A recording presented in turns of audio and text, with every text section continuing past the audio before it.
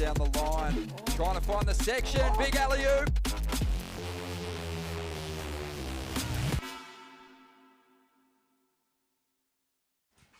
Welcome to Surfest 2024, one of our favourite events on the Australian competitive calendar. And we're loving being back here at Merriweather. We've got the Burton Automotive Pro getting underway this morning with a round of 128. And we've got a rider up at the moment, Harry Martin, getting things started on the back end here. Couple of nice hits. Ronnie Blakey sitting alongside a man that needs no introduction, but I'll give him one anyway. A world champion who's been down there at the main event site looking at the honour roll, trying to figure out how many times he's won Surfest. Mark Occhilupo, great to see you, mate. Yeah, busted. You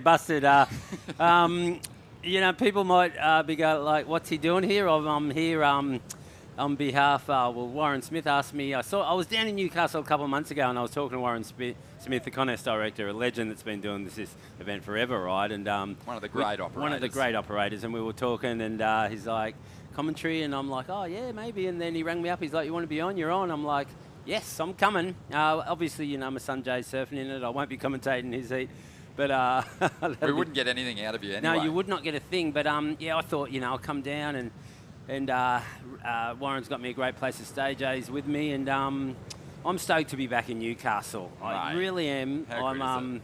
You busted me looking at the list, and then I won it twice actually. I was. You know, like some of my fondest memories are from here. I've been coming here since I've been, you know, wow, my mum drove me up here when I was, 14, 15 years old to compete here. And I love it. I always have and always will. I've got really good friends. I caught up with Simon Robinson last night. Robbo. I talked to Hoyo yesterday. He's, Yep. People will probably be thinking I'm replacing him as commentary, but that's not the case. So I reckon me and Hoyo will be doing maybe a heat together. But Ronnie, it's going to be a pleasure to be with you. And thanks Newcastle for having me. And it's going to be a great week. It's going to be a fantastic week, mate. You mentioned that history. I mean, you've really contributed to the prestige of this event. It always seems to be the way. You get the honour roll with the world champions on it. A lot of talent has...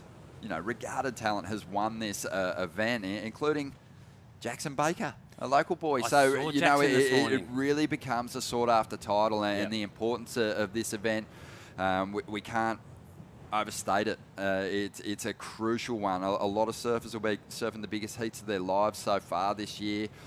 Important ones for those that have been to the top end and looking to graduate back to the elite ranks of the Challenger Series, and then hopefully for the Aussie contingent and some of the competitors from Asia competing here as well, getting themselves potentially to the championship tour. Yeah, this is it. This is the last one. Big points. I actually saw Jackson Baker this morning. He won't be competing. I think he's going to join us in the booth here. He is. Because he's broke his foot and he's hoping to get back by Snapper, which is the first challenger. That's not far away, and he's still on crutches. So let's see how that goes. He said he's doing all the right things, and hopefully he's back. Yeah, it's a real shame because he was looking so fit. Here we go, Harry Martin up again.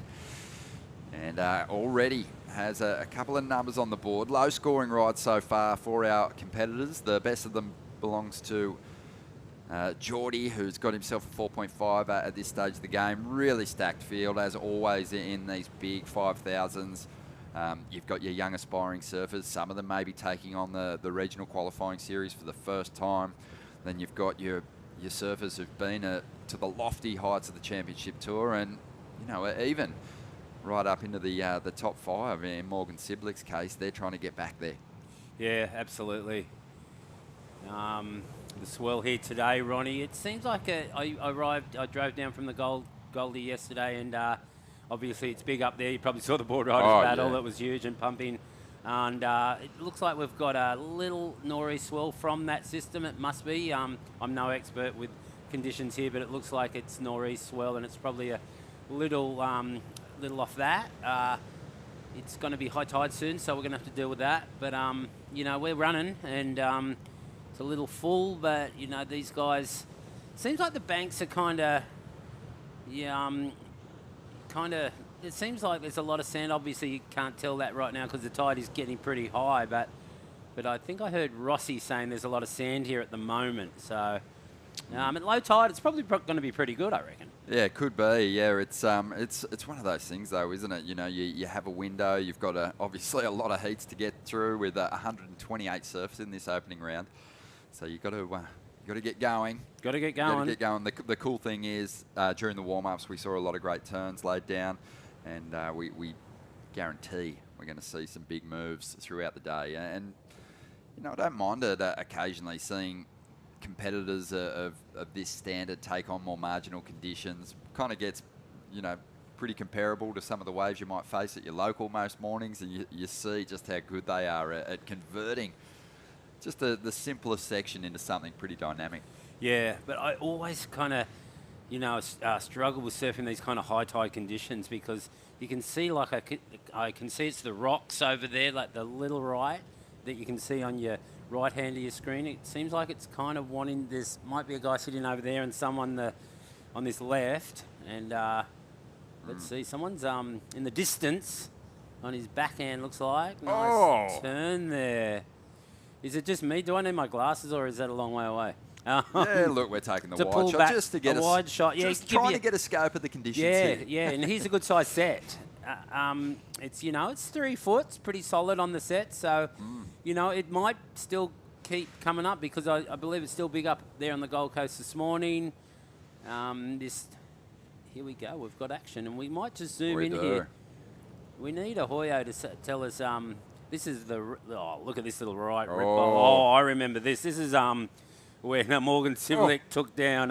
Who did he take down? John in the CT that was here during our Jasper Welsh. COVID year. Jasper Welsh. Just I'd like that ride. I'd be kind of, you know, that left seems like it's going into deep water, and I'd be kind of after that right. Yeah, good, powerful surfer, Jasper Welsh. His dad's worked on the medical team for the WSL before, Glenn Welsh, and yeah, I'm sure he's tuned in watching this one unfold. But Jasper definitely got some power in his turns, reefs into that front side carvock. Just got a little stuck there after that. He kind of over pushed it, but then the layback was nice. So that's probably going to be the best score, maybe.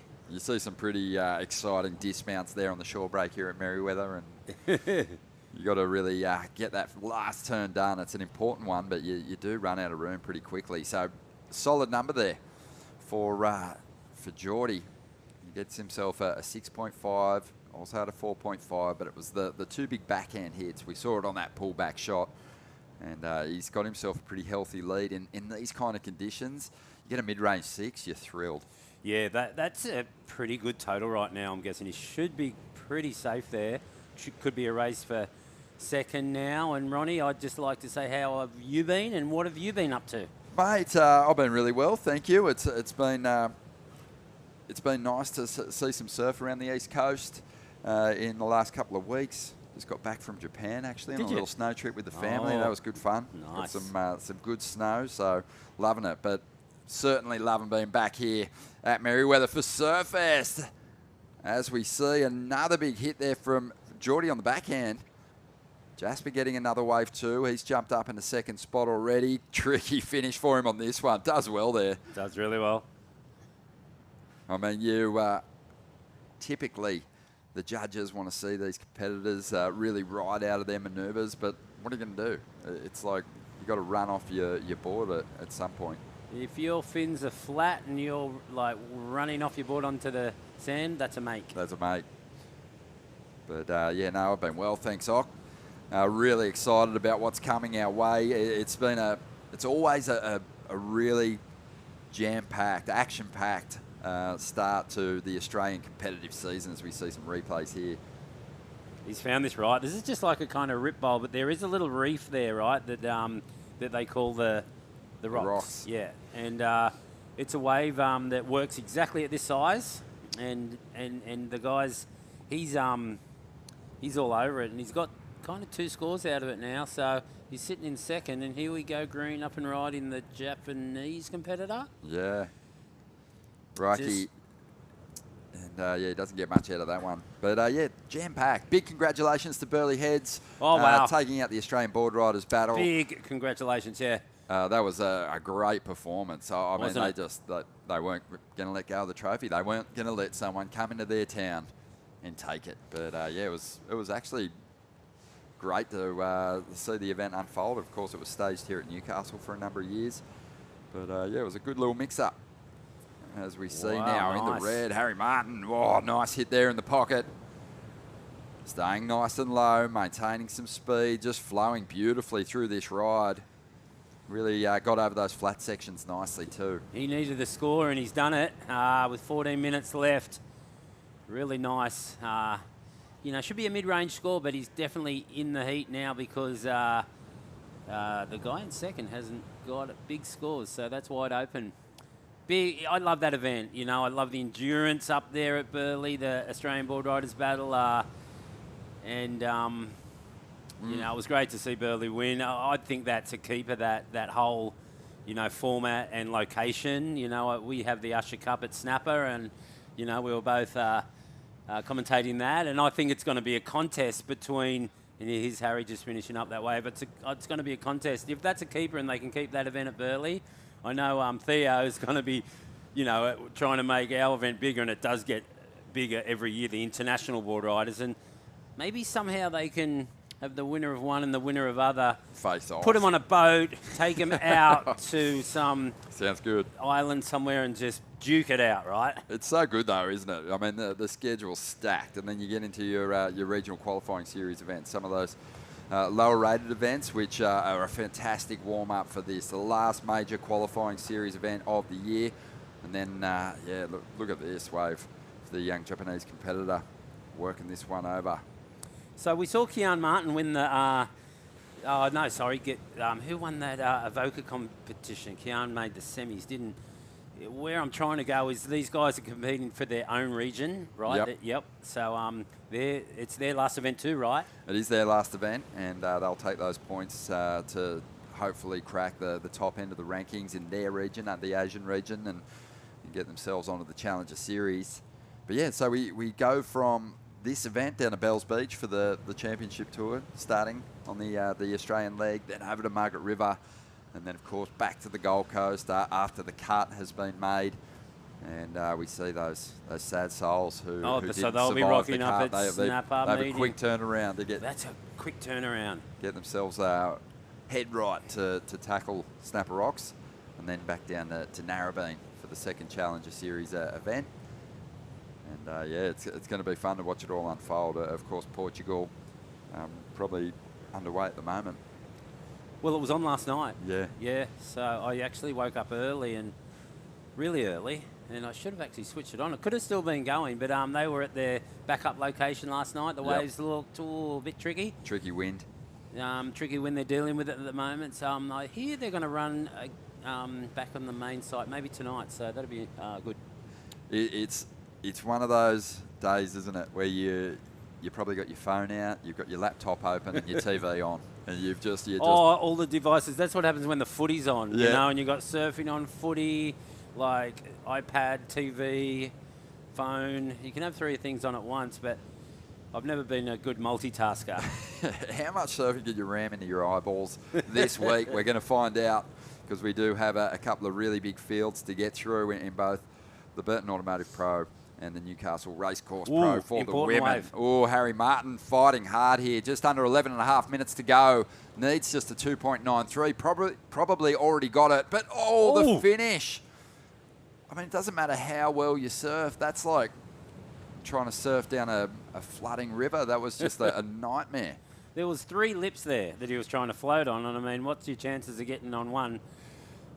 He chose the wrong one. He chose the wrong one. I think the middle one might have been the go. I think it was pretty intricate, but I think he went for the top one. But you've got to go for the thickest one, I guess, to try and stay on. And here we go. We got Walsh. Yeah. Well, nice cuddy right there. He jammed it tight, but flicks out, wanting to get priority over red there. So important. He could have finished off on the shore, but more importantly, wants priority to finish off this heat. And here we go, Harry. Nice little snap there into a slide, and this was leading up to be a big score. And let's see what lip he tries to get on. Yeah, he tries to get on the top one, but it just denied him. And this would have been a score too. I mean, what do you? I love that turn. And what do you do after that? it's a split-second decision. Like, he's like priority, but maybe a float at the end, and he could have betted a score. You know, what do you do? What do you do? Oh, fully. Yeah, well, it was really, really close on the scoreboard when we look at it between Harry Martin and Jasper Welsh. And, 4.91 Jasper needed. And he kind of got pretty close with that ride. So I think you're right. The extras, he needed them. He needed them. Ooh, and then he goes big. Too big. I've got a Jasper. Jasper might be at home watching, getting ready for school. Hello, Jasper, if you're watching. Mummy, probably making 9 lunches at the moment. There's another one for the Japanese competitor. He's got some work to do to get off the bottom of the ladder here at the moment, chasing a 6.03. Yeah, big shout out to Burton Automotive in their 20th year. 20 years. Surfest. Huge. Of course, a company that's really important to this area. 60 years they've been servicing this area in that automotive realm. And, congratulations, Kim Burton. Great to have your support once again. That's all time. 20 years, man. That's fantastic. Like, that's been one of my sayings. When I'd done the tour with Andy and Bruce Irons, they reverted to 20 years. I'd be telling stories about something that happened 20 years ago, and I would always go, 20 years. And so it was a saying of ours, but congratulations. 20 years is a long time, and that's a big sponsorship right there. It's awesome. And, they help make this event really special and keep it alive and strong as we get down to that 8.5 minute mark now, Jasper. Ooh, so he's important. got some work to do. He digs in on the first turn, drives up into the bowl here, and just can't set that rail. That was a tight section there for a layback snap. It really was, but I guess it was the only move. Oh, actually, no, there was an air reverse there. What am I talking about? Not too sure how he is in the air, but this it was a tight section. He had to get further back on his board because it was just tight, without your nose picking there like it really, or a big slide of the tail. It had to be more. Just didn't fit in that section, and he obviously will not get that score with 8 minutes left, Ronnie. Oh, it's really close between all the competitors. Even first place is not safe at the moment. 8 minutes to go. I think Geordie's going to really want to get rid of that 4.5 to shore up his position in that top 2. That'll see you through to the next round. Harry Martin, though, is the surfer with priority. Also got a pretty reasonable number, second highest score of this heat so far. And doesn't need a hell of a lot to get himself into first. He doesn't. And this rip seems to be going through the rocks right now, which is perfect for that. The rip was kind of going through the left, and it kind of, when that happens, it doesn't really work on the rocks as well as it does with the rip going through it. It's a little right rip bowl. It's all the competitors have found that spot now, so they're all sitting there, just like on the treadmill, working against that rip, as you can see. Just trying to stay in the spot with priority. Without priority, you'd be probably paddling harder, trying to sit on the inside, because you can miss waves, especially when the rip is running out and it doubles up under you. With priority, it's scary. You can miss one, and someone can get it under your priority. So you got to be careful. The guys seem to be not really fighting it right now. They're just sitting there, not too strong at the moment. But when the tide goes out, that rip will get strong, and hopefully it just stays through that right-hander, because it really bowls up the wave. It does. Yeah. You can tell that there's been a move made just based on where the scoring opportunity is coming in out there. From the start of this heat, there was surfers sitting on that northern bank, and they've already shuffled down, wanting to get into that, that chess match, that priority order. And here we go. It looks like Harry's trying to really consolidate second position at the moment. Not sure that will go into his top 2. Nah, don't think so. He probably should have went for the air right there. Had nothing to lose. Tried to better a score. Would have been the preferred option, but probably won't better a score there. Here we go, Ronnie. Jasper still fighting to get ahead of Harry Martin here, and he only needs a 4.91. I think you made a good point earlier, Rock. We don't need a sort of much of a section for these surfers to launch something, but on the higher tide, the ramps kind of lay down a little bit. So, finding something steep enough to really huck yourself into the sky is kind of challenging as well. So, the rail turns have kind of fared pretty well for the competitors out there so far. Yeah. Some people are capable of just forcing that move out of the pocket. Your son Jay's pretty Jay's pretty a good good at it. example, and Kean Martin, who is there you his go. travelling buddy. Yeah, just talk of it there, but that was not high at all. It won't be... completely manufactured, though, wasn't it? It was a manufactured one. But, yeah, he's been surfing with Kean Martin, and he's really good at those. And the boys have got it on lock, and it's a good move to have. I wish I had it back in the day, but I guess no one did. Yeah, the odd air here and Yeah, there. the odd straight air from me, but I mean, Kelly Slater invented that air reverse. We can't forget that, and what a move it is. I mean, there's a lot of different moves that he's probably invented too, and I mean, Josh Kerr's invented a few different types of airs. Be great to have one named after you, like Josh does. Wouldn't it? Yeah. It's good to have a surf spot named after you, like, actually, I do. Oh, I don't yeah? like talking about myself, but you know where that is, don't you? Nah. No? Yeah. You kidding? Tell me. I do, but please refresh me. Well, it's in Sumba. It's Ocky's Oh, left. of course. Well, it's Ocky's Ocky's left. left. It's in Nihi. I was going, Marks. Here we go. Oh, there's a nice one. Harry. Oh, he's on surfing on Yeah, one of foot course. right there. No, Nihi, I'm going in, hopefully going there soon. But, you know, like, they didn't want to call it Ocky's left for ages, but I just actually saw on Instagram recently that they actually are calling it Ocky's left. Oh, cool. Yeah, well, you know, it kind of It's a good way. was pretty underground there for a while. Yeah. But, yeah, Nihi, beautiful. Beautiful resort spot. there. I haven't been back since we spent like a month there when they were actually building that resort so long ago. I love your stories about staying there. Oh, incredible. So primitive there back in the day. And Yeah. I mean, it would still be there, except for, you know, inside the resort. I mean, it's a 5-star resort and it looks beautiful, but it's a really, it's Sumba, which is an island off close to Sumatra. And beautiful area in Indonesia, obviously. Here we go, important wave. Can you better a score? It's small, but it's got some shape. Oh, beautiful, nice. What Cuddy. about that? What a read from Harry. Wow. And He- That's a make. So I always call that, if you're surfing flat up the beach, Yep. you've made it because you're riding out, right? Yeah, Even well, though he was you're on going uphill. sand. But he's better to score for sure. So impressive surfing from Harry Martin right there, Ronnie. Yeah, I love the roundhouse when you can see in that transition that there's speed generated. Just great rail work. He gets halfway through the turn and then actually accelerates through that move. And the finner at the end, so solid. Yeah, I'd be giving this wave a 6, even though, you know, the wave was small and that. But I love the cutback. Maybe I'm getting a little excited, but let's see what Nah. he gets. Well, Why does I think you nailed it. I think it's going to be a good score. Here's an air reverse. Oh, Hucked out hello. too. Beautiful. Had to give a little clap there. That Yep. was a nice hucked out reverse. Yeah, Geordie really made the most of that section. Biggest section, so interesting one for the judges there when comparing the multiple moves from Harry. I mean, Harry taking a medium-sized ride and really making something of it. Geordie waited for a bigger section, didn't need to surf it all the way to the beach, just went boompa and dropped the one big turn. So interesting scores coming our way, but I do think that life's going to get a little bit more difficult here for Jasper and Ricky. Definitely.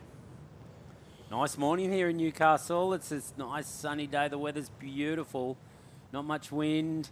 High tide. Do you know what time, Ronnie? Must be in about an hour or something. Hopefully we're, you know, there was talk of going hold. I don't want to freak anyone out because me being an avid surf watcher, I'd usually be at home watching and I'd be like, don't go on hold. I hate when they go on hold. But, you know, high tide, you can see that right now. The high tide line is up there. It's probably peaking high tide right now by the look of it. Yeah, it's got that feel about it Got out that in the lineup. feel. For sure. Just over a minute remaining here and waiting on some numbers to drop for our competitors. But some great exchanges in this opening heat, and I think just based off the amount of opportunity out there at the moment, we'll probably soldier on. Yeah. Everyone's had a number of waves out there. It looks shallow enough. Yeah, for sure. I wonder how Komatsu is doing in his local region, because it seems like he's done his. I wonder if he's qualified or not. I mean, sorry, Ronnie, to put you on the spot right there. Well, generally in the opening round, you don't see the highest seed. No, so. you don't. And here he goes. Hang on a second. He needs a 5-5. Boom. Oh. Out the back. Yeah, pushing it. Let's bring up those. Because in Japan, they'd be back there, they'd all be watching, and would be saying a big Ohio gozaimasu to you guys out there.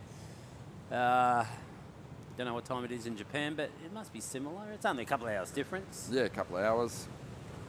Yeah, I think he's down the line. But that's the thing about this QS 5000. You know, when Dakota Walters took out the event in Taiwan, he guaranteed his place at the top end of the ratings to get onto the Challenger Series. So if you can get yourself a victory here, even from these the round of 128, you're probably going to be on there. So that's what we're looking at. That's the dream. As we see, oh, Jasper just trying to force the reverse on the shore break, had to push it. And yeah, tough one for him as he makes his way up the beach. We're going to take a quick break here. We'll be back with Heat 2, the Burton Automotive Pro, right after this.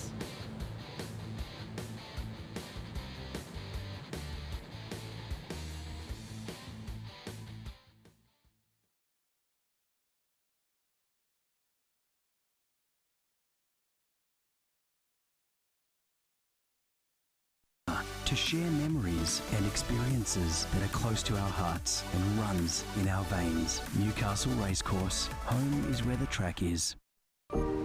Welcome to Sydney. Upbeat. Downbeat. Feel its heartbeat. Open spaces.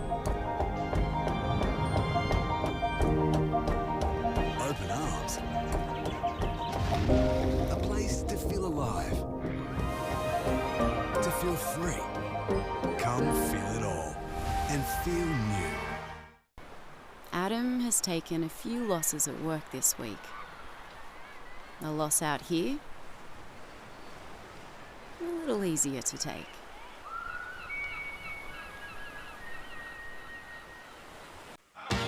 Wait!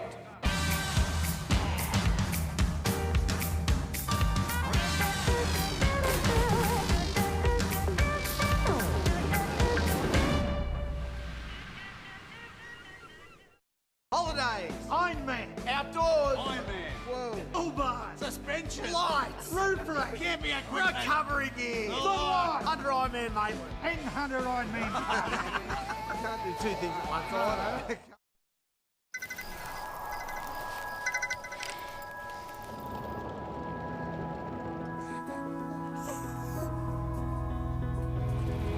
It's me. We got out. I love you, Dad. 300 kilometers to your destination. No beds for Michaels. Get to the Royal.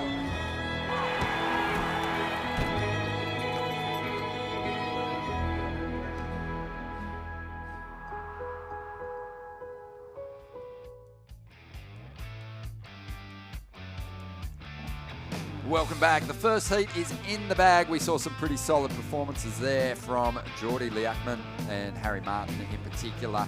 But we're going to dive into Heat 2 now. Ronnie Blakey sitting alongside Mark Okalupo, and out in the lineup, we've got from the Philippines, Noah Arkfeld, and then Eden Hassan, great young surfer, and Kelly Parker. So this is going to be a lot of fun. We haven't got a fourth competitor. Not in this one. No, you could run out there if you. Well, if I you was like. thinking about that. My board's in the car, so maybe I should. Yeah. Reconnect. I'm still keen as, it's great to be here in Newcastle. If you've just tuned in, I'm going to be here commentating for the week. I'm it's stoked to be awesome. with you, Ronnie. Mate. And thank you to Warren Smith for having me. Just had to get back to Newcastle. Got good friends here, and wanted to get back and just feel the whole vibe again. So many great events for you. Obviously, some amazing competitive history at this contest. As we see, getting things started. Eden just trying to launch one. Just got a little in front of the wave, hit the flats with a little too much impact. But yeah, amazing competitive history, but one of my favourite moments, and sort of something that Warren's been able to do throughout the years is create these amazing, memorable events. And I remember coming up here and going to a black tie function where all the world champs were on stage, and you were part of that, and it was just it was awesome for a starry-eyed grommet. Yeah, you were a grommet back then. I think that was at West or something back in the Leagues Club back out there. I remember that. That was a really good night. Warren's done some incredible work here. For how many years has Warren been doing it? Because my first event here was probably when I was maybe 15 or 16, and Warren, I'm sure, was doing it then. It's been a long time. Yeah, still doing a fantastic job. But you had a big World Champs Expression session that year too. Yeah. Some good surfing being laid down. Ooh, here we go. Some spicy little serving right here from Parker. Oh. Found a left. Yeah, that's solid stuff from Kelly. And Eden up once again. No major scores locked in just yet. But it is early days here. The second heat of the morning. This QS 5000. Big heats coming up too. Huey Vaughan's in the next clash. Obviously had an amazing run through the contest last year. Huey's getting tall now, isn't he? I saw him in the board riders battle yesterday. He's growing a few inches at least since last time I saw him, and his surfing's getting a lot better too. I'm looking forward to seeing him. Obviously Joel Vaughan's going to be in the event too, or is he? Or is he not? Sure. No. That's a question right that I was just put on myself. But Joel Vaughan, his big brother, is one of my favourites, and he's got a huge future. But Huey's not far behind He'd have him. to come back to try and defend the title, wouldn't he? Yeah, well, that's what I was thinking. But or is he just getting ready for the Challenger? You can have a brief look through the draw and see if he is here. Geez, it's been a busy schedule for these guys from Avoca to Burleigh back to here, all back to back. It's been real busy for the girls and guys. Sorry, and they must be feeling it this morning after that endurance event that we had at Burleigh yesterday. And here we go. Yeah, Joel Vaughan's in the mix. He's on his way down. He's on his way. Of course, he's seated in the next couple of rounds. I had to flick a few pages to see his name. There is an amazing field. Three rounds, isn't it? We've got round 128, one of 96 and 64, is it? That was two big turns. Big fan of Eden's. Great young surfer. Yeah. Where's Eden from? Mate, you just hit me with all the questions this morning. Sorry, Ronnie. I'm like... I've had 2 coffees, and I want to know everything. Yeah. And you should just come back. I know he's from this region. Is he? Okay. I think Port Stephens. Okay. But he does surf for Merewether, so he's going to know this location pretty well. But they're really bad questions to ask because he's got family out there just going, why don't we know? Well, like I said to you during the break, I know the answer to a lot of these questions, but mate, it's 8:30.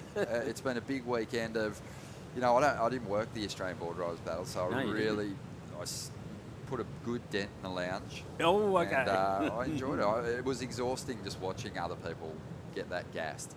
So, just give me a moment. I'll regather myself. I loved Joel Parkinson running up when someone was trying to interview him, and he's like, this is a surfing contest. It's not a running contest. This is a joke.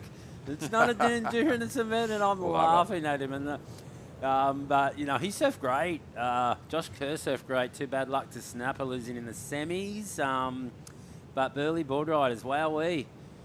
I saw Ash Humphries in the mix, like in every shot. I think I saw Ash in the, he was super excited. But Matty Job. Parko was always going to struggle too. With the run. He just came back from Vegas.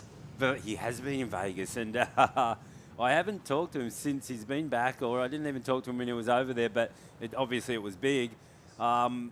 My stepdaughter was there because her boyfriend plays for the Bronx, and he had a good game. Plays on the wing, and Dean Mariner. And so Grace was over there in Vegas. She had a ball. We watched the game. It's all footy in my family, Ronnie. Yes. Yeah. And my partner's, my stepson Sonny, is already signed up with the Titans, and so it's all footy for us. It's good to have it back on TV, but yeah, this is what I love. A bit of competitive surfing to get you going on a Monday morning. Berrubi Beach's finest. Nice. Can he hold on for the finish? Wow, how did he hang on to that? Really, really sturdy surfing there. Oh, the section that he came down on, it had warts all over it. It was ugly as. And he just somehow maintained his control as we see Kelly Parker on the outside now. He's showing some real form. Hasn't really connected with a quality wave yet. But what a wave from from Eden there. Does a lot of surfing up around 1 mile, that Berrubi area. And, yeah, it's the same area as your mate, Simon Law, same kind of zone. Yep. We were talking about Simon Law last night. I had dinner with Simon Robinson, and he said he caught up with the Law. Law's hanging low at the moment, I think he said. I don't know what he's up to, but be good to run into Hoyo. I talked to Hoyo yesterday. He's on the commentary team, so he's probably going to be up next after us if he surfaces. Whoa. He sounded good yesterday. Sounded good, like he's... He'll surface. He'll surface. Well, he doesn't miss Surfest. He doesn't miss Surfest. I I love his commentary. Like I've been, I haven't commentated ever here before, I don't think, but he's like Muttley. He just giggles. he giggles. Oh, this was a nice right-hander right here. I love it. Yeah, Noah from the Philippines. He found a really good wave, didn't he? He did. Seems like they've moved for some reason, these lefts. So they're getting these lefts off the rocks lefts, are they? Wow, yeah. And so they are still sitting in the right spot. Seems like the rip has kind of disappeared for the meanwhile. So, you can speak to this. I mean, conditions like this, even though you've kind of got a predominant sort of right that's featuring mostly in these opening heats of the day, you've got to have your head on a swivel, and it capitalised on that last left. You really do. I mean, like what I like to do in beach breaks is really keep an eye on what that rip's doing, because if it's a right rip bowl, you want to be hugging the pinnacle of that rip, paddling right against it, and really looking out for the lefts that can come off that rip too. But we are on that little reef, so if you're local and you know the reef, you know exactly where to hug.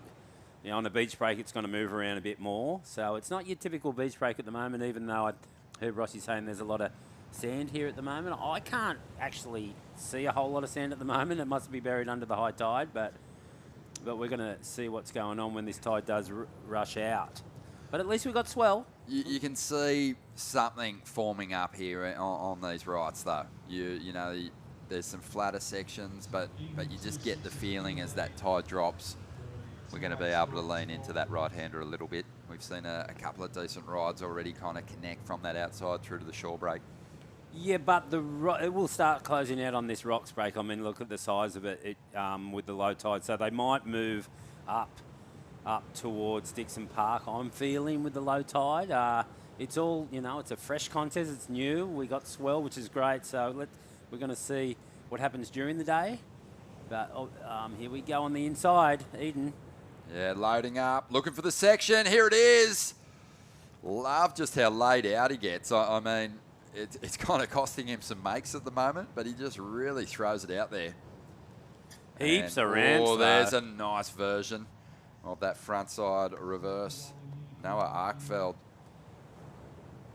That was nice. That was tidy, wasn't it? Just really clean. Just, you see a lot of them, and just, I mean, we saw earlier on that we were talking about those manufactured versions, and you kind of force your board out and you whip the board out of the section. And then there's ones like that where you got a nice steep ramp. This one is going to be a good example of what a good air scores, because that was, it was inverted, it was pretty big, wasn't super big, wasn't super small, but let's see it. Like his high score's 410, obviously it's going to be higher than that, but it's going to give all the surfers that can do airs a good example of what a pretty, mid-range to good air will score today. So let's see what the judges throw at it, Ronnie. Yeah, I always love these first couple of heats and just watching the numbers roll in. Eden's, looking really good at the moment for a top 2 finish here, pocket sixes.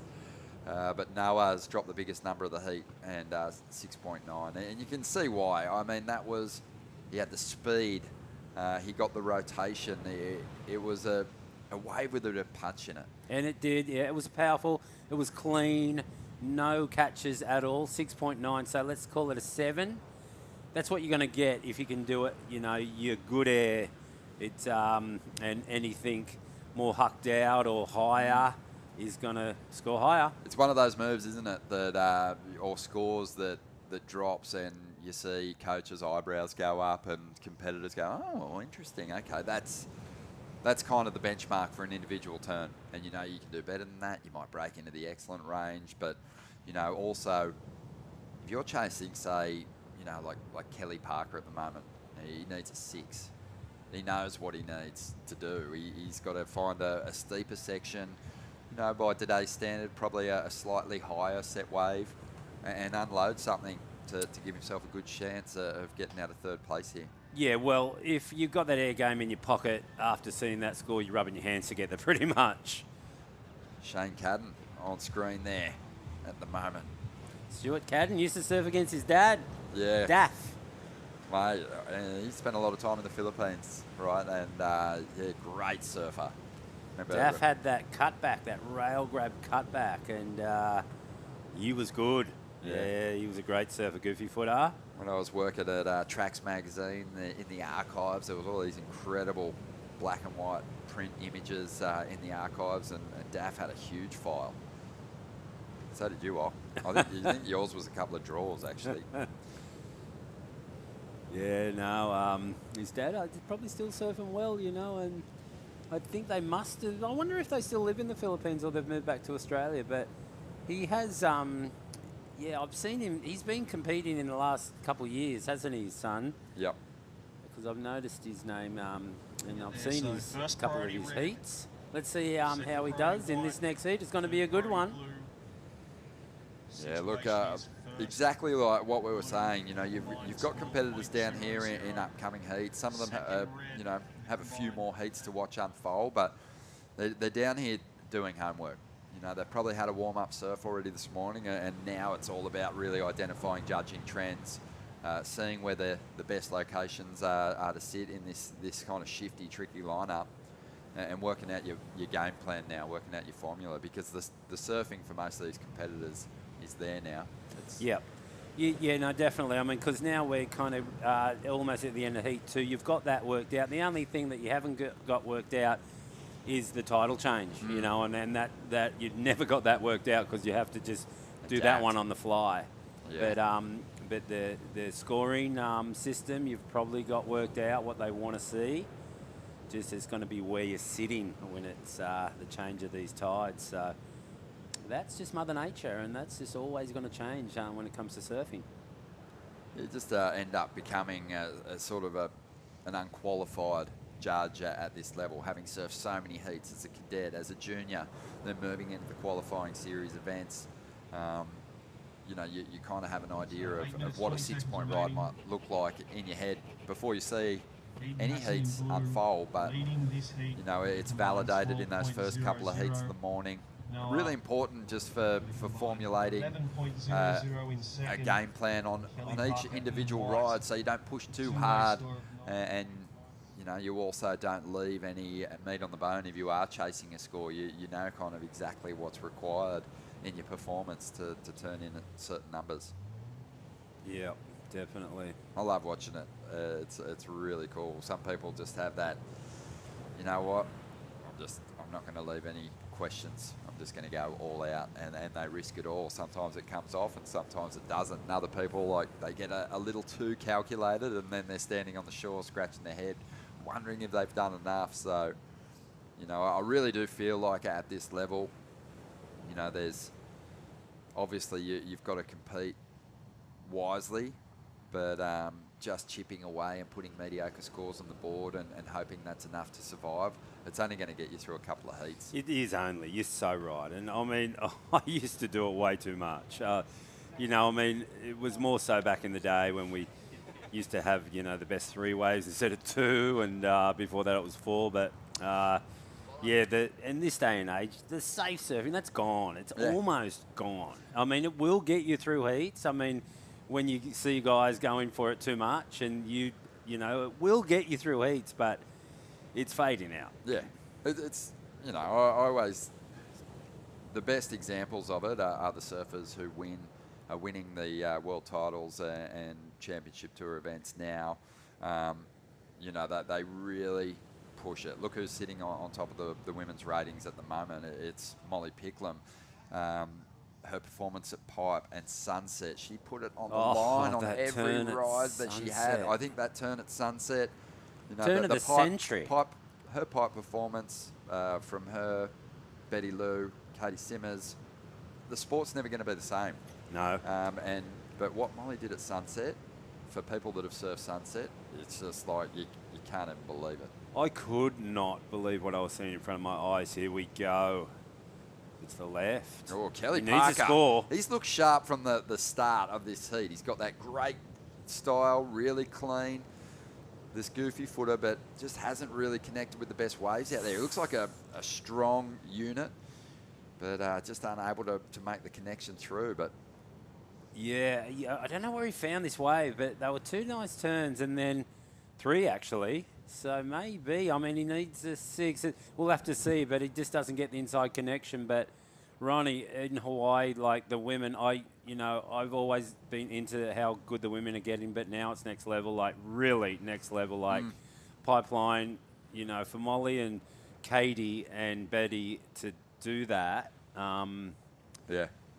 It was just mind-boggling. And then the move that Molly done. I mean, I heard Steph talking the other day saying she thinks Molly will break every record she's had, but that's 8 world titles. Yeah. I mean, that's a long way down the line. She's not coming through either. Like, Lane was kind of on the tail end of her amazing domination when Steph came on, but there wasn't really that rival that Steph had at that time to challenge her. She was really standalone by far. Yeah. Leaps and bounding ahead of the field as far as her talent and performance. Molly's got some real challenges in that. Yeah, that I mix. mean, that's a big call from Steph, but Molly, I think already could be the best thing ever. Like, I mean, because no one surf pipe like that. Yeah, I mean, when you add the big wave quality to that general standard of surfing, I'm always big on the big wave thing. You got to mix that together to get the all-round best surfer. Exactly, yeah. And I'm really into that. That's why I'm a bit kind of. With the trestles being there, it's not my cup of tea because I want it to be in big waves. You want to see the challenge. I want to see the challenge in the big waves like a chopu or pipeline, but here we go, up and riding. Well, this is an important wave for Noah because Kelly Parker's starting to really find his place in this lineup. Just over 3.5 minutes to go. Here? Eden had himself another ride here. He's looking for some extras on the inside and on the outside. We've got a good sized section standing up here for Kelly. Can't stay on top of his board though. Eden just pin drops into nothing. Just straight sand. Looked like he went under the sand. Pin drop there. It was like quicksand. If he made that floater, he could have got that 6 because that was a critical turn on a big wave. We're going to see some replays here, but what we were getting to with that point was,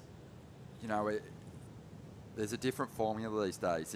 Like a Formula One car driver, doesn't win driving safe. They risk potentially getting out of control and to get the victories. And that's what it sort of takes from the surfers as well as they move through these rounds. Yes, you can compete smart, but you've got to throw moves like this if you want to find yourself in the finals later on. And Eden Hassan absolutely smashed that section. That was a great turn.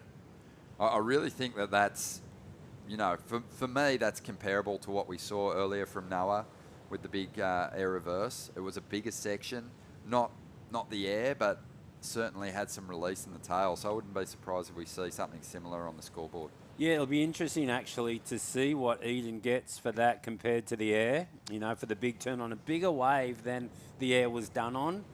So that's a great point, Ronnie, because if you haven't got that air game, you'll want to know how big they're going for one big turn, because you gotta go with what you got. Oh. Whoa, hang on. Out. No, I think we're in for a treat this week. Just based on what we've seen in these first couple of heats of the day, these competitors, they're all so capable of throwing those big turns down. Have a look at the number for Edenoch. Wow, what was that? It was on the screen and then it tell me, I missed it. 7.83, and he almost stuck this one too. That's higher than the air. Bigger wave, big turn, didn't go to the air. So very interesting, Ronnie. We're in for a sensational week because I don't think it was predicted to be this big today. So if we've already got this, we're happy. We're stoked. Just over a minute to go here. Eden's looking very good. He might even make his way in after this one. 70 seconds on the clock, a 7.83 and a 6. It was the big don't argue from Eden Hassey. Just absolutely unloaded on that section. And it's hard to argue with, you know, that kind of timing and power. There's a real element of risk involved in that kind of turn. 100%. And just finishing off with this week that we got coming up, rumour of a big swell on Friday. By the sound of it, maybe a really big swell. Wow, Newcastle exciting. delivers, Ock. Newcastle always delivers. So we're super excited. Absolutely buzzing. Congratulations to Eden Hassan. Oh, what a way to kick off the event for him. And, you know, he's basically a stone's throw from home. And he would have no doubt had a few crew from home making the journey down this morning for a morning cuppa and a big first heat. So a quick wave there for Kelly Parker.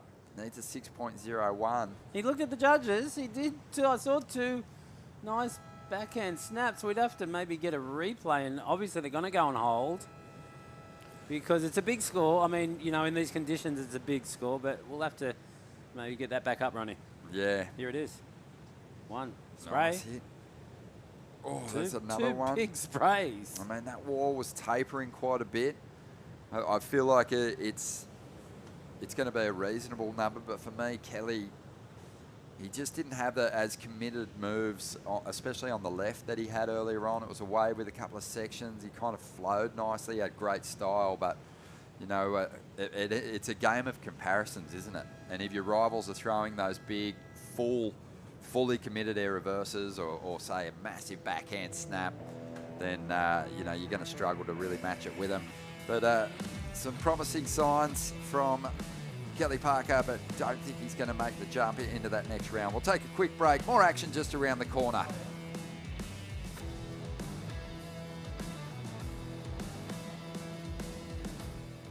Holidays. Ironman. Outdoors. Ironman. Whoa. Uber. Suspension. Lights. Roof rack. Camping equipment. Recovery gear. Sunlight. Under Ironman, mate. 800 Ironman. I can't do two things at once. Right? Back home, the Wilsons always use proper dinner etiquette. Out here, the stick will do just fine.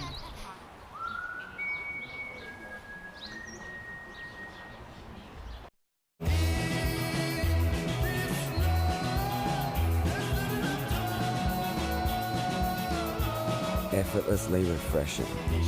Byron Bay Brewery Premium Lager. Go with it.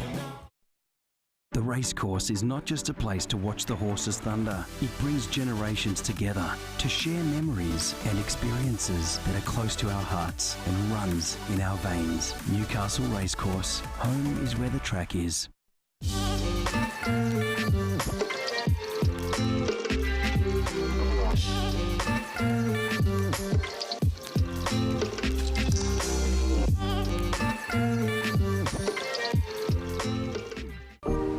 Welcome to Sydney.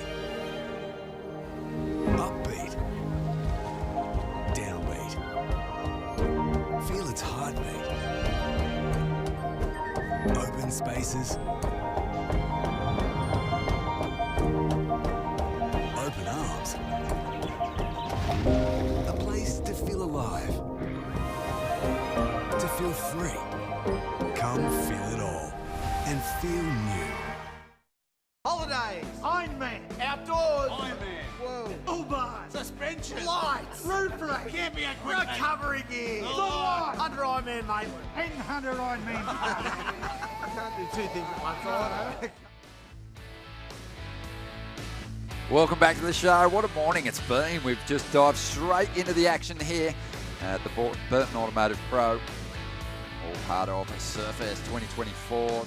20 years of support from Burton at this venue, getting behind aspiring young surfers, helping give a lift, if you will, to those aspiring stars. And we saw a great performance from Eden Hassan in that last heat. We're getting set for another big clash here with one of Australia's brightest young talents in Huey Vaughan, who semi-finaled in the event last year. He's out there in the red. Sean Gunning is going to be in the blue. Shane Cadden, we saw him warming up. He's going to be in the white. And then we've got Zach Hederman in the green. Full boat. Right, and then, you know, the bloodlines are coming through. You've got your son competing in the event, Jay. He's been surfing so well, but it's been really fun just seeing the next generation of, you know, talent coming through. And, you know, you competed against a lot of their old boys. Yeah, no, it's classic. You know, it's fully like, I mean, we've got Jackson Duran in the event too.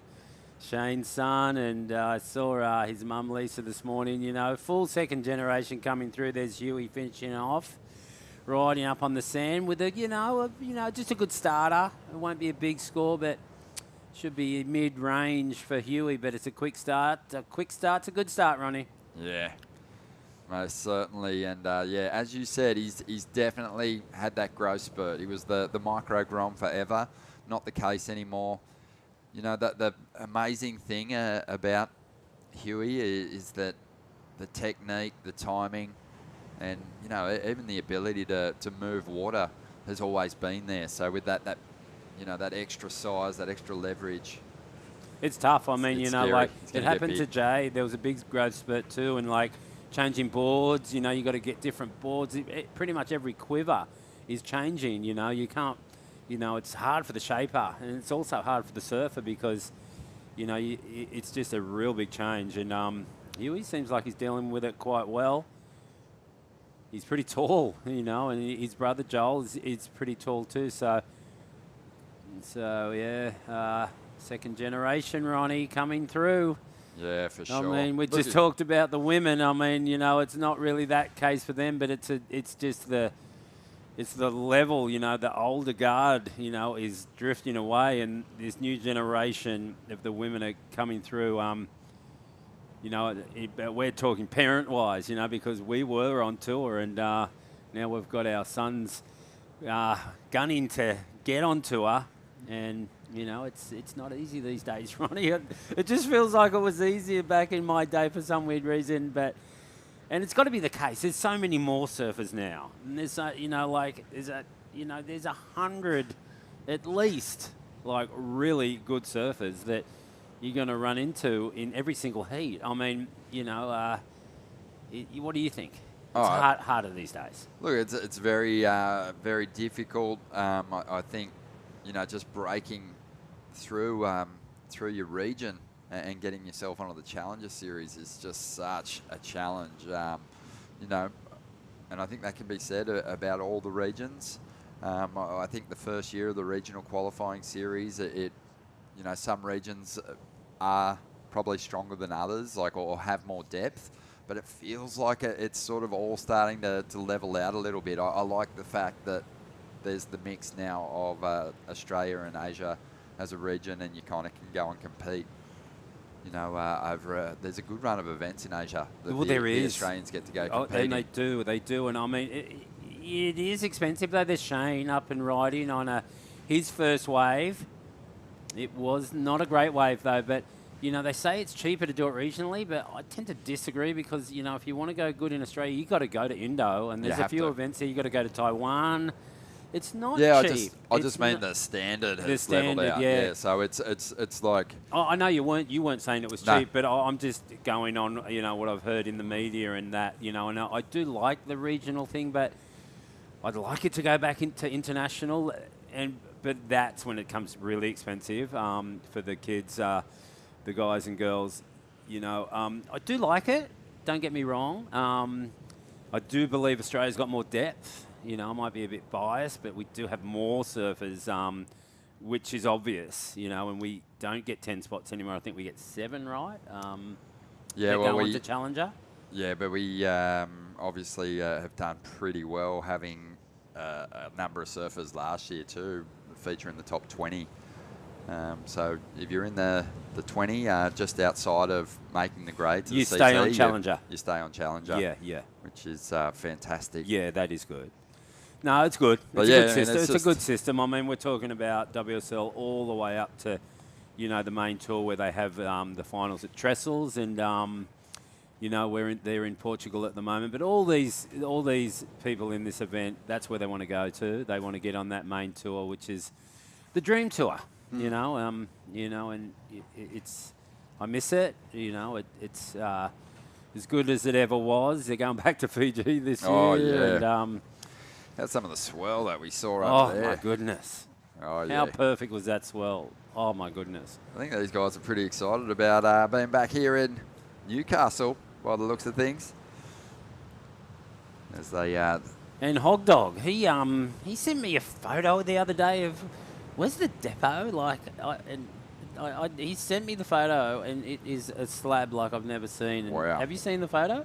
No? well, I haven't seen the photo of Hedgie. No. I'm going to show it to you because Yeah, give us a look. I'll give you a look. It's so heavy, man. Anyway. I think he might be down the coast, but 16 minutes remaining in this one. And here we go. It looks like Sean Gunning up at the moment. Doesn't get a whole lot out of that one. But we've been talking about it, the bloodlines, and what we were referring to, of course, was the fact that we've got Daff Catton's son, Shane, out there in the lineup at the moment, but Zach Hederman also out here from Hawaii. His dad, Hans. Hans Hederman. Hederman. Yeah, No Hederman. way. He's out here. Looking forward to seeing how Zach surfs because... I want to see too because Hans... You didn't pick up on that? I did not. I should have. 1984. He's got his surf school, eh? He's got his surf school over there on the North Shore. 1984, J-Bay, I had Hans Hederman in a final at the Country Feeling Classic. How long ago is that? Gee whiz, I don't feel that old. But it's incredible.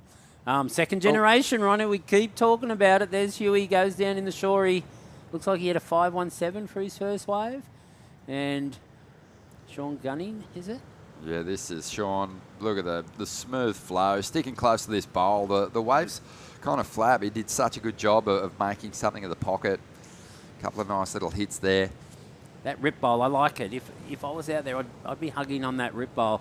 Even though there are good lefts out there, so it'd be, it's a tricky one. There's a couple sitting on the left, a couple on the rip bowl. Hans would be tuned in for sure. Well, big shout out to Hans. He probably remembers that final.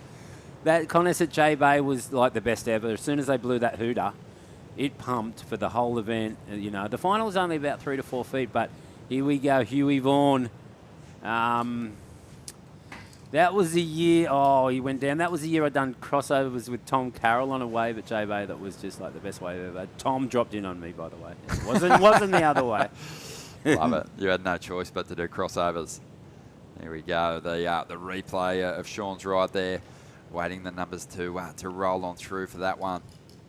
And here's Zach looking to bring this one through to the inside. The high tide gets the better of him. Doesn't make that connection. So what does Hans do in Hawaii? Do you know? He's got a surf school. Surf school, Yep. okay, yeah.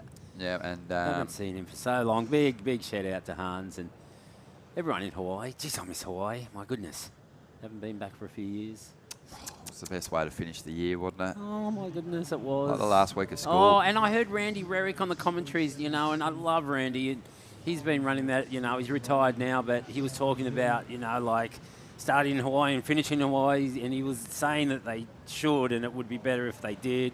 I agree, and then we go back to Trestles. I want to see him move back and finish in Hawaii. Like sunset, then pipe to finish would be epic.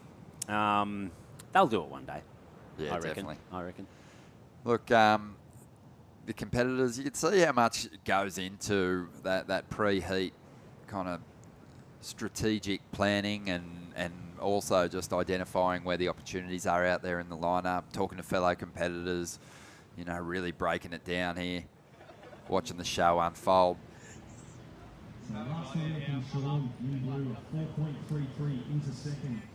Because you didn't go to Hawaii, right? I didn't hear your voice on the commentary. No. I was watching from home, mate, but I'll be on for the Aussie leg. Looking forward to that. Going to be a lot of Bells, fun. Mugs. And then the two Challenger Series events, Nice. which will be a lot of fun. And Yeah. hopefully Fiji later in the year. Joey. That'll be a lot of fun. Joey actually called me. I actually got to talk to Joe while Pipe was on. That was good. Joe's always, so good listening to Joe over there. Geez, those two events were all time, man. All time. Good start to the year. Good start to the year. I mean, and it's what you want. They had pretty lackluster conditions for both the first events last year. Sunset had its moments, but great to have a big kick into the opening events of the season, which all kind of feeds into this last major qualifying series event. The Burton Automotive Pro for the men, the Newcastle Racecourse Pro for the women. They're the crowdfunding partner this year. And if you're down around the Merriweather area, visit the Newcastle Racecourse and check out Mitch Revs's big artwork. No way. Huey Vaughan just done a massive air, Ronnie. Awesome. Just like his brother. Oh, my goodness. What's going on with the brother thing? Like, it is so full on how your little brother sees your big brother go well and just wants to outdo him. And this air right here, my goodness. I mean, Joel does huge airs. And this is, it's not too far behind him. Look at this run. He's got to be an 8-point ride right here, without a doubt. Look at this. Unbelievable. Like the talent on show here this week is amazing. The surfing that they're doing here in these opening rounds has blown our minds. And here we go, Huey with, as good an air as you could see. I mean, at the very top level, at the championship tour, in conditions like this, that's probably an excellent ride. So I'm expecting a monster score for that one. I am too. I mean, his brother probably would have went higher and a bit more popped, but still. Maybe. But still, we saw in the last heat it was a 6.9 for a really good air on a wave not that big. There we go, 8.93, straight Huge. up. 8.93, and, they're probably, leaving a little bit of room in the scale just based on how early we are into this opening round of competition. But, put that straight in the Surfest highlight reel. I mean, we're going to be watching that turn for a number of years. Incredibly explosive. To pick off a wave with, that much punch in it, and just fully throw everything into it. It was beautiful. Leaving some room for his brother, maybe. It was, it was solid as it, definitely could have been higher and more corked out if you want to be critical. Then that was pretty high score. I mean, you got to be thinking it's the first round, and that was a solid wave and committed. Yeah. I'm not, I'm being super critical, but I'm impressed. Yeah, it's no matter what way you look at it, it's by far the best number in this heat so far. And you know what? It might be like we were saying before. When you break it down, the scoring is all comparative. Comparative to what you've seen already in the heat. Yeah, and exactly. They're looking at Huey Vaughan's 5.17 and going, you know what? It is probably 4 points better. Oh, for sure. No, in comparative event, the heats that we've seen, and for this heat, that was the score right on. I'm not saying it was overscored by any chance. If it was later in the rounds, and for example, if he did have his brother in the heat, or someone that was, that they knew can do moves like that, they're going to scale it down. And I've been watching and surfing and for a long time, and obviously competed for a long time. And I feel like I'm a pretty good judge. I mean, you are. I don't think I'm going to, ask for a job being a judge. I don't want to go back on tour, but we all judge at home, don't we? Oh, we all do. judge when we're watching, and some. What would you have thrown that? Just in that moment. I would have thrown it an 8.17. There you go. I love it. I love how you throw the average. You don't just throw the number. No, we try and pick it. Sometimes at home we. There could be a little money thrown down to pick the score perfectly. You can't find that on Sportsbet, but it's so that like you said, it was could be higher, and obviously there's some room to rotate when you do go a little bit higher. You complete that grabs, rotation in the air. There's the grabs as well, but. It's just such a fantastic move to stick so early in an event. And, Huey Vaughan's put himself so far out in front here. It really is the battle for second spot in this heat, even with 7 minutes to go, as we see. Jackson Dorian. Jackson. Gearing There up. we and go. So big great shout to out have to him out here Shane. again. Oh, yeah. Like I haven't talked to Shane for a while, and sorry, Lisa this morning, but if Shane's got to be watching, and it's always so nerve-wracking watching your kid go for a heat. I know how it feels, and you know, I listened to Shane a bit. He was commentating at Pipe a couple of heats, and He's awesome. he's awesome, and I wonder how he is, and he's looking fit, you Always. know, and always fit, always, you know, and he actually had some back issues, and it looks like he must be over that. Hopefully he comes out to Oz, and you know, we get a trip. You know, last trip I did was with Shane. We went up to Nalu. Yeah, a few years, a while ago now, maybe 5 years ago. Time flies, but we had a trip, strike mission up to Nalu. It was a great trip. Oh, I can't even imagine how many perfect sessions you guys have shared together. Oh, my goodness. And big, scary sessions as big, well. scary surf. I mean, one time it was the Billabong Challenge. We were down the south coast, actually, at a place I probably won't name around Ulladulla area. I might get in trouble, but one of the rounds we were on 7-0s. It was huge. It was like 15 feet. And Shane, I was just dominating. And I'm like, I so don't want to go out there, but, you know, you have to. And, yeah, it was huge. But Shano's just, you know, probably wasn't big for Shano. It was only 15 feet. It wasn't 30. One of the greats. Here we go. Here's Zach Hederman, and just hasn't really been able to find it out here at the moment. Great surfing pedigree, and just desperate to connect with something with a bit of push, bit of power in it, so we can unload. Got some set waves approaching here at the moment, and it is Shane Cadden. He's got priority. He's in a position where he needs to throw down a couple of decent turns to get himself up into second. Huey goes down, but no dramas for him. He's just got those healthy numbers, so he's resting on those at the moment. Yeah, this Norrie swell's picking up. It's good to see.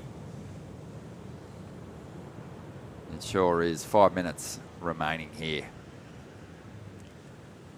And yeah, we have Matt Hoy standing by to come into the booth and call some heats. Yes, he came in, got a big cuddle from Hoy. He'll be on next and giving some local knowledge onto what's going on out here.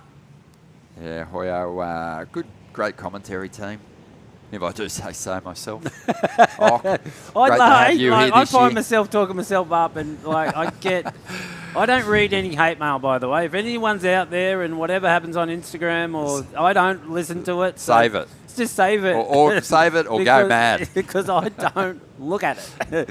Save it or go nuts, because Ock doesn't look at it anyway. Not a chance. But yeah, it's Matt Hoy, Mitch Ross, another great surfer from this region, who obviously has just wrapped up coaching Carissa Moore to multiple world titles, and is also still working with her in her aspirations to claim a second Olympic medal. He'll be on the team. Important wave right here. Starling. Oh, the layback. Zach, it's just hasn't been his morning. Great young surfer. And big, bright future, but just hasn't been able to put it together out here at the moment. As we see Sean Gunning up at the moment. Oh, just grabbed a hold of that rail and saved himself from landing on the bottom of his board, maybe even his fins. But it seems like a sure thing for Huey Vaughan at the moment. 3 minutes and 20 seconds to go. And Sean Gunning is trying to defend. But Huey's not done. He's still out there having a good time. Oh, nice, well-timed hit there. Got the tail above the lip, and again just climbs over the section. Not sure you could call that last move complete. No, he didn't ride out of that, but I mean, I guess he didn't have to. He's really in a commanding position in this heat. Really like the snap too. I thought he was going for the air, but he's got variety, and he's showing it right here. He's got geez, he's young. He's got all the tricks in the book. These two brothers, I dare say, in a few years' time, we're going to find them both on tour. I mean, it's a big call, but I really believe that. And we've had a lot of brothers on tour. And there's someone up the beach on the left. Wow, nice extended kind of snap right there. I like that. He's got the inside too. Just relies on a whitewash hit. He's found the rip bowl. He's going right. So... He's all flow, Sean Gunning, isn't he? Oh, that was their replay, yeah, and that was the grab rail. This is Zach. Oh, so Zach, yeah, he needed a high five at this stage and just needed to jam that a bit harder and slide the tail to make that. We saw a similar turn in the earlier heat go down, but Huey not riding out. Action-packed, Ronnie. There's been a lot of surfing. No one's getting left out high and dry with no waves. It's consistent. That's what we like to see. Yeah, we love it. A lot of opportunity out there at the moment. You know, some surfers just in rhythm and really laying their best surfing down. You were talking about the Vaughan brothers before, and I agree with you. They just, you know, not only are they super talented and have some of the biggest moves of anyone in the draw, but they just seem to have that real competitive nature as well. Probably growing up with multiple siblings will do that. And you're, you know, basically in competition mode from the moment you open your eyes. Well, they've been surfing heats together since they were like 2 years old. I mean, let's say 5 or 6. Competing for or cereal. Or even 2, yeah, competing for cereal. No, they've been, ping pong, you know, backgammon, whatever it may be. You know, they're competing, and from every surf they've had, and this is, I'd like maybe million, I don't know, but they have been competing against, having mock heats since they've been 5 years old for sure. So that's, you know, that's how you get there. Okay, so 35 seconds to go, and this is just Huey's ticket to get to the beach, really, but he's going to have some fun on his way in and somehow rides through the rapids there and sticks that. But doubt this one's going to go into his top 2. He's going to bring it right through to the shore, though. An impressive opening round performance from one of the real standouts in 2023. He's just returned looking even sharper and dropped a big, excellent number on us as well, an 8.93. Impressive stuff. And Zach, with his last shot at it, he does need a really big number. That's just to get to second place too. So it's going to be a short run for him in the contest as Sean Gunning executes on the forehand there. So just on hold for the moment while we adjudicate those. But you got to love it. Yeah, a great performance. You love it right in that carbon board too. Looks good. And Sean Gunning served quite well too. So these guys pretty much dominated. You know, the sorry for Shane and Zach, just didn't really find those good ones. But they'll be back next year for sure. They sure will. We're going to take a quick break here at the Burton Automotive Pro. You're watching Surfest 2024. Mitch Ross and Matt Hoy will step into the booth next.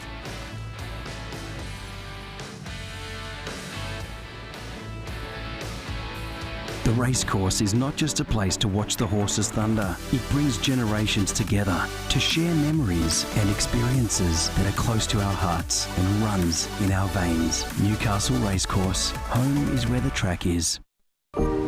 Welcome to Sydney. Upbeat. Downbeat. Feel its heartbeat. Open spaces. Open arms. A place to feel alive. To feel free. Come feel it all and feel new. Adam has taken a few losses at work this week. A loss out here,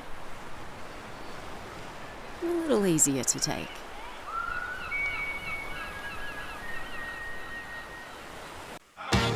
Wait!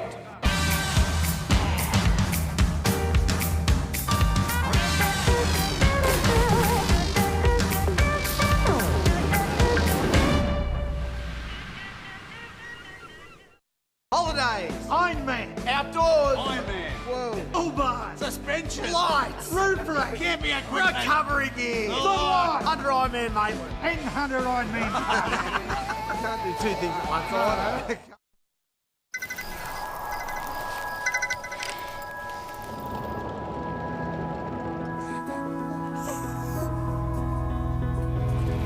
That's me.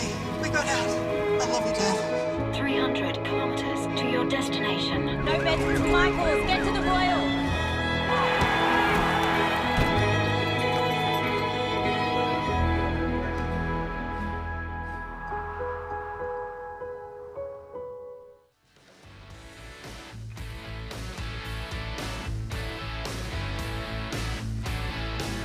And here we are back at Merriweather Beach, the City of Angels. Matt Hoy, how are you, mate? The City of Angels. Yeah, Mitchie, what's happening, bro? Good to be back. Surfest 2024, mate. We're back at it. You pumped? Pumped, mate. How couldn't I be pumped? Always pumped. Mate, 3 heats down. This is the 4th out there at the moment. We've got a Japanese surfer, a couple of Australians, and a Hawaiian. As we see the man in red, this is the Japanese surfer. Big snap there.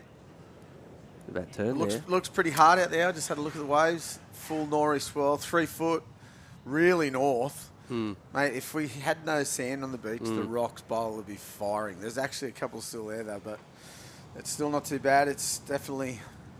much bigger than I thought. Yeah, I thought when I saw it this morning, I was going, oh, it's going to be flat. But then, yeah.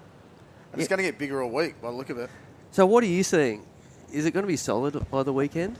Going to be, I think, the swell from the east like it is now, east-northeast, and then for the weekend, then the weekend looks like a south swell. So it could be real fun. Well, I think it was last week there was a big south swell and the waves are really good. Yeah. Even though there is a lot of sand there, I think it's actually sort of good sand, if that makes sense. Nice score in for the man in red. That is Arachi Inao, a 5.1. Joining him in the lineup, it is William Watson, local surfer Angus Owens, and Hawaiian Jackson Dorian. Wow, stacked heat for a first round. Yeah, these days in these events, it's actually exciting from the get-go, right? Yep. Back in the old days, it was a little bit boring to get things off, but yeah, nowadays, great surfers straight out of the gates. As we see a couple of rides here, Matt. Was this his 5, this one?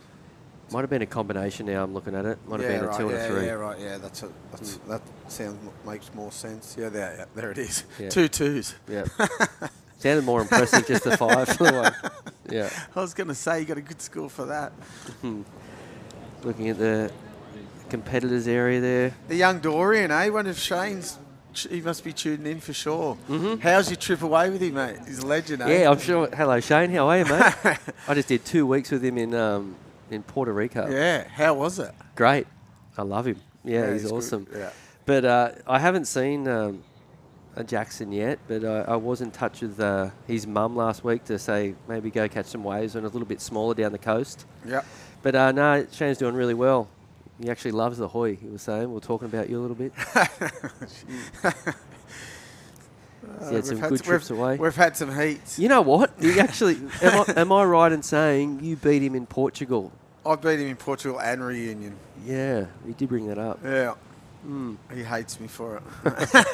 It's all good, though. He probably should have beat me in Reunion, but they overscored me. Here he is. He's a young bloke. He's here he is. Jackson Dorian. First turn was good. Second turn was better. Yeah. That's a big score. He's been making a lot of heats in the local events. Has he? Yeah. Yeah, in Evoca, I think he might have made 4 or 5 heats. So he's been out here doing the whole lot. Yep. Oh, that's good. That's good for him.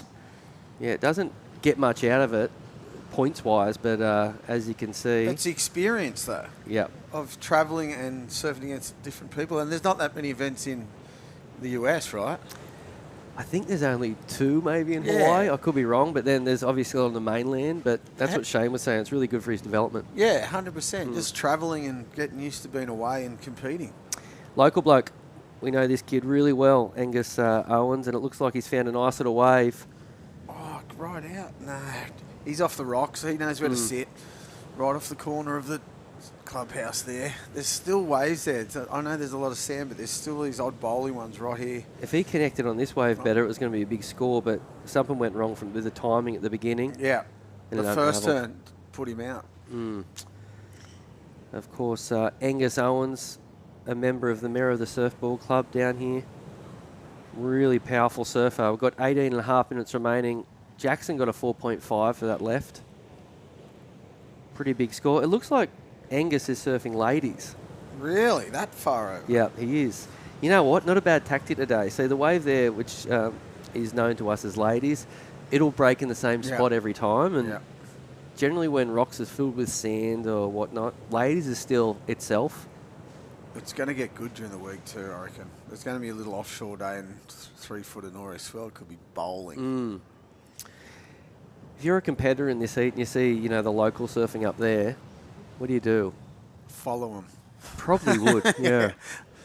Like you said, it breaks in the same spot nearly every time, so you don't want to be. It's so much easier to read the wave when it's like that than all over the shop. Because there's a left out in front of where the competitors' area is, and then the rocks has sort of got a couple, but there's heaps of closeouts, and then the ladies is consistently in the same spot. So I'd be following if I was in this heat. What sort of wave is it? It actually barrels and bowls? Yeah, the ladies. Yeah, it gets really good. Like a mini V-land. I was going to say V-land, but it's sort of... We're talking it up a little bit. Yeah, we are talking it right up. It's nothing like V-land. But it's a right-hander. Yeah, it's a right-hander. You can get barreled on it and do a cutty. Yeah. Yeah, so at one point... I was going to say mini Cloud 9. Talking it right up. On its day, it gets as good, but it maxes out at about half a foot. Yeah. Head high, it's close out. Yeah. And what have you been up to lately? You been surfing? How's the body?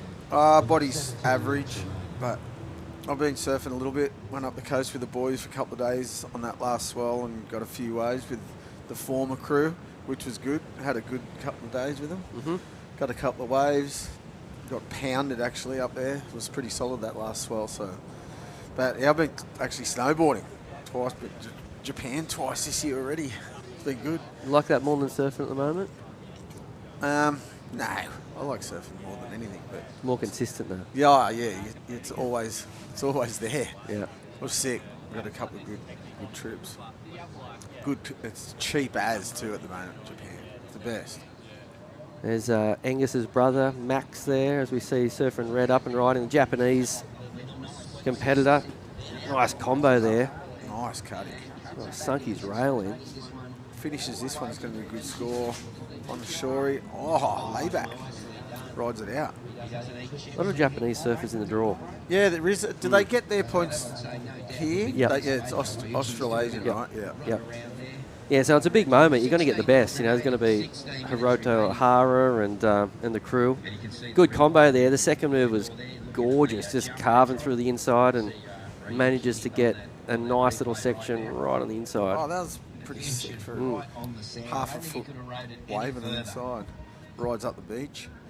So 25-minute heats, Hoy. Yeah, plenty of time. Heaps of waves. It's a bit of a bigger period swell, but there's so many waves to be ridden. It's good. Everyone gets a chance. Good looking wave here for Jackson Dorian. Hard off the bottom. Big carve in the pocket. Looking to finish this one. There it is. Nice. Best score of the heat. Clean. Smooth. Like the old man. The apple doesn't fall far from the tree. That was good surfing as we check out the replay. First turn, big hack, and then this next turn, sick. Perfectly timed. Boom. Yeah, that's a So big it's score. like a re-entry floater. It was pretty. Yeah. I think you've got to Nice, do clean. them these days, because remember back in the old days, you could do a floater and it was regarded as a major turn. Now you have to actually sort of kink it, throw some spray, then float. And then I think the judges will respect it a little bit more. Well, I said floaters are dead, right? But they're one of the hardest things to do, I reckon. Riding the lip. Dangerous. So a decent score locked in there. It looks like it was a 6.5, I want to say, for Jackson Dorian. That'll be the highest scoring wave of the heat thus far. There's been some big scores already posted. I think Huey Vaughan might have got a couple of scores earlier. Huey Vaughan, I saw a couple of his waves. He was ripping. He's been, well, he always does, right? Comes straight down from the Goldie too, right? Did you watch the ABB? I watched the final, yeah. Pretty crazy. The Burley boys would be on. They'll be still going for sure. It looked grueling. Oh, it looked torturous. It was a good year not to do it. No, it's a good 100%. I couldn't imagine. Imagine Travis running up that thing. Yeah.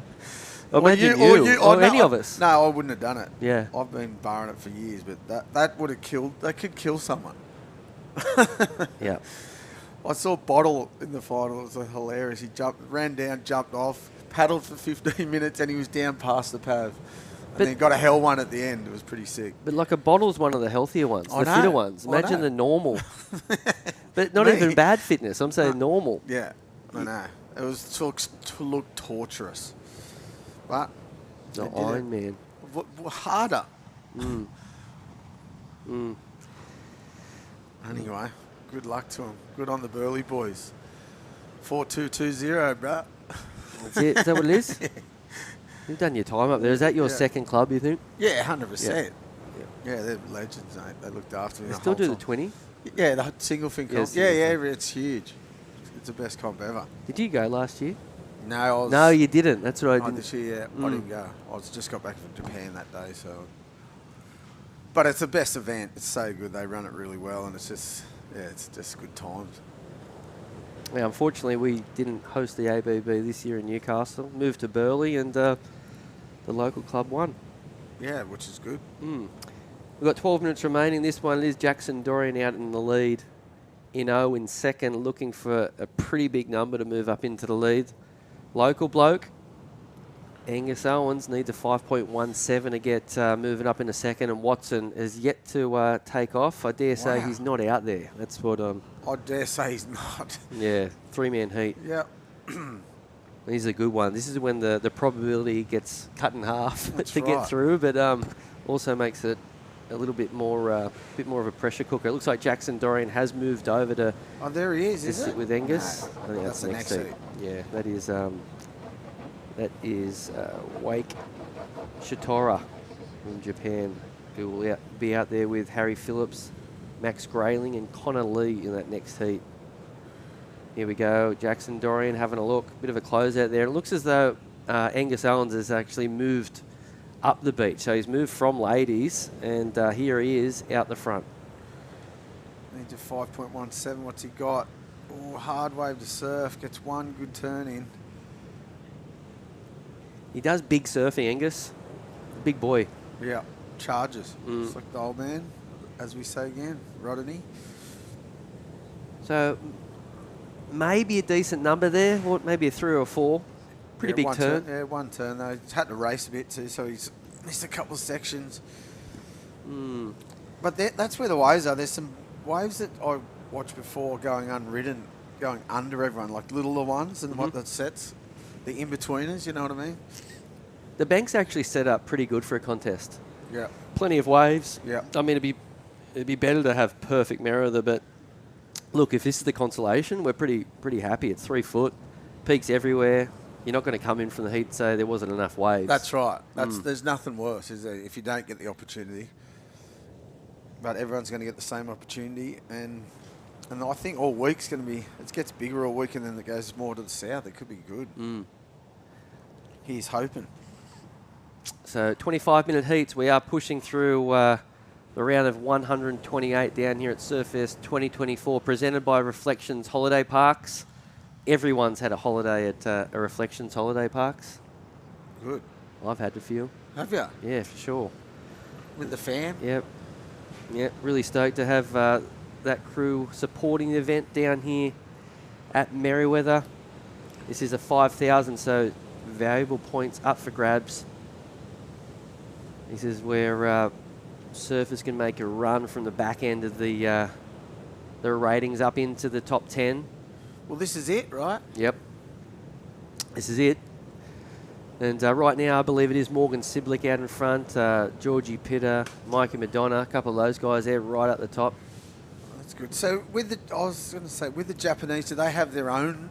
They're in the Australasian region, but do they have their own ratings to get in, or is it have to go through this one? You know what I'm saying? This is, but say they're coming 10th on the ratings, but they're the #1 Japanese surfer. Yeah, they're in. They're in. Yeah, right. Exactly. Sweet. Yeah, perfect. As we see, big section. Oh, sick. Floaters aren't dead. That was sick. See, that's harder than just doing a normal snap. Oh, wow. Quick succession waves there, just coming unstuck. That was sick. And all going left here. See, this is the nor'east swell, right? So a lot of those people out there going, isn't Mirror the right-hand point break? It definitely goes a bit different when, the swell direction comes from the northeast. Look, there's a bowl. Ladies bowl. The right-hand point break, that's a layer up too. I know. Here's the wave of reg. Nice little snap there. This turn, though, sick on a heavy section. I thought he fell off there. That was pretty sick. Looked like he lost his leg. Yeah, it looks like his back foot slipped off. And this turn was huge if Jackson had ridden this one out. And then, unfortunately for Angus, he got the the worst of the three, but that first score for the man in red, that's going to be a big number. We'll see what they think about floaters right here. But he attacked that. That was a lip line Yeah, sketchy floater. That was sick. I thought his back foot slipped off. It's the most dangerous thing you can do too. So great surfing.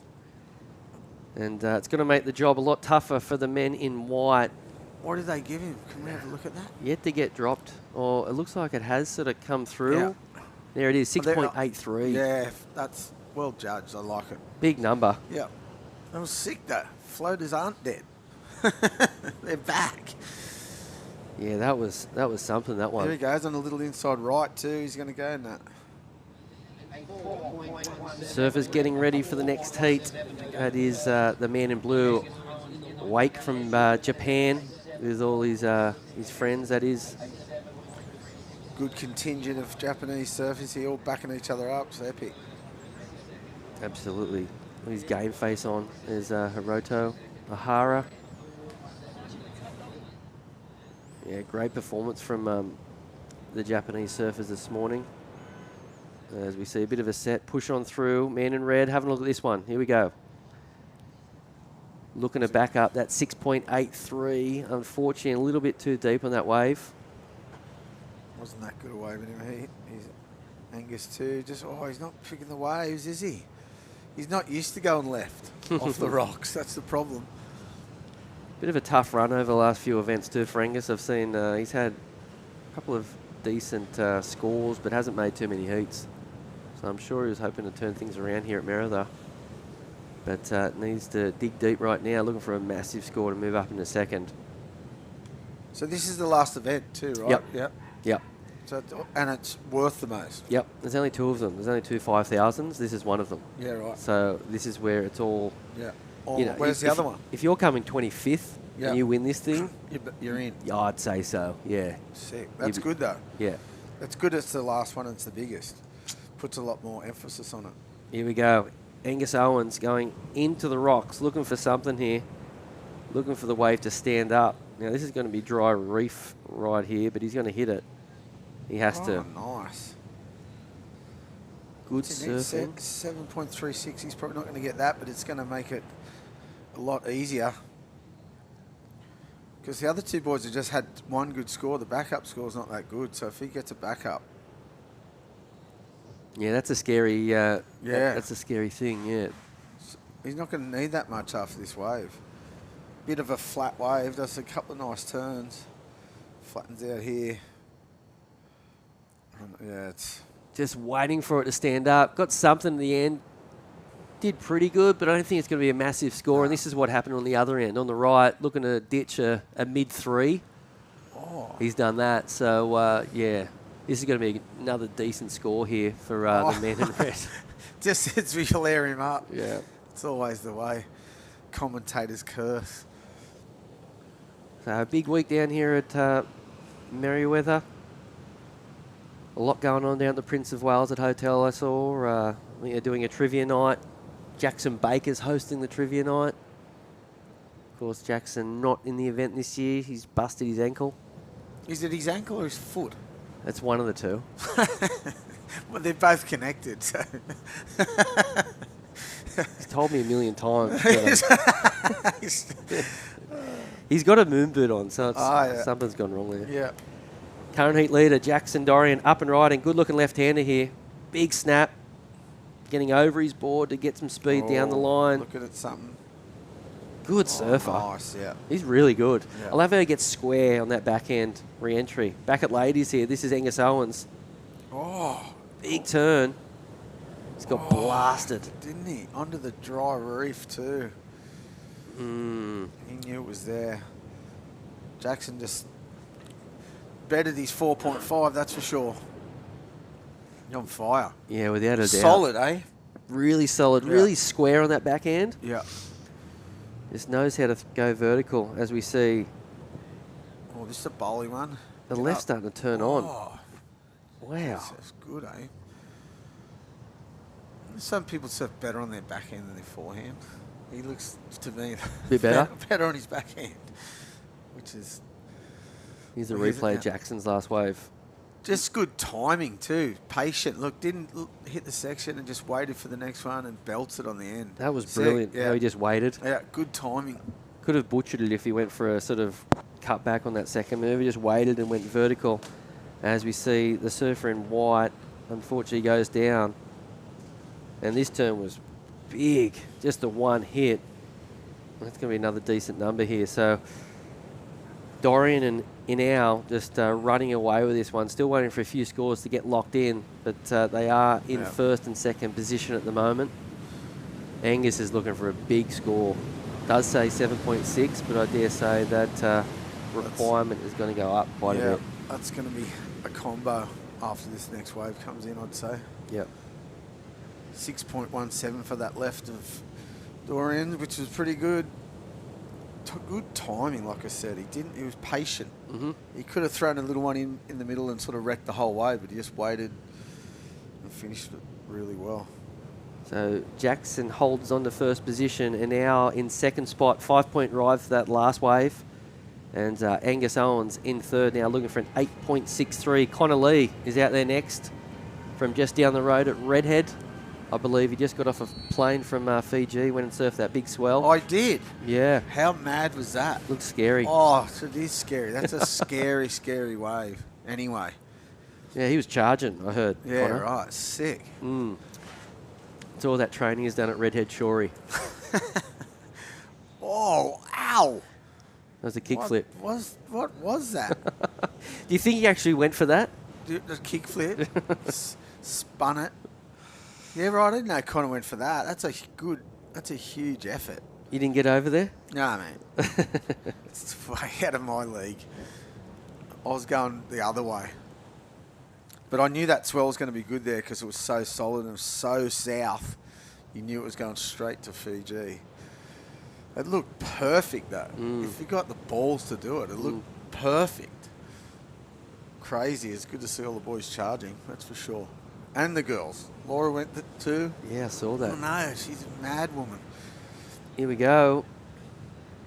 As we come down to the end of this heat, this is a surfer in second spot. Looking the goods on this one. Shallow reef there. Yeah. And he got scared. He did. You know what? If he needed a score, I think he hits it. But considering he's in second, he's, you know what? No, I'll save my fins for the next round. Yeah. He looks good. Looks good on his feet, on his backhand. He looks, like I said, I think he looks better on his backhand than his forehand. Yeah. Look, he went, oh no. Pretty shallow there. It's dry. Yeah, there's rocks. Big rocks. 10 seconds remaining in this one. And it looks like Jackson Dorian will get the job done. Here he goes, having a look at this one. His victory lap. A big closeout section here. Oh, don't. Gosh. Well surfed heat. A lot of power. Really Looks impressive. Solid too. Hey, how old is he? I want to say 16. Could be wrong, but I think I'm pretty sure he is. As we go to a quick break, and we'll be back with all action in Heat 5 down here at Surfest 2024, presented by Reflections Holiday Parks.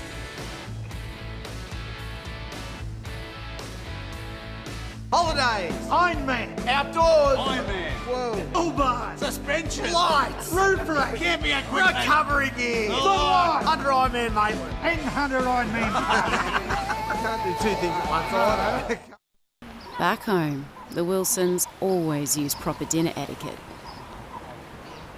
Out here, the stick will do just fine.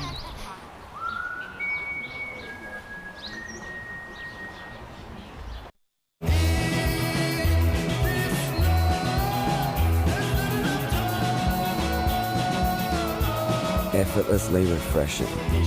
Byron Bay Brewery Premium Lager. Go with it. The Racecourse is not just a place to watch the horses thunder. It brings generations together to share memories and experiences that are close to our hearts and runs in our veins. Newcastle Racecourse. Home is where the track is.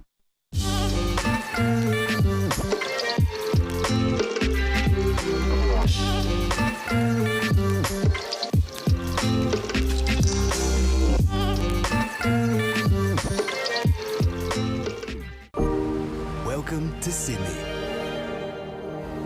Upbeat. Downbeat.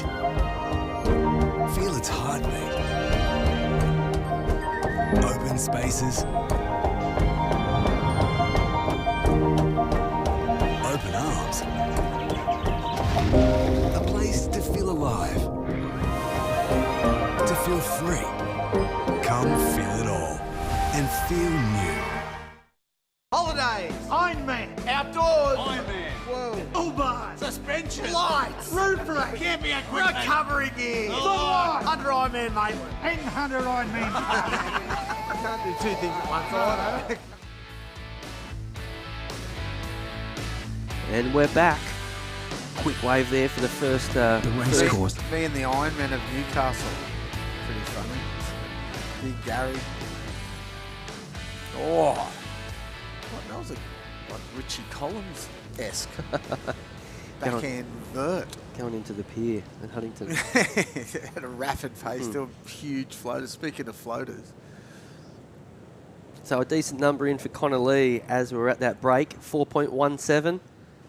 Joining Connor in the lineup, it is Max Grayling, Shotaro Oaki, and Harry Phillips. As we look at the replay, big turn there from Connor. Could have been a bit more, maybe. Yeah, if he finishes that. Wow. Oh, yeah. Well, that's about right. It was average. Oh, no, that was a 5. And this is a replay of the Surfer in red. Watch this last bit. Look. Oh, that is full. That was vert. I like it. Didn't ride out of it, though, but pretty vert. That next one. Connor's coming straight from Fiji, you reckon, into that. Yep. Not a bad effort. I don't think his boards arrived too in Fiji, so he had to borrow boards. Who's going to lend you a board when it's 20 foot? He found a 7.6 somewhere. Ah. Yeah, but 7.6. big problem. Big problem. As 21 minutes to go in this one. It is heat 5 of the morning, round of 128. Yeah, so you get to Fiji and you haven't got your boards. What do you do? Go home. What do you sit on the boat? I don't know. That's, yeah. You need it. 7.6 ain't big enough for that. What do you ride in waves like that? Oh, I wouldn't have a clue. But could they be riding 10-footers? Yeah, I reckon they looked like they were riding huge boards. Just to paddle in. The paddle in wasn't too bad, eh? But I think when that swell, when they called the comp off a few years back, they were riding like 9-footers. Yeah, okay. This looked bigger, didn't it? Yeah, well, sort of the same. So it just looked more perfect. There's Oh, mate. Look at it. Yeah, big swell over in Fiji, as we were saying, and Connor Lee was amongst it. What is he thinking? 4.17 for his first wave. It is heat 5. Here we go again. This is Connor Lee up and riding. Good looking wave here. Found a little bit of flow. Oh, huge turn there from Connor Lee. He's got better since the last time I saw him. He's looking really good. Moving Light through on his feet. Super light. He's surfing really good. That was great stuff there from Connor. Of course, hails from just up the road there at Redhead Beach. It's about 10 kilometres, maybe 8 kilometres up the road. Very similar to waves than what we're seeing out the front. Just nice beaches. On fire. He's looking really good. Dad's a bit of a legend in these parts, Justin Lee. Psyched. Good stuff. He said he was riding a 7.2, borrowed 7.2, so it was probably thin too and small. Yuck. That'd be scary. Not that it wouldn't be scary anyway, but no paddle power. Yeah, horrible, horrific, scary. So scores coming through there for Connor Lee. Looks like it's a 5.33, so a decent number there. Yeah, well, that should have been a bit more too, probably. I guess what the difference is, maybe he's catching on the inside. There might be, they must be, right? Because the surfing he's doing is really good. He's just found that little right rip bowl. I think it's going to disappear as the tide gets really low. Oh no, it's going to get really hard. I reckon they're going to move down in front of the pipe when it gets low. But these lefts, you get 1 or 2 turns on these. Even one big turn, you're getting a big score. You know, like as pretty as what Connor's been doing, if you get a big left, you do one big vertical turn, you're going to get a mid-range 5 or a 6. Well, we saw that in the last hit-up when we saw the Japanese kid. He got that mad floater. No, definitely, I'd be hunting the little rights and then the set left. I think down to the left of where they're sitting to, there's more of a bank. Yep. This is sort of the back of the rocks where it's going into the deep water behind the rocks, you know what I mean? There's more of a bank down in front. I think when the tide drops, they're going to be moved down to that. I'm telling you, this morning when we got here at 6 o'clock, it was 1 foot. Really? Yeah. Well, that's what Yeah, it was 1 foot. It was nothing like this. I don't think they anticipated this big. Well, it's going to, if it's this big now, it's going to be sizable during the week because it comes up every day. Is this coming down from Burleigh, or is that too far away? No, this same swell. Yeah. Well, not the same swell, but, you know, same generation. Because, yeah, it's come up a lot. And it's good to see the surfers have got, you know, they've got some swell to deal with. Well, like you said before, you can't blame it. There's not enough waves. Yeah. Because everyone's getting the same opportunity, and because there's plenty of waves. Everyone's getting like 5 waves each. Yeah, absolutely. This is Heat 5, the round at 128. We're going to push through as many heats today as possible. In the males, up next, it'll be Xavier Bryce, Joshua Skelton, and Caleb Cutmore, the Kiwi. They'll be out there. Another big heat as we push on through. 3-man heat. Yep, there's a lot of 3-mans. Is there? Yeah. Should have got a beach entry, Mitchie. You should have. I don't think I'd get at the back. Exactly. Me either. Beach start. Remember they used to have them, like, reserves on the beach? That was normal in your day, wasn't it? Yeah, there was heaps. Because there was only a certain amount of people you could get in the comp. So there was people just waiting paid their entries, hanging out on the beach the whole first day. Wow. Some people would get in with it because you had seeded servers in the last round of the trials. So some people would get in that round at the end, so they didn't have to surf the first 3 rounds. It was crazy. Lower seas. Yeah, I'm just cruising. I'll just wait knew someone wasn't going to turn up. People missing heats back in the day too, don't worry. What's the best best result you've had in this event? I forget. Mustn't be that good. No, never good. Final? No.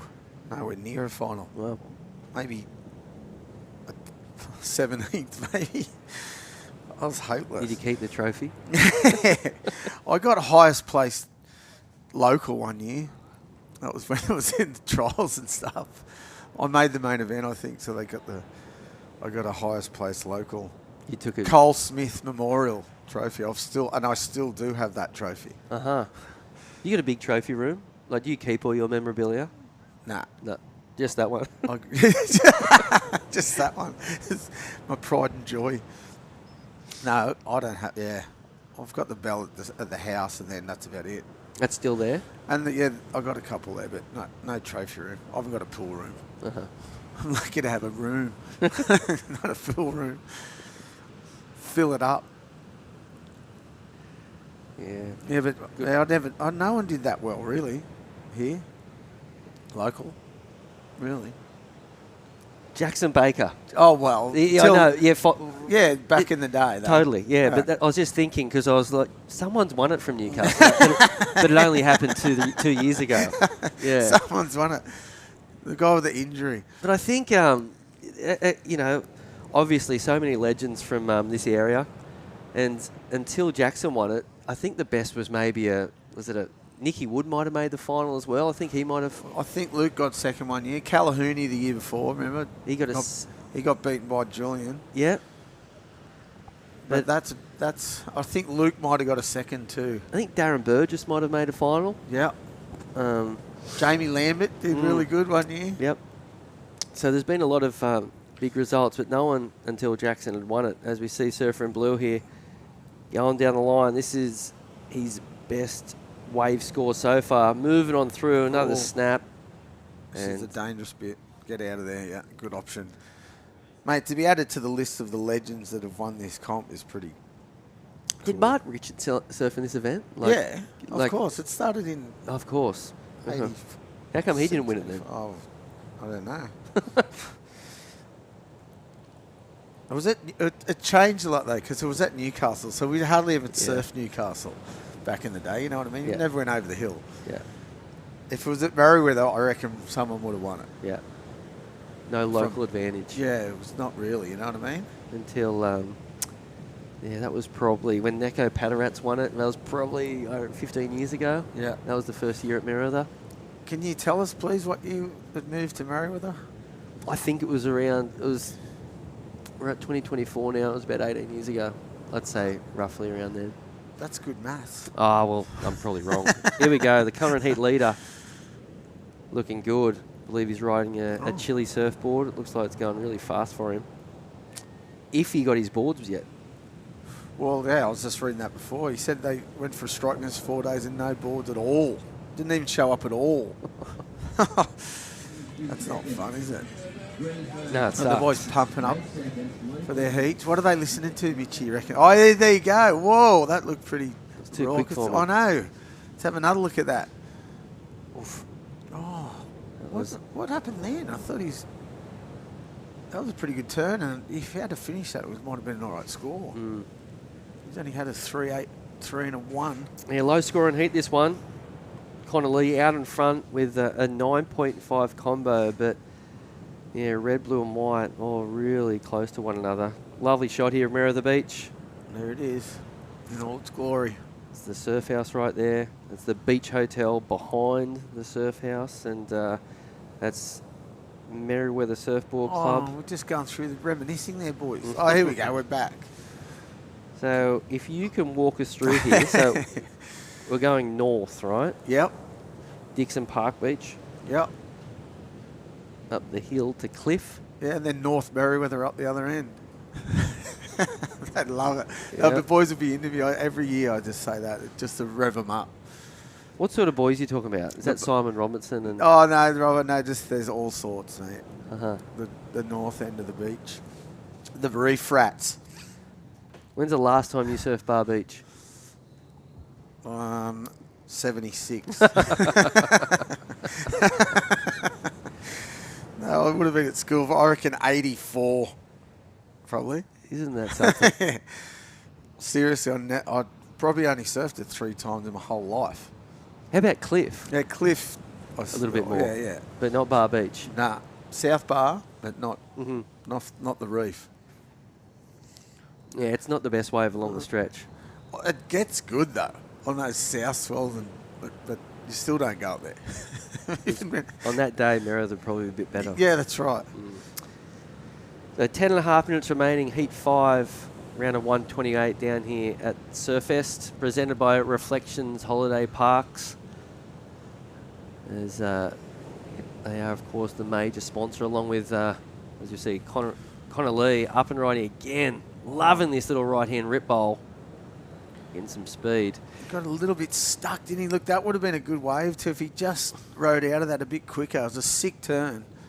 Just got a little bit stuck on the fins, didn't engage when he wanted to engage. Mate, the 20th year of Burton Toyota's support of this event. 20 years, what a legend. How long have you been supported by him? Probably 20 years too. Yeah? Pretty much, well, a fair while now. Legends, mate. Unreal. Yeah, Kim's a legend, the whole family. Yeah, Kim and the team at Burton Automotive, 60 years of automotive experience. And 20 years of sponsoring the comp. Unbelievable. That's a lot of coin being thrown out. He just loves surfing. He's got one of the best surfboard collections I've ever seen.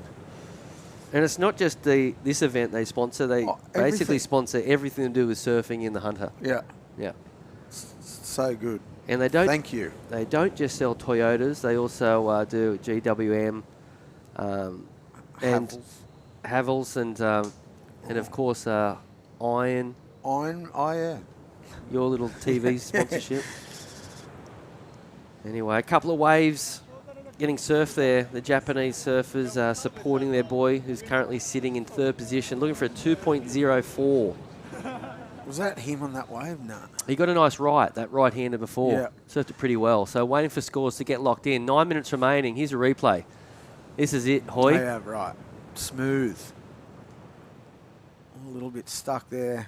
Nice round of cutting at the start and a nice carve there. What has he got to finish? Oh, nothing. It's not going to be a big score as we see Surf and Red up and riding. Good looking wave here. A lot of energy. Just trying to get things going here. Keep him busy, really busy. Prior to this wave was, I believe, in second position. There he is. So sitting in second. Look at this view, Mitchy. Yep. The drone. Oh, that was a good little bowl too. He just had to finish that wave. He's had a bit of a shocker. That ride in between sets is starting to turn on. Yeah. Really fun. Only when it's only the in-betweeners though, right? The big ones just wash straight through it. Connor Lee's made it famous this morning. It's such a bummer that there is the sand because these are the swells that would be, the rocks would be so fun without the sand. Be perfect. As we see Surf and Blue, who's moved up in a second position, now looking for a 6.4 to get into the lead. Pretty average ride there. I doubt that will go into the top two. Not even going to better a 3.1. No. I thought that other one might have been a bit bigger score than that. He did some nice roundies, but they don't, a bit flat, right? If you stay flat, they don't like it. They want you sort of finding vertical sections of the wave. As we see Connor Lee just goes down there. And Harry Phillips in the red, up and riding. Up and out of that one. Not looking for much to move up in the second spot. Looking for a 2.37. Opts to kick out. And we'll keep on searching the area. Well, he's in the box seat, isn't he, really? Mm-hmm. 7 minutes to go. There you go, 4.37. Plenty of time. Oh, there you go. That was for that last one, eh? Yep. This is the goofy footer. Nice looking surfer. He's unfortunately fallen off a lot in this heat. Hoping to stick this one. That wave does run out of steam. Yeah, you'd think he'd be looking for those running lefts. I know, as we see. Oh, this could be a good one. Oh, he's got huge paddle. Using priority. Big snap. Oh, that was a nice one too. Oh, that's the best wave of the heat. Yep, just like that. That was a good one though. You could see it was going to be good when he started paddling. Just got on it. Big effort to paddle. You know when you paddle for waves like that, you get up and you go, oh, you've lost all your energy. You can't even surf. He did really well. Put a lot of energy into the wave after that huge paddle. Big. Yeah. And he's just really raw, this guy. Yeah, isn't he? I remember last year he made a bunch of heats here. Yeah, very aggressive style. That second turn was really big. Looking for a 5.14 to go into the lead. Matt Hoy says it is the best wave of the heat. I reckon. Let's see if the judges agree. That doesn't mean nothing. Here's another good bowly one too from a bit deeper. Let's see what he's got. Oh, get a smack in the head. Feels like he's done that 5 times in this heat. It's dangerous doing that. What are they going to do here, you reckon? Look, Connor Lee, he's got priority at the moment. And he's trying to sit on that little right-hand peak you can see. Well, you'd be all over Blue if... Not the both of them, really. They don't need much to go into second. But he's in the lead, so it's all right. Yeah, a really tight heat, this one. Low scoring, eh? Yep. And he's 25-minute heat, so long heats down here at Merrily today. I think he probably could have had 20 and been enough waves. It's really consistent at the moment. And well, I think they were worried about it because it was. You said this morning it was so small and it's just come up so quick that they were worried about high. It was a 2 metre high tide. I think it's right about now, actually. Yeah, so I think they thought it was going to stop breaking that high. Yep. And it hasn't at all. The swell's doubled. So we've got 16 heats in this first round down here at Merriweather. And as Matt Hoy just said, the tide is just about on dead high. And it should drop out all day long and be really consistent. Probably pretty straight, a lot of closeouts. But the world's best, they'll push on. Here we go, the current heat leader up and riding.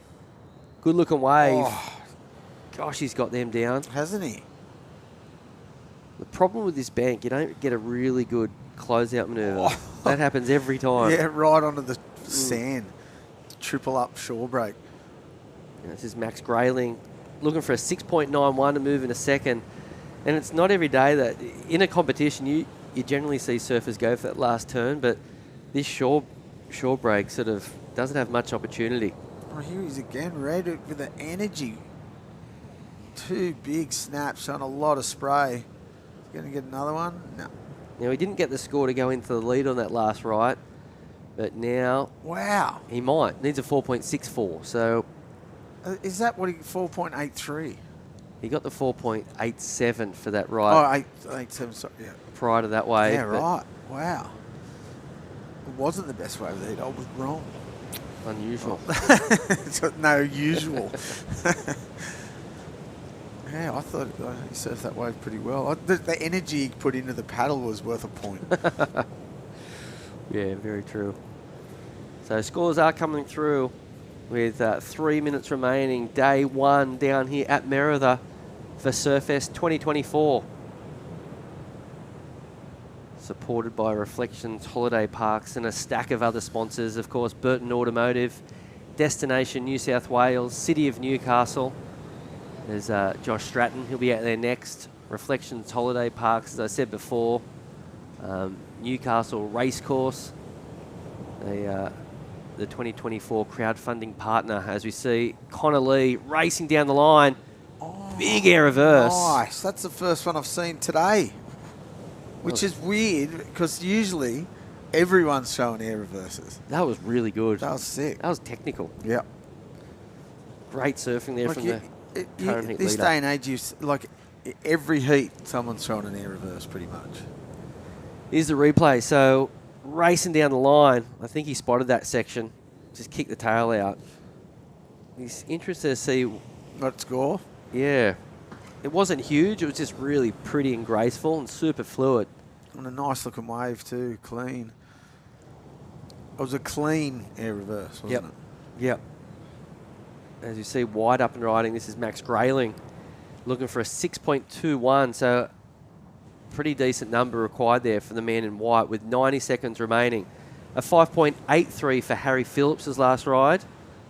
Pushed was Connor. Was that the other one? I think that was the last one. And then Connor Lee now needs a 5.38 to move up into the lead. I think it will be right on that number, Connor's air, somewhere around that. But a lot of pressure on surfers in blue and white to make the jump up into a qualifying position. There's Connor Lee sitting out there in third priority at the moment. Be interesting to see what he does get for that. Then a lot of people see that and will go out and do air reverses to get their scores. No, and like I said, we've watched two. That's the only first one I've seen, which is really weird in this day and age. It's hundreds. Maybe the first couple of heats there was more lefts though, and now the high is high enough. Yeah, right. So you can go right. Yeah, true. As we still... But why weren't the Goofies doing air reverse on the left? Bit flat, going out to sea, not coming at you the waves as much. I think so. Well, here we go. That's just as we spoke. But I think that the nor'east swell, the wave comes at you on the right a little bit more than the left. The left's are sort of down the line a little bit more. Yeah. I mean, the best of the best can do them in anything, but I think it's just a little bit easier to do airs on the rights today. As we've got 20 seconds remaining, and Connor Lee up and riding once again. Not sure he got the score on that last wave to move up into the lead, so he might still be looking for a number here to move up into the lead. We've got 5 seconds, so this heat is just about done. There it is, heat 5, round of 128 is in the books. Great surfing there from Connor Lee and the big fella Harry Phillips as we go to a quick break and come back with more action down here at Surfest 2024.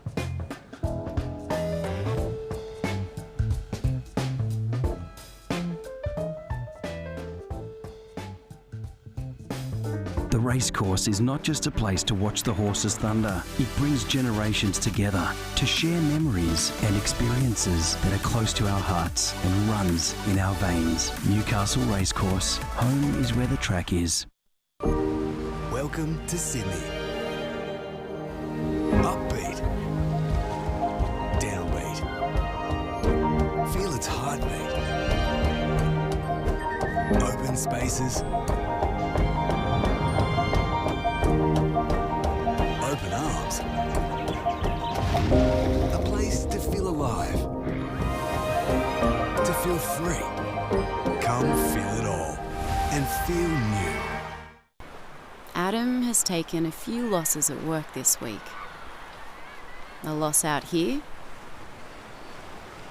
a little easier to take.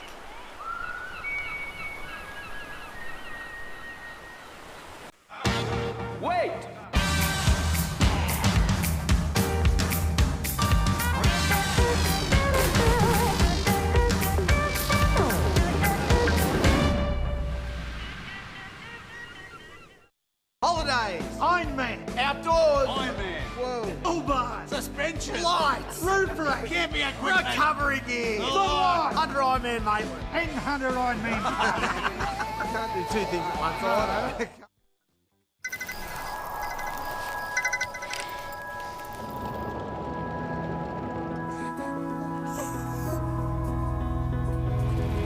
It's me. We got out. I love you, Dad. 300 kilometers to your destination. No beds to Michael's. Get to the Royal.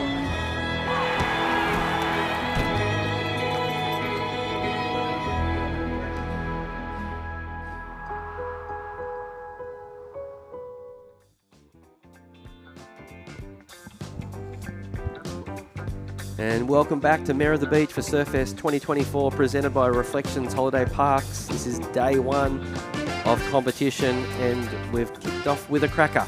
3 foot, fun, slightly onshore waves, plenty of section, plenty of opportunities for the world's best surfers to get some big numbers. And in this one, we've got 3 new faces. And out there at the moment, it is Heat 6. Xavier Bryce, Joshua Stretton, and Caleb Cutmore are out there. Of course, Josh Stretton, he's from up around the sort of Port Stephens area.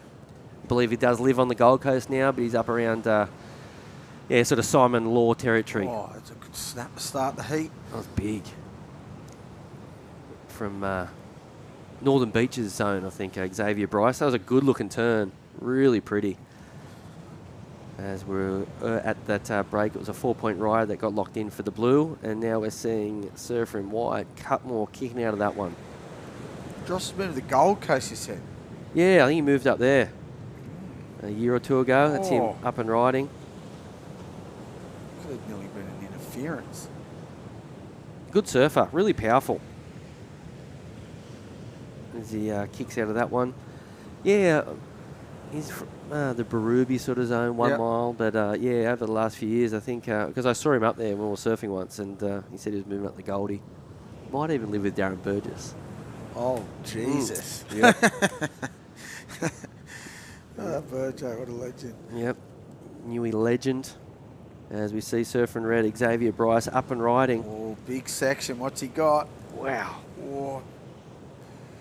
I'd like to know what Connor got for his air reverse in that last heat. I don't think it was any more than a 4. You reckon? I don't think they put it in there. Okay, I can find out for you. Yeah. As we cross down for a quick interview with the winner of that last one, Harry Phillips. How are you, Harry? Yeah, good, thanks. How are you? How was it out there, mate? It's a bit tricky, yeah. Like, I was sort of going out trying to focus on just getting lefts, but I think everyone just ended up going right the whole time. So, but it's all right. Better than nothing. That's for sure. And where are you from, buddy? I'm from Browley, down the coast. Oh, epic. And you enjoying your time up here at Merida? Yeah, it's pretty nice place. There's always seems to be some sort of wave here every time the comp's on. Where are you staying? Just in my car. Oh, that a boy. How good's that? Roughing it. Yeah. That's the way. Love it. Good on you. And how you been going on the series, mate? You doing any good? Not really. I went all right in Port Stephens. I got in semis, and then I just had an absolute shocker in Avoca and got knocked first heat. Semis is nothing to laugh about. That's a great result.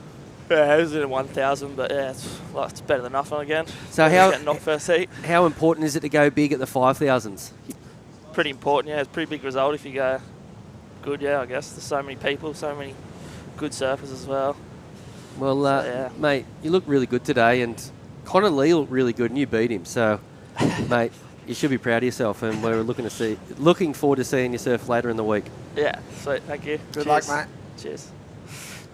He's a big fella. Yeah. Looks like a rugby union player or a rugby league player. union.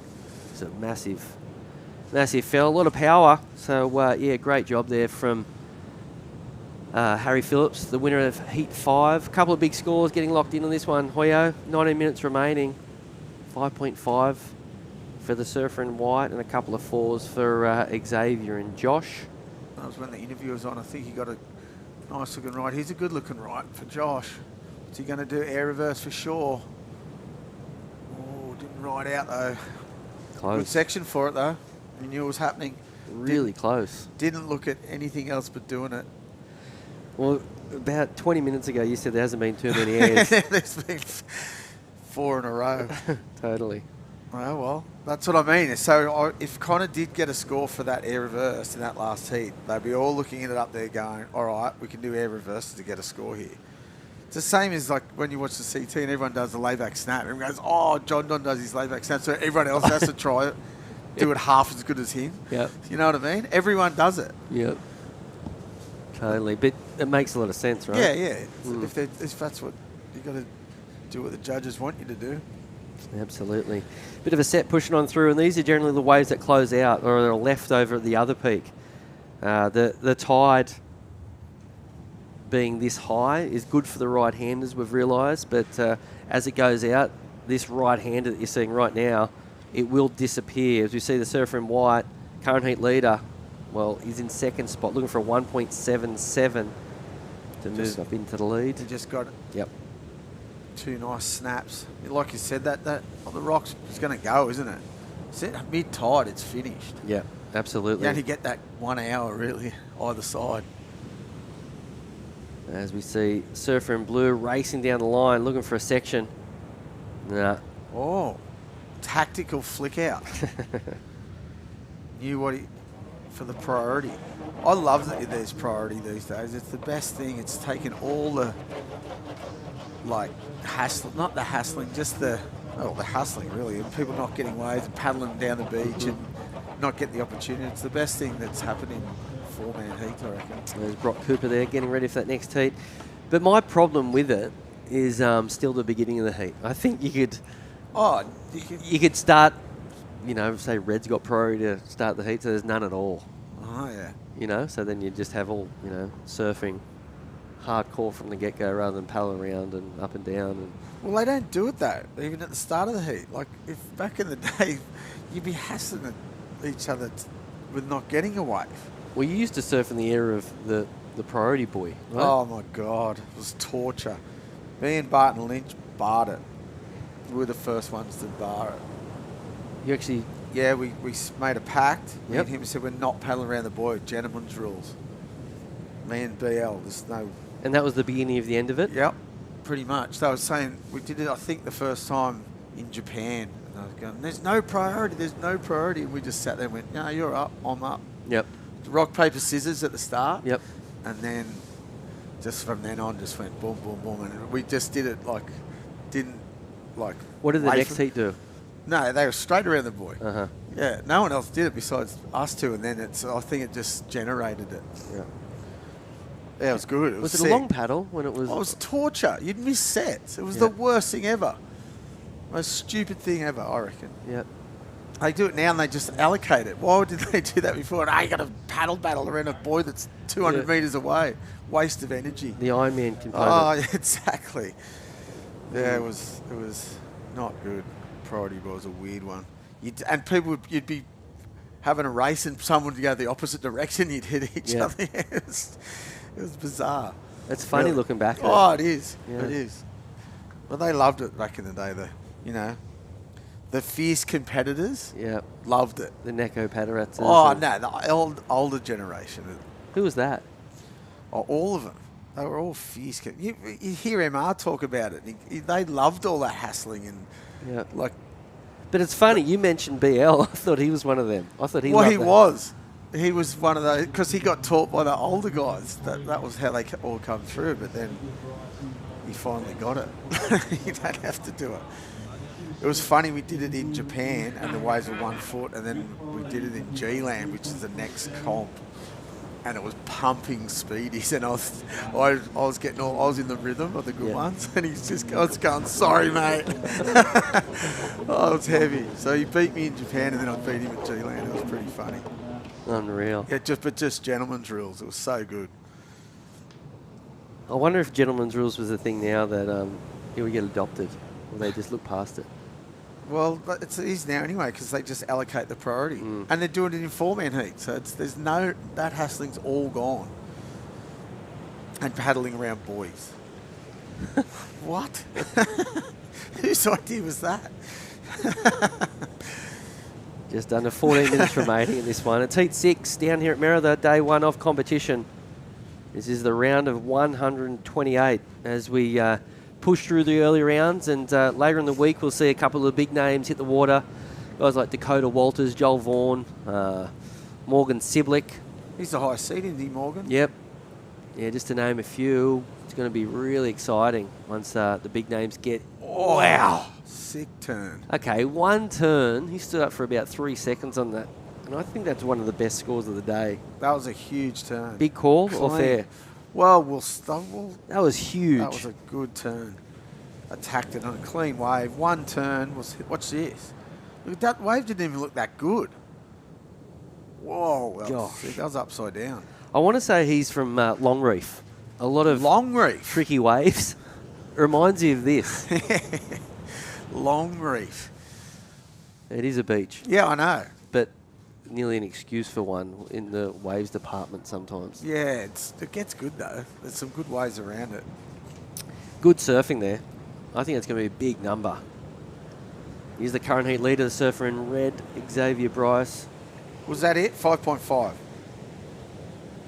Have they put it in yet? Maybe it was. We'll wait and see. As we see, this is Josh Stretton up and riding. Good looking wave here off the rocks. Nice snap. Gets a bit stuck. That was big. Yeah. Good surfing. That was, got a bit stuck in the first one, but then that last turn was sick. Here it is. But just a little bit mistimed there. Still all right. And then this is a sick turn. Boom. He did sort of... Yeah, the first turn wasn't perfect, but I think he hit it enough. Yeah. It was good enough, I think. Good surfing there from... Tried a bit of spray. So a really competitive heat, this one. 12 minutes remaining. Everyone's had some decent numbers. As we see surfer in white, the goofy footer, an average looking ride. Tell you what, the waves are really fun right now. This is the time. Remember, it's. I don't know what time is it actually. I know. It's nearly 10 o'clock. Doesn't your watch work? Just past 10. It does. 10:20. You can't. 20 past 10. So it's 20 minutes. I think it was 9:55 high, 2 metre high too. So this is the golden hour. So this ride will hang on for another hour or so. I reckon. Yep, for sure. Only on the mid-sized ones though, but then after that it'll be gone. So get it in while you can. There you go, 6.03 for Josh for that last wave. They liked it. More than Xavier's, so I was wrong. Yeah. Okay, fair enough. Good surfing. So he did get a 5.5 for that. Yep. Here it is. Yep. And this is the 6. So first turn was pretty good. Second turn was the money. Yeah. Boom. That was sick. Yeah, that was good stuff. And this, I love this turn. Yeah, he's upside down. Look. That was sick. So you got a 5.5 for that. Wow, that was good. That's a good score for one turn. And look at this drone view. Would that be annoying? Yep. Looks like he's really high. I don't think they know the drone's there. Really high. 10 minutes remaining. That was Cutmore looking for a 4.0. Hard to see what he really did on that wave, if there was much damage done as we look at the other angle. It looked like the wave was way bigger from the drone, didn't it? Is that a fall? Nah. I don't think so. Maybe, but nah. Just under. The wave looks huge from the drone. Not huge, but a lot bigger than what it looked front on. As it does. So Josh Stretton holding on to the lead with a 6 and a 4, 6.03 and a 4.0. Xavier Bryce with a 5.5 and a 4 is in second. Waiting for that last ride of white to get locked in. This is Heat 6. Heat 7 up next. Brock Cooper, Ches Boys, and Aussie Trigwell will be out there. And as I said, later in the week, we will welcome the top seeds. A couple of stars. It's going to be good to see Morgan back in event. Yep. And here at Newcastle. Back in Newey. Yep. Speaking of drone footage, the footage from Fiji from the drones was mental. Sully Bailey's one, and then Jai's one too. Glinderman. Yep. That was big. Oh, mate, it was huge. But just how good the drone footage looked and how fast they looked. The Solly Bailey one with the drone, it looked like he was in it for 10 minutes. Yeah. It was so long. It was though, wasn't it? Wow. I'd like to see the front-on footage of those waves. If someone was in the tower. Oh, gosh. It'd be freaky. Someone must have filmed it from the tower. Quick wave there for the man in blue, the current heat leader. That was Josh Stretton. That's another good wave, too. That's better than his 4. You think? Yep. Okay, a bit more pressure on red and white. As I said earlier, Josh is from a region of waves up there at Port Stephens. Plenty of options. As we see Cooper getting on ready for that next one. That is, of course, Brock Cooper. Great little surfer. Where's he from? Itchy? I'm not quite sure exactly where Brock's from, but I've seen him surf a bit, and he's pretty decent. As we see Xavier Bryce looking really strong. Love his surfing today. What? Oh, you had to ride out of that one, mate. That would have a sick turn. Hacked the slide. Oh, that would have been a good score. Would have bettered his 4, that's for sure. Here's the replay. What went wrong? Not a bad first turn. And then this one, watch this turn. Hack. He just put that emphasis on the slide bit and lost all his speed. If he didn't throw that in, but then it wouldn't have been a solid manoeuvre anyway. It just would have been a normal carve. So he sort of had to do it to make the score anyway. Just lost all his speed when the fins slid out. Yeah, nice surfing there from the man in second. It's going to get really exciting, this event, as we draw closer to the end, as surfers rally for points to make the Challenger Series. I know later in the week we will have the live leaderboard. Oh, yep. So it's a bit early now to have it, isn't it? Yeah, I think we'll so. be all over the shop. Yeah, but soon enough we'll see what surfers have to do to, book a spot in the Challenger Series. That makes it all the more exciting, I reckon, too, if they've got that. Yeah. Al Hunt used to do that all the time. It was classic. You'd be looking where he'd have the live ratings. Yep. Every comp, and you'd be going, hey, I've got to do this, and he'd have what you got to get in the next comp. It was pretty heavy. It put a lot of pressure on you. How would you obtain the information, though? Because it obviously didn't go on the internet. Was it just sheets of paper? paper? Yeah, all paper, yeah. That's cool. Faxed it to you. Wow. No, he just gave it to you, the comp. Just had a pile of everything.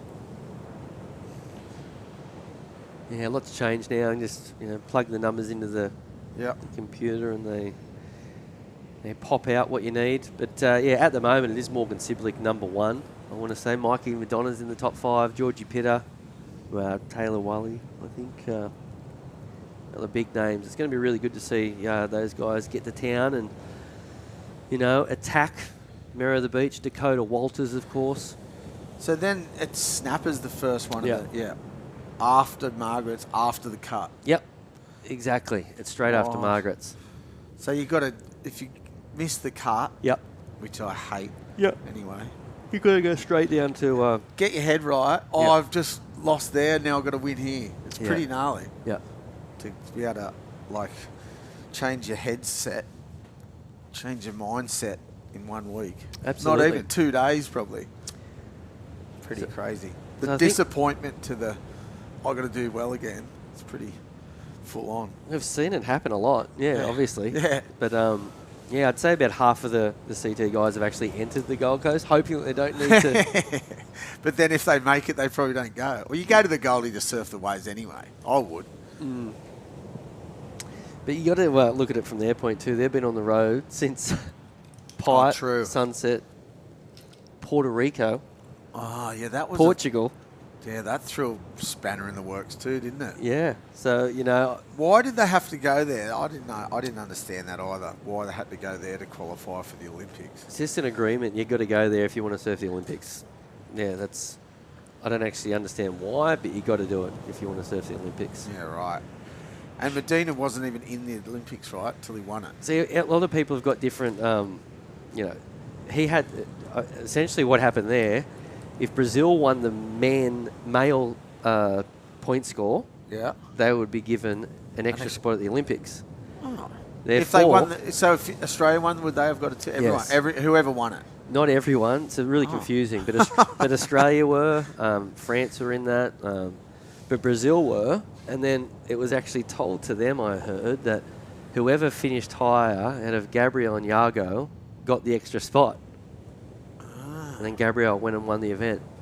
So he got it. But if Yago won, he would have got it. Yeah, right. So who's the other two? Felipe. Yeah. And so is he going to go though? Because he's Giacienko. not surfing this year. And Zhao's injured too, so there could be more spots. I'm not sure. But wow. But right now, Giacienko, Yeah. Felipe Toledo, Gabriel Medina. Medina's got the most winning percentage at Chopu too. Has he? I think so. And makes everyone sense. maybe besides Kelly. Yeah. He's won 2, I think, made 4 finals.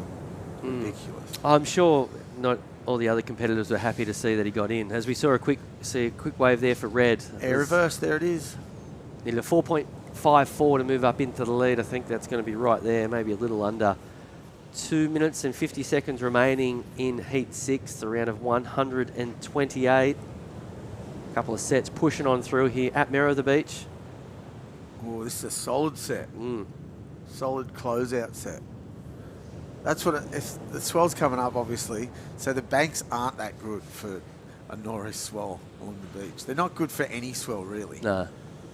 Just all sanded up pretty straight, so it's going to be interesting when it does come up. At the end of the week with the south swell, I reckon it'll be pretty fun on the weekend. Good, nice air reverse. Kicks out. Look at fin jumps chuck out. air reverse. Really good surfing. He's been impressive. Xavier Bryce this morning. Yeah, good style, eh? Yeah, and he did get the score required there. He needed a 4.7, got a 4.9. So all of a sudden, Josh Stretton goes back in a second. And now Cutmore looking for a 4.54 to move up into second. So it's all happening here.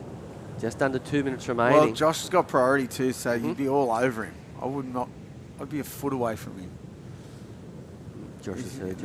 No, he's sort of not. He's under him. I think he's got big arms. I think he can get him in a second. I think 2 strokes, yeah. he's got him. I think he's sitting on top of him. He's close enough, you reckon? Absolutely, yeah.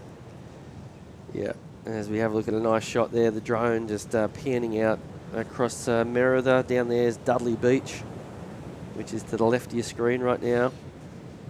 Beautiful coastline going south. Around the corner is Burwood, then it is Dudley. Oh, yeah, he's used his priority. Had to do it. This is Great double wave. up too, yeah. Clean. Oh, nice. He got a bit bogged, but it's a sick turn. I thought he fell. I think he got too excited when he saw that section. Yeah, I think he did too. It was a perfect looking thing. Wasn't it? Nice and clean. Well, he's given him an opportunity with a minute to go and didn't better a score, which didn't is not... capitalise. Yeah. So here we go. Red's having a look at this wave. Not too much pressure on this wave at all. He's just... just bunny hopping people. He's looking to ditch a low score of a 4.9, and if he finishes it, he might... No, I doubt it. Here we go. Big opportunity here for the surfer in white. Oh. And I think he's a chance here. Oh, he's a chance. He's right. 4.54 he needed, and then Josh on this one, what's he got? Do something big. Oh, no. So he might have just blown his chance. 4.54. He did 2 pretty good turns. And he got a 5.5, and it was pretty much... Here we go. Here it is. Okay, square. Yep, So nice. pretty good. That was... Oh, did he soft that a bit too much to get the score? They might go... It could be a 4.5. It could be a 4.7 for mine. It's right there. Heat over. So we're waiting for the score to get locked in. Will it be enough for the man in white, Caleb Cutmore from New Zealand? We want to see it. It's coming. Counting down. The judges deliberating. Hoy, what do you reckon? So what are you saying? Yes or no? I'm saying don't know. It could be or it couldn't be. Okay, well, whilst we wait for that score to get locked in, we'll have a quick break and be back with more action from Surfest 2024 presented by Reflections Holiday Park.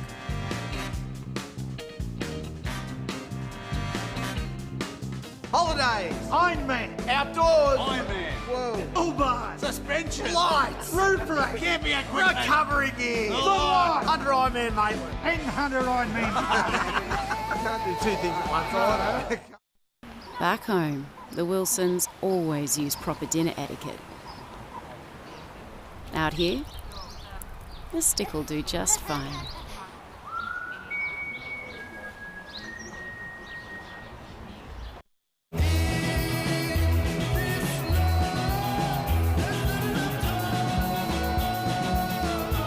effortlessly refreshing. Byron Bay Brewery Premium Lager. Go with it.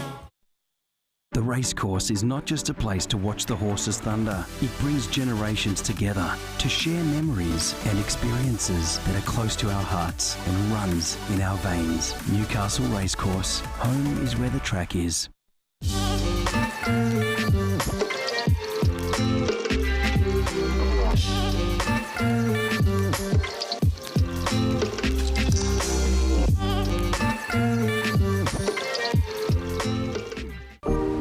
Welcome to Sydney.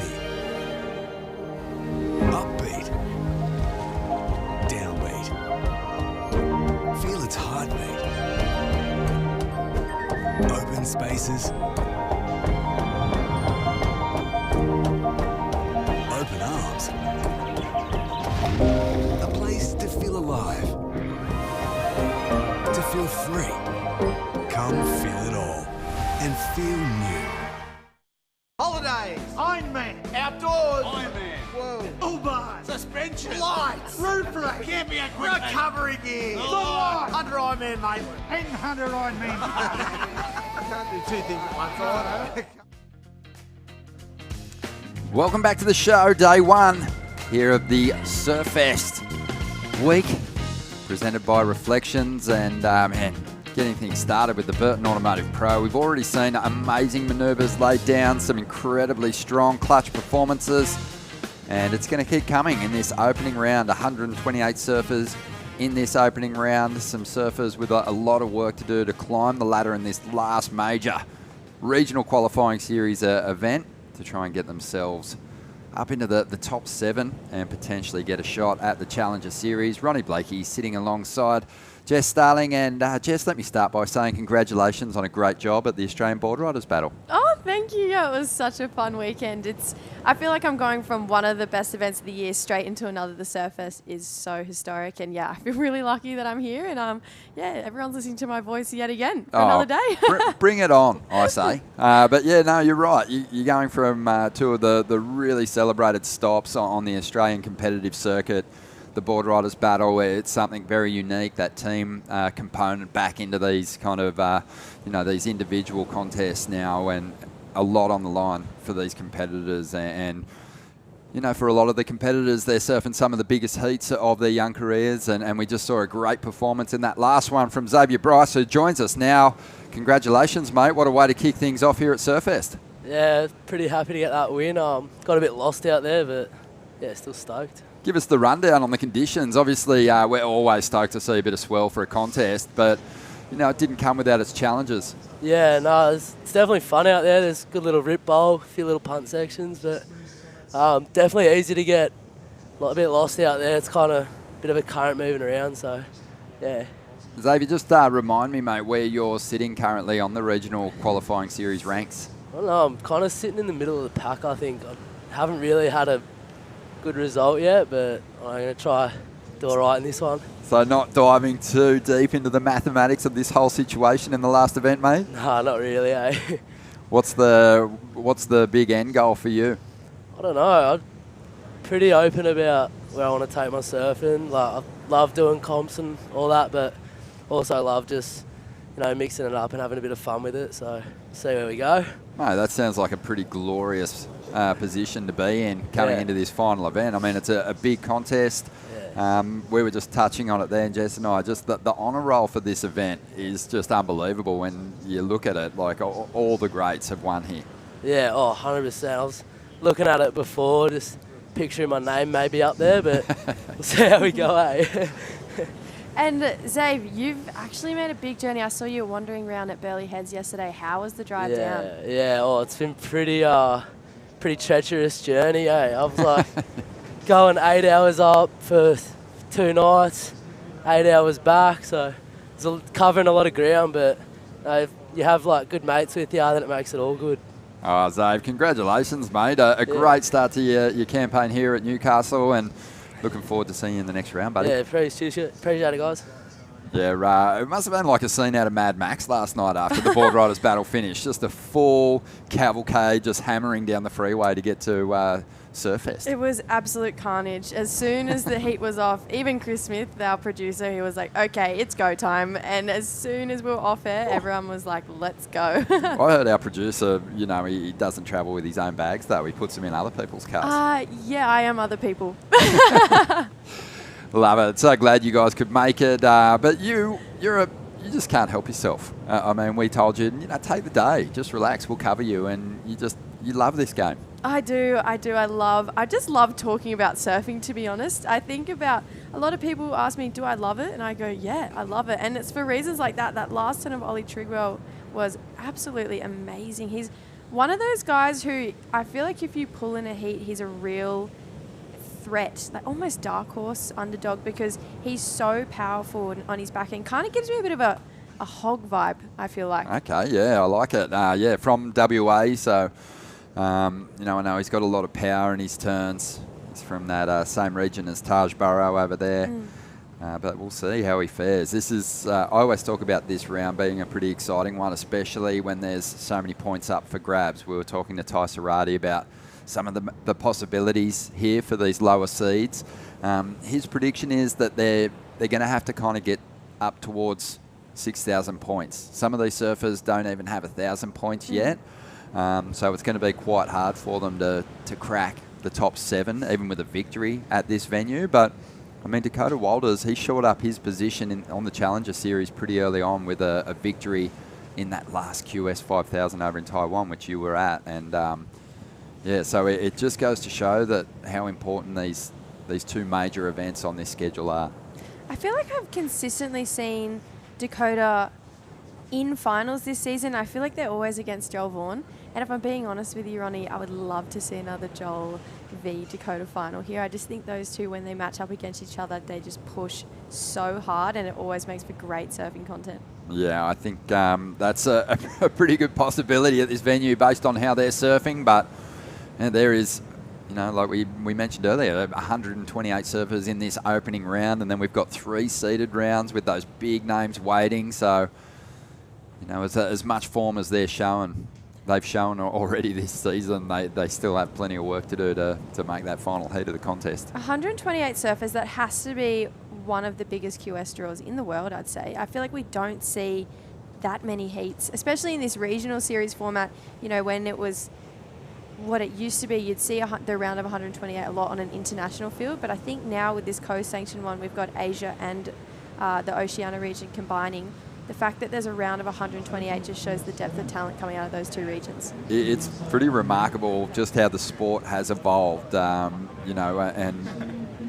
Burton Automotive is a company that's been involved for a long time now, celebrating their 20th year supporting this contest.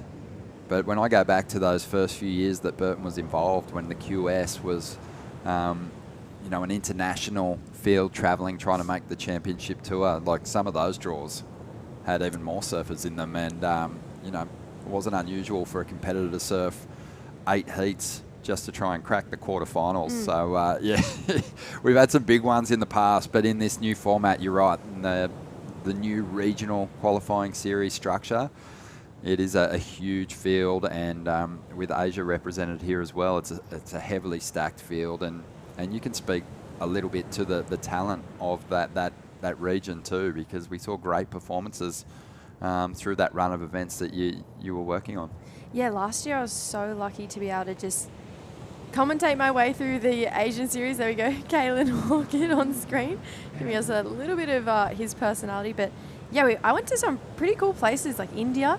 You wouldn't think you'd see a surf event in India, but it was just incredible, surfing off this ancient temple into this right-hand point break that had a rock in the middle, so it was kind of like an obstacle course at the same time. And the more time I spent in Asia commentating the Asian region, the more I was shocked that we didn't have more Asian competitors on the Challenger Series and the Tour, to be honest, because their level of talent and their competitive grit is second to none.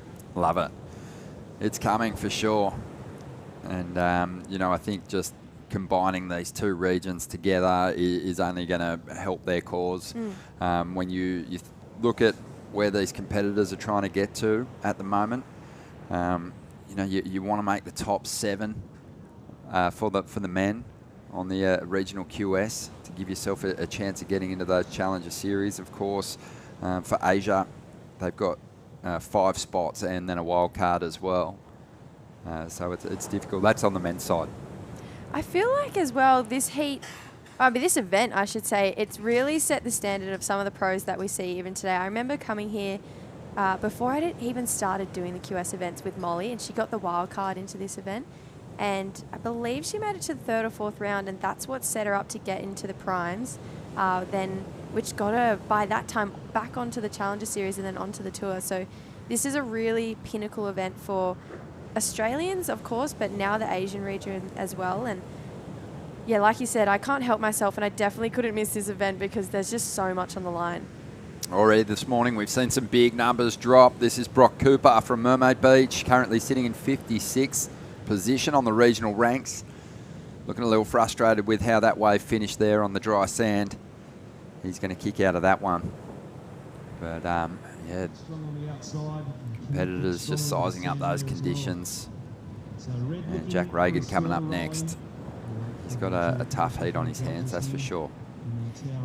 Yeah, I feel like that's a really eclectic group of surfers coming up in that next heat. All of them have their own strengths and their own ability to create something out of nothing in heats as well.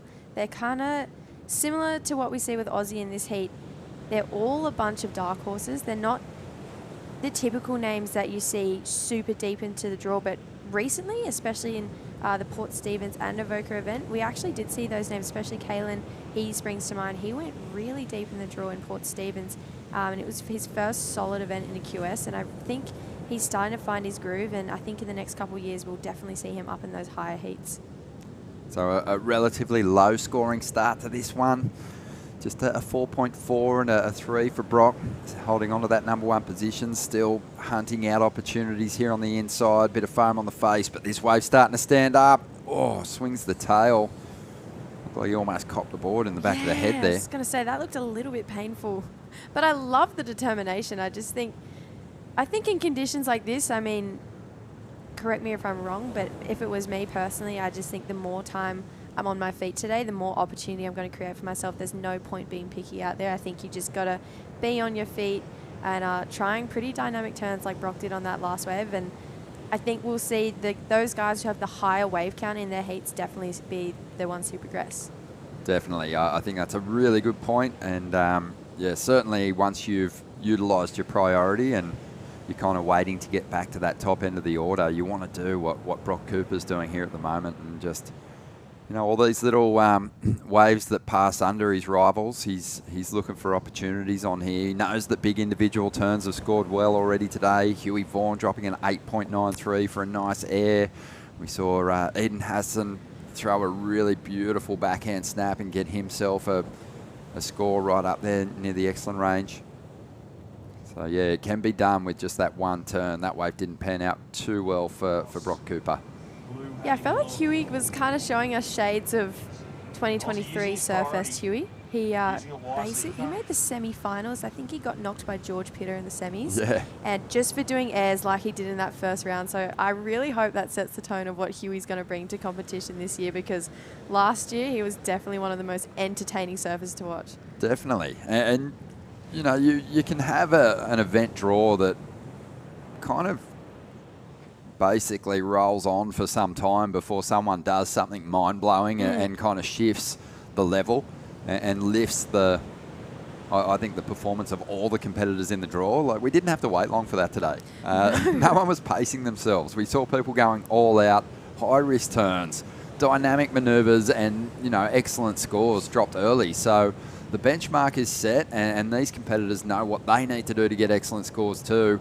As we see Brock up again, getting this wave under priority. He's made it count, but as always here at Merriweather, you do have a tricky shore break section to work with, and he's unable to add the extras on the shoreline, but got some work done.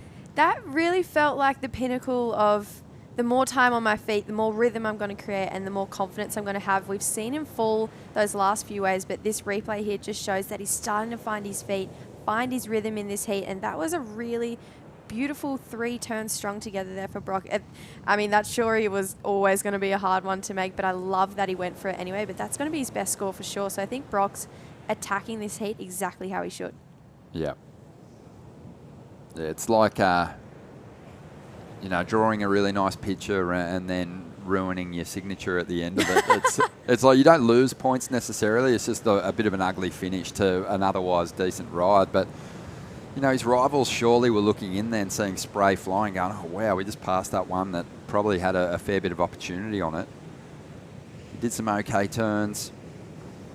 I think what we've learned already today is, quality, and we're constantly reminded of it, but, the number of turns isn't going to necessarily result in a huge score. It's the quality manoeuvres that are going to fetch you the big numbers. And even though Brock got a lot of work done on that ride, I think he'll probably have to tidy up some of those individual moves in order to get those bigger numbers. It'll probably be another mid-range score for him. Yeah, I feel like as well, Ches Boz, he's been a little quiet in this heat. He's one of those guys who I feel like is definitely a momentum surfer as well. And I believe a little interesting fact about Ches, he actually plays quite high up soccer as well. Yeah, right. Soccer player surfer. Yeah, well, Occy will be bummed that he missed this heat. Marco Luciano Occhilupo missing another fellow Italian out there in the mix, or a surfer with some Italian heritage. What? Occy's got Italian heritage? Oh, yeah. Oh, my gosh. You learn something new every day. Right, yeah, so, we'll see what Cesare can get done here. But he's out there at the moment, sitting in third spot with a bit of work to do. Yeah, I just think he's the more I've watched Ches over the last few events, over the last year possibly, he's definitely made all of his heats, surfing similar heats like Brock is doing. He's one of those guys who's just a momentum surfer, kind of like Oscar Berry. I feel like Oscar Berry's a momentum surfer too. So gives me shades of Oscar, and he's definitely been playing the patient game out there. And I'm hoping in this last just under 7 minutes, he kind of turns his strategy and just goes, you know what, I just need to start creating anything for myself, because a 3.67 isn't a massive score to get into second. Yeah, it's a kind of a dangerous game to play, isn't it? Because you're patient. It's not like the waves are coming with any kind of, you can't rely on the sets actually eventuating into high quality waves. So holding your priority for extended periods can kind of be a dangerous thing to do. And also, you just, as that clock winds down, even if you've got priority in the peak of the waves, your rivals are able to just pile that pressure on. And 3.67 is kind of a tricky wave or number to chase down, because you sort of don't need to do a whole lot, but you can't do nothing. You can't safety your way necessarily to a 4.5. You've got to still do a quality turn or two. Especially out there today, I feel like you look at a 3.67, you're like, oh, it's a pretty easy score to get, but you're right, Ronnie. It's a certain type of wave. It's putting together at least two good, decent turns. We saw Brock Cooper get a 4.73 for those really nice string of manoeuvres that he put together. So a wave like that will definitely be Blue's best friend right now, but he does have third priority, and they're all sitting pretty close to each other right now. And that looks like Zane Sylvester, so he is from the Gold Coast. And I always see him out snapper, actually. He's one of those guys up who and riding now, might not get the most waves out snapper, but when he does, he's super impressive. Looking forward to watching him come out here and have a crack at blowing our minds. Here goes Brock Cooper again. Has the lead, has been the busiest surfer out there in this lineup, and it's paid off for him. Nice little release in the tail. Draws back into the white water there, just setting up for a finish, and this time he'll get it. Just under 5 minutes to go. Again, I think this one falls into that sort of mid-range scoreline, but certainly attacking the pocket on the outside. I just love the rhythm he's built in this heat. I just think the more time you're on your feet out here, the better. I don't know, if I was surfing out there today, I definitely would be surfing my heat like Brock does. I think if you look at the scores, as set aside the 8.9 of Huey, that's the kind of scores you need to make the heats today. You don't need 7s and 8s, you need 5s and 6s, and that'll get you through. Yeah, and he's, what he's doing with his priority now, he's kind of played it smart, getting that priority. Even though I don't think the numbers will be massive, they're still going to be, it'll be a better number than what his rivals have posted. So he starved them of the opportunity to kind of track him down. He's playing a pretty smart game at the moment. 4 minutes remaining, numbers on the way. And look, our competitors just trying to hold that position. You can see how that little right's sort of reforming. Even on some of these bigger set waves, you see the opportunity to get one pump in and perhaps one big turn. I'd love to know, Ronnie, how many Surfest do you think you've commentated now? Oh, this is where my commentary journey started, actually. Really? Well, as far as like major events go, worked on a bunch of junior events, and even back in the day, the ACC, Australian Championship Circuit. Oh, wow. They weren't live broadcast, though. They were just sort of beach commentary gigs. But, yeah, one of the first event broadcasts was here in Newcastle. I worked on it with Mitchell Ross, who's also working on the team here. And, yeah, I think that was 20 years ago. Not proud to say it, but yeah, 20 years ago, believe it or not. Wow. That's pretty cool. Yeah. That this was the start of your journey. Exactly. What a That's why I'm always great happy to come competition. back. When Moz asked me, I'm just like, yeah, man, I'm in. It's I'm such in. a fun week. It's always, even though this is, you know, a regional QS event, I think it's one of those contests that's obviously been a CT event, been a major QS, high-rated qualifying series event for many years. It just has that feel. It's got an international feel to it. Same this year. And any time you have an honour roll like we do here at Surfest, then you're going to attract a lot of attention.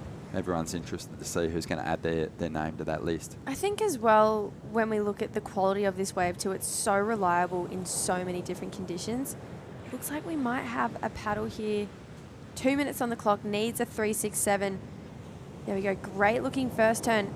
Gets the second, so that looks, that's looking pretty strong for the 367. We'll have to see. I've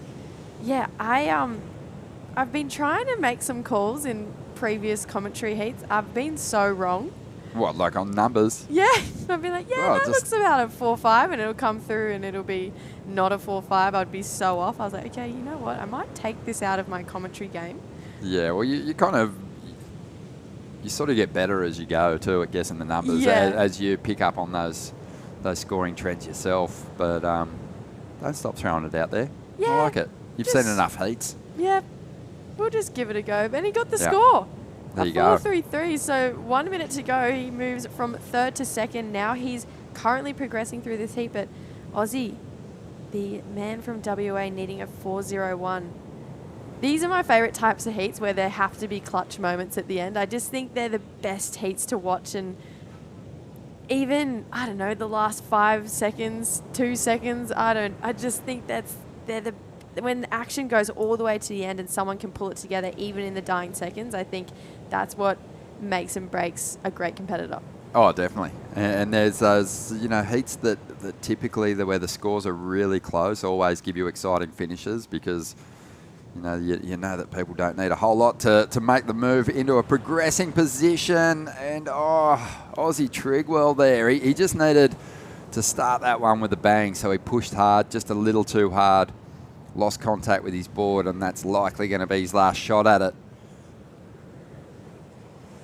Yeah, it's one of those heats where you kind of feel, he was in second that whole time. You kind of feel like, yeah, you're safe, and then right at the end, not quite. And yeah, there we go. Brock just kind of saying sayonara to this heat in a pretty nice way.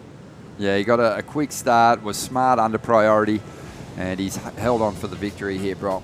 Well done. He's going to be marching through to the next round, as is Chez. So that's going to be a lot of fun to watch those guys move on through the rounds here. We're going to take a quick break. More to come from the Burton Automotive Pro right after this. The racecourse is not...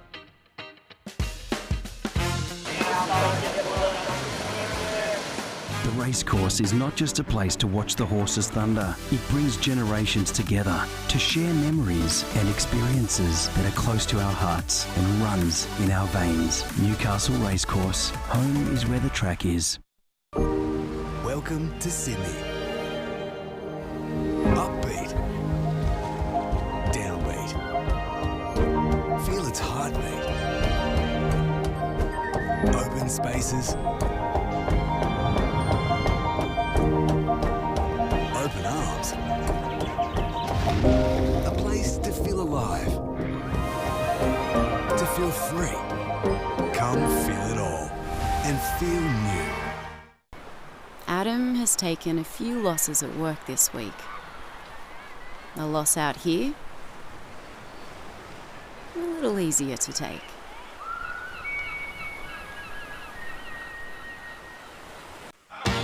Wait!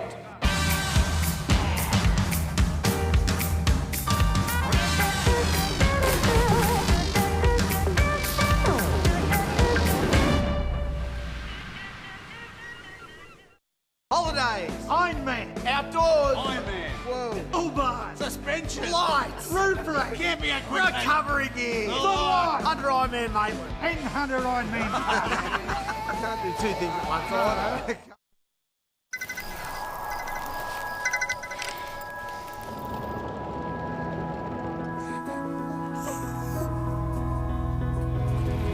That's me. We got out. I love you, Dad. 300 kilometers to your destination. No beds for Michaels. Get to the Royal.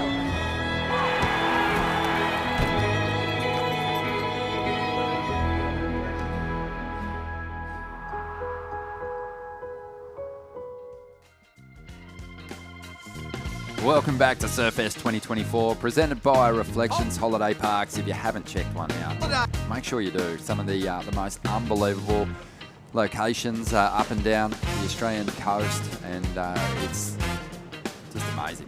Perfect stop with the fam, and great to have them involved in the event once again. This is the Burton Automotive Pro into Heat 8 of the day, and we're seeing some of the rising stars step up here. Kalen Orchard gets things going here, and a bit of a character. He's had a pretty good run on this regional QS. He quarterfinaled at Port Stephens, but this is the one where he wants to make some inroads, because this is where there's some real major points up for grabs. Yeah, he's a real personality, and he's still a junior. So I remember chatting to him at the end of Port Stephens, and he was saying, I'm just trying to get some reps under my belt, get my confidence on that QS level, and then come back next year and give it a really good crack. But the juniors are his focus. But he's actually dating one of my best friend's little sisters, so I keep a very close eye on him.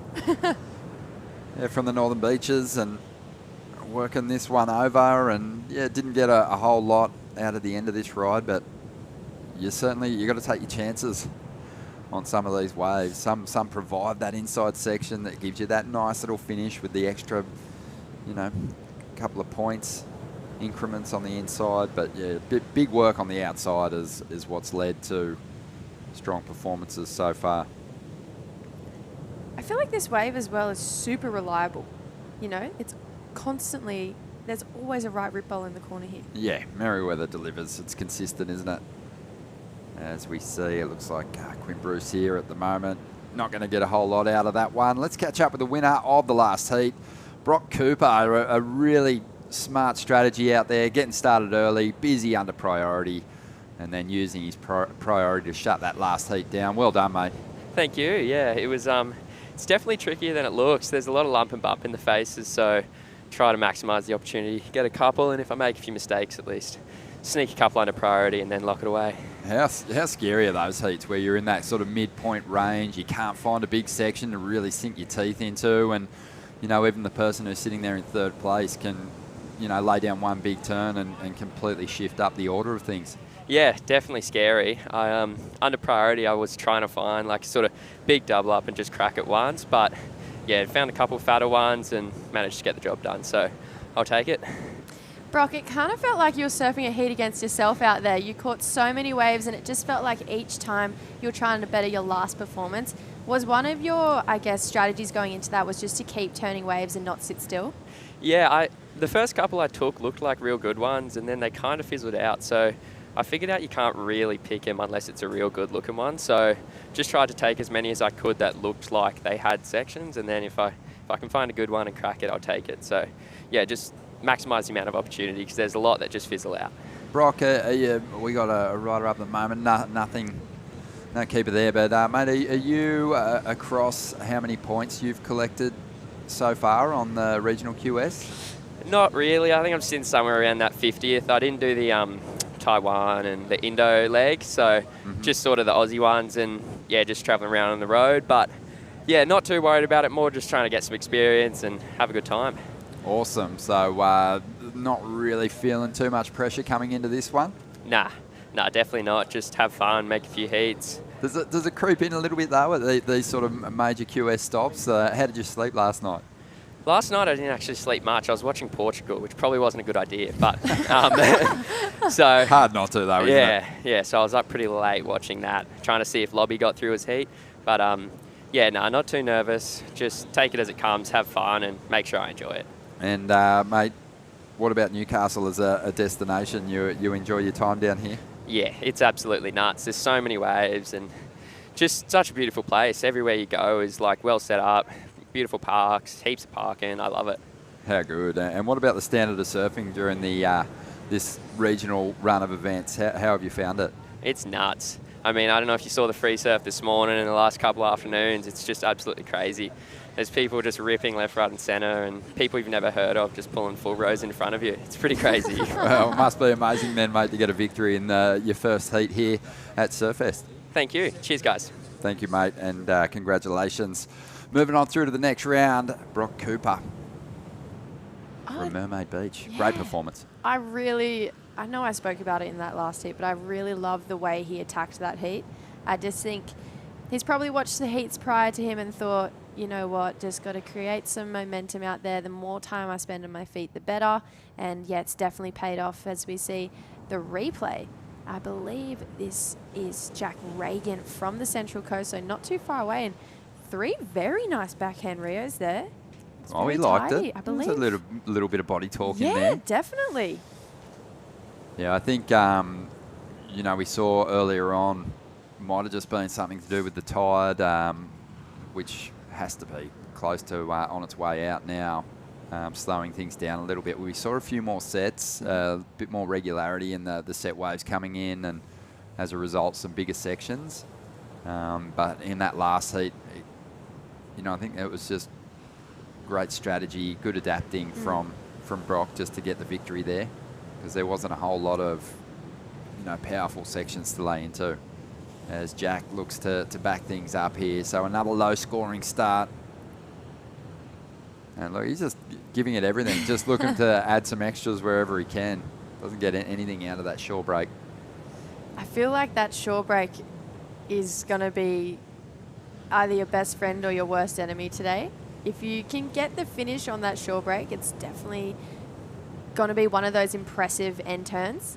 But it could also be your worst enemy and take away from the performance you put on out the back. But Zane Sylvester just finding a perfect one. But yeah, I think that was a good call. That shore looked very hard. Yeah, well, it's a gamble. It can lead to some pretty embarrassing moments. And we've seen a few here at Merriweather over the years. One of my favourites was local boy, Warren Smith's son, Reese, driving the jet skis, water patrol during the Championship Tour event, having a bit of a wipeout with Steph Gilmore on the back of the ski. You're That was a kidding. beauty. Right on the shore break. I enjoyed that as a friend of Reese's. It's just the Aussie way. You laugh at other people's misfortune. It is. There's nothing wrong with it, as long as you can take it when it's you as well. Yeah, I'm not too good at that, apparently. But here's a replay of Zane's ride. Yeah, it just looks solid, doesn't he? You can definitely tell he's from a right-hand point break. Should have hit that last section, though. Yeah, I think so too. And then Kaylin as well on this one. This right rip bowl is just looking better and better as the heats go on. And I feel like these guys are definitely building momentum down the line, but watching both of those last waves, it could have been one of those moments where potentially less could have been more. This one looks pretty good. Lining up for Kalen, smashes the first section. Oh, I just couldn't get it back up there, but you could just tell it was sort of backing off. The wave looked like a closeout on the outside and then sort of connected with this little rip bowl. And unfortunately wasn't able to thread those two turns together, but he does have the lead at this stage of the game. Yeah, I feel like that wave prior to Kalen's, you could tell maybe a little bit of frustration. He wasn't connecting with the wave as nicely as he would have, but that first turn on that last wave, that kind of felt like a bit more familiar from what we're used to seeing from Kalen in a jersey. So I'm glad he's finding his feet. But yeah, Quinn Bruce, not really finding too much at this point in time, but I love the way this guy surfs. Yeah, Quinn's great. He's got priority now, though. He'll get his shot at it. Loving the opportunity to have you here, Jess, because you've been a part of a lot of the events on the regional schedule, but also have commentated with your sister True before a bunch of times. Yes. And you guys are doing such a good job with your website. It's one of my favourites. Murmur is incredible. So congratulations on that. Thank you so much. And one of the things that I loved, a feature that you had, I think it was a couple of years ago now, but you know, once the new regional qualifying series, Challenger series came into play, you guys did a budget breakdown of what it cost to attack this regional circuit.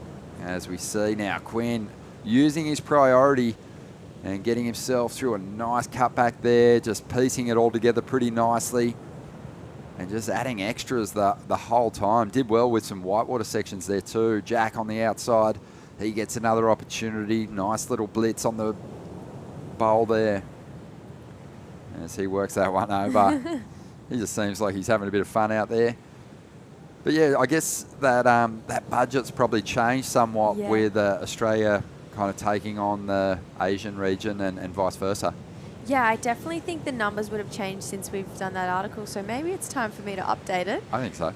But it was really cool to break it down, and then we even looked into the Challenger series and how much it would take to go from the regionals to the Challengers, as we see this replay from Quinn. I really love the tempo that he brought to this wave. I love that he got that carve all the way back around. Feels like his board's a little bit longer. I like it. I like it too. Just so smooth in those lines. That's obviously, you know, the kind of surfing that he loves doing. And Jack got a good flow on too with this backhand assault. Yeah, he liked it at the end. I loved it too. It was like a little shimmy at the end of the wave there. That's funny. We've seen a couple of those kind of pin drop exits off these rides though that just, there's nothing to pin drop into. You just straight into sand. So keep them coming, I say. But yeah, it's you know, I think for a while there we were saying how much more accessible this regional qualifying series was for people competing domestically. Just to chance their hand at these events and see if they can actually get on the Challenger series while they maybe work another job, and you don't need a whole lot of backing. It's a little different now with those that run of events over in that Asian region, but still really cool to work it out. Yeah, I think as well, the WSL, well, that was really unfortunate. That wave was looking good from the get-go, but I think as well, even events like this one where we are merged with the Asian region, it's all within 6 months, all of our events. They basically are back-to-back from August to now, you know, maybe a bit over 6 months, but it gives you a good chunk of time off as an athlete and a competitor to A, work and save for the next season, and B, get better as a surfer. And I think that's the most important part is, we've just had a bit of a slip there from Jack. Johnny Cockroach, we call it. But I just think it's such a cool way for all the competitors to be able to take time and get better when they come back. Yeah, that's what I love about turning up to this event each year. It's generally kind of been, for me, you know, usually like close to a year before I've seen some of these surfers make a competitive return in this last final major QS event, and you just see the evolution in the performance. But yeah, I think it's a pretty good point. You get some time to really work on your surfing, and if you are employed and not able to, you know, just chase the surfing dream, you can get back to work and fund another campaign, another regional campaign, if you like. As we see, Quinn, that's a nice wave. Wow. Really threading the moves together beautifully there. Nice little mix-up in how he approached it.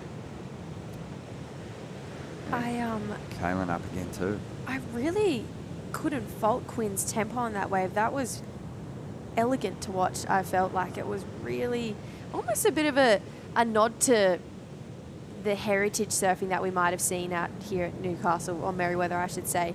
It felt like a bit of a longer board. Stance was a little bit closer together. I don't know. I really loved the patience and timing he had on that wave, so I can't wait to see a replay. But just wrapping up that topic, when we do go overseas and compete in other places, going to Indonesia and Taiwan and places like that, it's not too shabby. It's pretty nice to go over there and surf some pretty incredible waves. Yeah, and some wave pools. And some wave pools too, yep. But here's a replay of that last exchange. So much great surfing going down here today already. As we see Kaylin there just really flexing the variety on this ride. Does well to squeak in that final turn. Zane got in the mixer as well. Got some like similar styles between Zane and Kaylin. Almost, you can tell they're stocky and strong surfers. Quinn just flowing beautifully out there at the moment. I think we might still have some scores to come through here. Just over 8 minutes to go. Yeah, I think Quinn he's got a 5-1, which is the highest score we've seen in the last 2 heats that we've commentated. But I think the patience, and I know it's cliche that saying of less is more, but he's definitely taken that approach. And Jack, 2 waves in a row, unfortunately just going down. But yeah, I think the approach he's taken to these waves out here and doing less but surfing the section more so than surfing the wave, I think has been in his favour, and that's why we're seeing him in the lead right now. Yeah, Jack's going to be frustrated with that. It's really funny hearing different legends, and there's so many legends from this region. Merriweather in particular, you can rattle off a long list of greats from this zone. Mark Richards, of course, top of the list. Oh, yeah. But Mark Richards, his take on competitive surfing, so unique. He was like, basically, everyone's capable as the surfer that puts the jersey on and gets out there and makes the least mistakes, which is a pretty interesting take on it. And Jack's made a couple of mistakes that have really put him up against it. He's surfing really well, but he finds himself outside that qualification mark. So be looking at those falls as, major blunders in his opportunity to progress through this one. We'll see if he can save himself here with just under 7 minutes to go. Yeah, it just feels like the momentum has switched. And it felt like Jack was really building at the start of this heat, but it feels like it's kind of switched over to Quinn now. I feel like Kaylin's been pretty consistent from start to finish, maybe looking a little bit more aggressive than his competitors. And just falling there. But I still just love this guy's style. It's really cool to watch.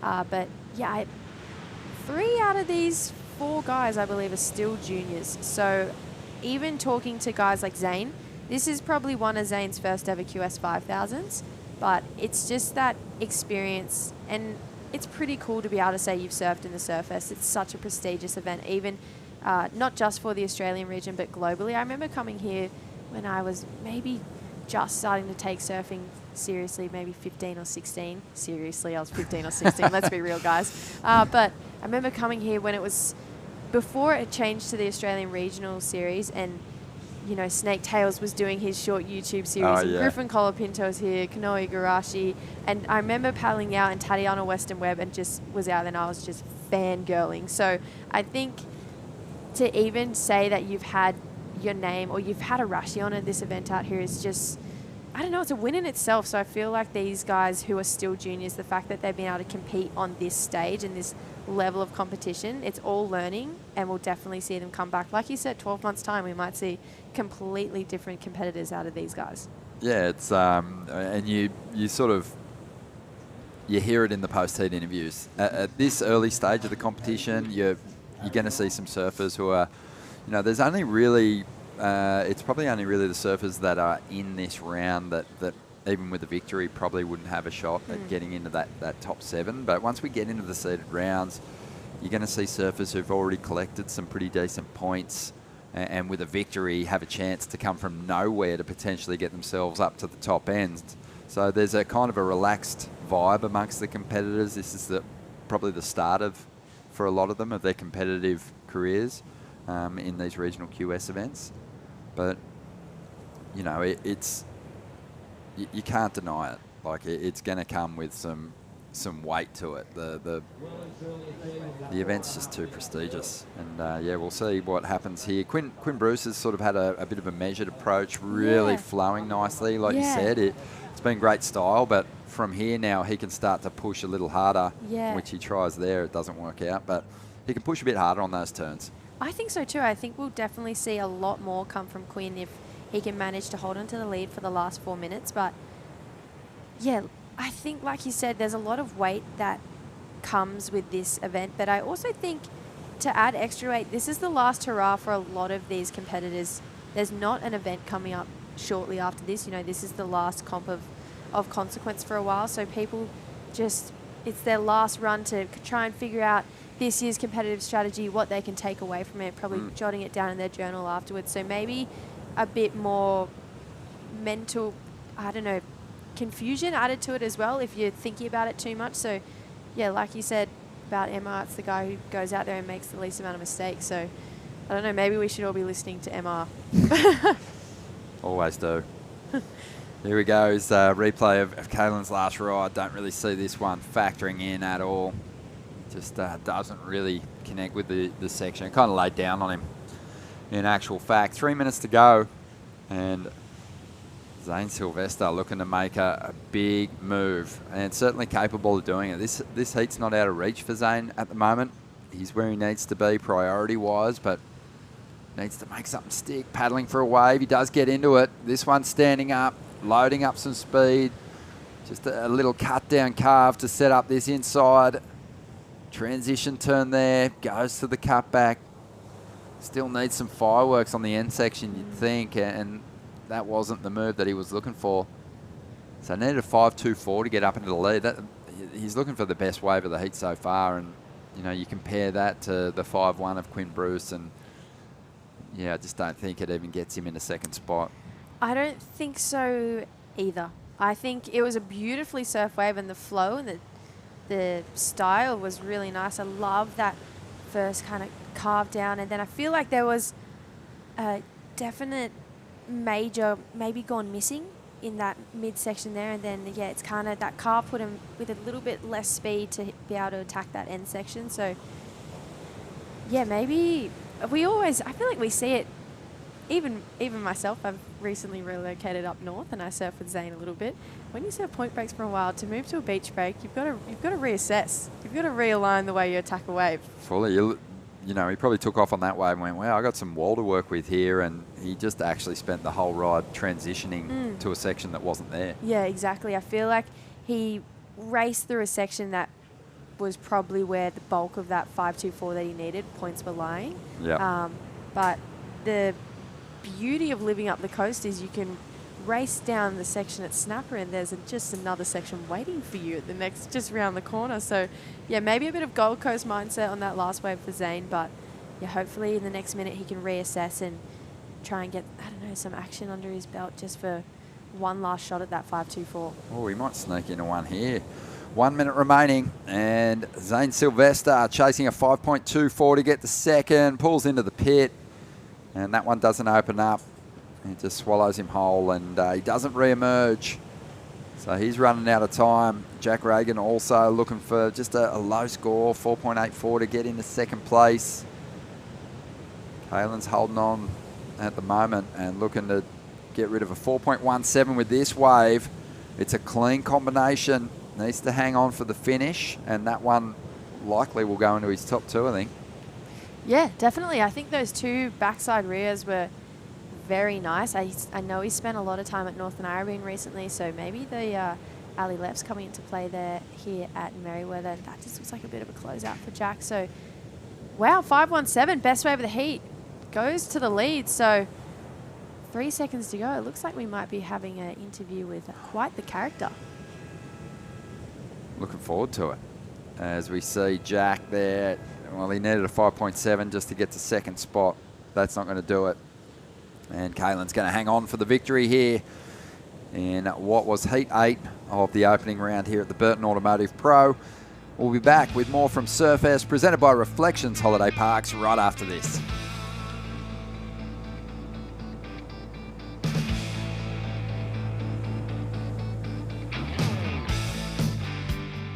Holidays, Ironman, outdoors, Ironman, whoa, Uber, suspension, lights, roof rack, camping equipment, recovery gear, under Ironman Maitland, and under Ironman. I can't do two things at once, right? Back home, the Wilsons always use proper dinner etiquette. Out here, the stick will do just fine.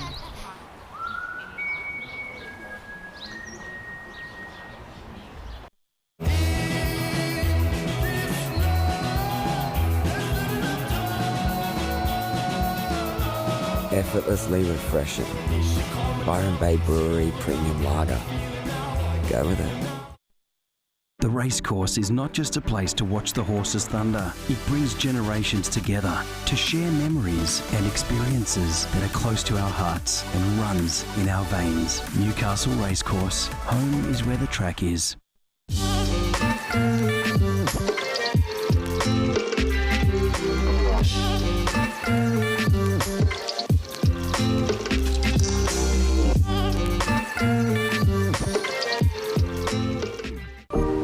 Welcome to Sydney. Upbeat. Downbeat. Feel its heartbeat. Open spaces. Open arms. A place to feel alive. To feel free. Come feel it all and feel new. Holidays, Ironman, outdoors, Ironman, whoa, Uber, suspension, lights, roof rack, camping equipment, recovery gear, under Ironman Maitland, and under Ironman. I can't do two things at once, right?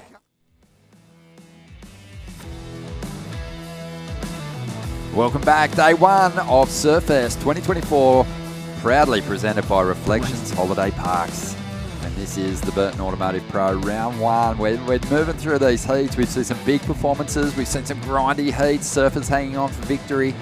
And now we've got another stellar lineup for you here. And yeah, excited to see how this one plays out. Ronnie Blakey sitting alongside Jess Starling. And Jess, who we got? We've got a pretty solid heat right now. If I'm being honest, my eyes draw straight to Harry de Roth. He has been really in form the last few heats. Then we have Adrian Kovacic and Alkai Callis. So this is going to be a really strong heat. But that right there was Harry, and he's a very, very powerful surfer. Well, already we've seen, some good signs of some form surfing here. These guys are looking switched on and ready to go. We mentioned it before, a couple of slower heats. I think the conditions playing a part in that. We've got obviously with the tide starting to drop now, I think we're seeing surfers adapt to where the opportunities are out there. But yeah, I'm really hoping we see some bigger numbers drop in this one. Yeah, I agree. I feel like it's about time that we saw these right rip rolls just get absolutely destroyed, to be honest. Step up. Step up, you guys. It's the last big QS event of the year. And yeah, we are keen to see if any of these lower seeds can fight their way through this stacked field and give themselves a shot at glory here. We've seen some magic performances from low seeds at this venue over the years, so bring it on. Yeah, I'm a huge fan of an underdog story. Bring it on. I'm not scared. City of Newcastle welcomes us back once again, and they're a founding partner of Surfest.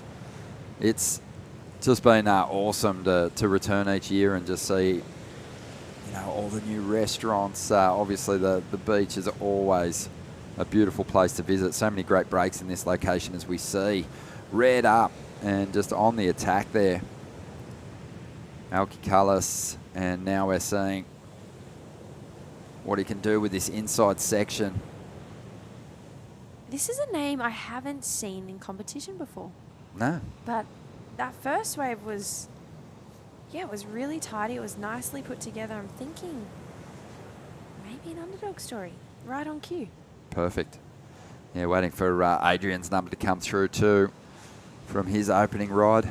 But yeah, the city of Newcastle, just so many good spots to check out at night as well. Great restaurants, good pubs. And the cafe scene here is second to none. The food here is incredible. I'm actually going to give a bit of a shout out to one of my favourite restaurants here, and it's called Etna on Derby, and it's in Derby Street, and it's maybe the best Italian food I've ever had in my life. All right, I'm going to check it out. Yep. Yeah, there's some good ones for sure. Let's get caught up with the winner of that last heat, getting the job done with a ride in the dying stages. Kalen, well done, mate. Thank you. How you going? Yeah, pretty good. How's life? Oh, life's good when you're making heats. Making heats. So did you wrap up school this year? Yeah, I finished last year, yeah. Oh, perfect, mate. How good's that? Living the dream, just travelling and surfing. Real focus on these regional QS events for you too, mate? Yeah, just trying to get some points so I can do the international comps at the start of the next season. Mate, we got one of your good friends here. No doubt has a question for you. Yeah, hit me. So it's Jessie Starling here. I Hello. feel like I've surfed with you out in Narrabeen a bunch of times. Obviously, keep my eye on you. You date Ellie. Yeah. But I got to know, how's it going transitioning from these junior events into these QSs, and especially now, would this be your first co-sanctioned event? Oh, well, this is my first 5,000, but I'm just still trying to break over like a 6-point ride or something. Because it's a bit harsher scoring in these compared to the junior ones. And I've got to know, I feel like as you progress through the draw, you're going to come up against those Asian regional surfers who, for me personally, when I pull heats with them, I learn so much from them. Is there anything that you're already looking forward to competing against those guys? Oh, I'm just keen to surf some comps and some good waves. Yeah, you don't really seem like the kind of guy who gets phased by who's in his heat. Oh, yeah, well, I'm still only young, so there's no point in getting all worried about who's in your heat. May as well just have a crack. I love it. Mate, congratulations on your quarter-final finish at Port Stephens. Big result for you. Yeah, I was pretty stoked with that. Bit of money. I love it. Yeah, can you tell me a little bit more about the hashtag Hungry Pug? Oh, so I've got a nickname called the Pug. I don't know if you heard. Yeah, you've probably seen it. And yeah, the Pug was a bit hungry to make a few more heats, so that's where that came from. How did you get the nickname Pug? Is it because you're stocky and you've got no tail? Yeah, you're going to have to ask Zave Bryce that one when he makes his next heat. He'll tell you all about it. He came up with that one, and it's kind of just stuck, so yeah. Oh, mate, I think you're a bit better looking than a pug. But we love it. Congratulations, Caleb. Well done, mate. And thanks, guys. Good start to your campaign here. Cheers, thank you. What a unit. I said it. He's a character. He's a really, really funny guy. Even barking on camera. So I don't know how many post heats you've had someone barking, but I love it. I hope the Hungry Pug can get through a couple more heats. Out there in the lineup at the moment, Adrian Kovacek has been busy. He got himself a couple of backhand hits on a previous ride. But we've got a similar scenario to that last heat. We got a lot of scores in that 4-point range, just under. So it's pretty compressed at the moment. And as long as that trend continues, first place is never safe. We just saw a pretty decent number lock in for Adrian, 4.83. Saw him just outside prior to him putting the jersey on. Big, strong unit. And he showed that on his backhand. A couple of nice hits from him. So, yeah, we'll keep an eye on him. But, yeah, it feels like the levels may be coming back up. We're starting to see a couple more scores. I feel like we're starting to see a little bit more push in the ocean as well. And I really love that Adrian has kind of broken away from the pack and the repetition that we've seen on that right rip bar, which, yes, has been great in those last few heats, but I love that he's moved himself down to the next bank over, which is that left, and he got a 4.83 for one really strong backside rear. Oh my goodness. I feel like if he can find one of those lefts that allows him to get two of those, we're well on our way to seeing a score above a 5 and maybe even to the 6 range. Well, that's what we want. That is what we want. That's what the crowd wants, and we're asking that of the surfers. Yes, please. Give us more. No, it's it's hard. The tide, hopefully, as it starts to bottom out a little bit, we get to that mid-tide range and into low tide, we get some steeper sections. But already we've got the highlight reel. We've started collecting them. It's all going to go down this afternoon. We'll see those highlights unfold. But, yeah, I think for me, Huey Vaughan, Eden Hassan owning the highlight reel at the moment. Big backhand snap from Eden. Fins free on a nice big chunky closeout section. And Huey with the big rotation. Reverse. That was a beauty, as we see now. Harry de Roth. Look at the flow here. It's Go almost Ethan Ewing. Oh, I feel like that's exactly what I was going to say. I love the way he surfs. He always matches. Sorry, doesn't match. He always just brings power to every wave, no matter if it's backing off 1 foot or 6 foot. You can always rely on the fact that Harry de Roth is going to give that wave 110%. That's why I said at the start, my eyes go straight to that name because he's one of those guys that I really love watching compete. Yeah. Any idea where Harry's from? Well, it's saying that he's representing Great Britain. Oh, there you go. So that might be heritage. Yeah. I don't think he's living there. No. I believe he does spend a bit of time with Jamie Thompson, so I'm thinking maybe the Sydney area, but yeah, don't quote me on it. But yeah, I think we're on for a good heat, Ronnie. I'm just intrigued to see which one of these 3 powerhouses will just capitalise on the best waves out there. And this tide is definitely getting better. Conditions are definitely improving. And I think, we've got 7 more heats after this. I just think we're just going to be on the up and up for the next 7 heats. I agree. Have a look at this one standing up on the outside. Alki Callis, he can't get into that one. He's after a number 2, 4.79, just to get himself up in the second spot. Harry having a scope, willing to have a look at a couple of these rides as well. It's a really interesting heat if you're the 2 competitors on the usual bank with blue and white. When you're seeing the guy who's in first place sitting on a different bank, it's one of those heats where as a competitor you go, do I move? Am I supposed to be on that bank? It's a really cool challenge, I think, when you're in a position like this, whether you back your decision that you've watched and chosen on the beach, or do you go, okay, he's got scores, he's in first place, I should be down there. I think it's a big test, it's a big learning curve as a competitor because whatever decision you make, you can't second guess it, Yeah, you got to commit, most definitely. Reflections Holiday Parks involved again, presenting sponsors of Surfest 2024. So many amazing locations. We mentioned that earlier, all over the Australian coastline. But in this sort of region, mid-coast, you got, Bonny Hills, Foster Beach, Hawks Nest, Jimmy's Beach, North Haven, Seal Rocks, Tuncurry, just down the coast. Here you've got Nora Head. They're just epic venues. There's always waves nearby. Easy with the family, awesome cabins, really good accommodation options. But yeah, for me, it's just the locations, just such easy holidays. You don't even need a whole lot. Yeah, Reflections Holiday Park is just, it's a no-brainer for me. It's so nostalgic as well. When I was doing the Grom Comps growing up, that's where we stayed, Reflections Holiday Park. And the best part was there was, we were Groms doing all these Grom Comps, but there was still these fun activities to do for everyone. Even the younger kids who came just to, go on a family holiday and go to a surf comp. There was just so much for everyone at Reflections Holiday Park. And yeah, I've definitely spent a lot of time up and down the East Coast, everywhere at those reflection parks. Yeah, awesome. Good supporters of Surfest 2024. 10.5 minutes remaining here.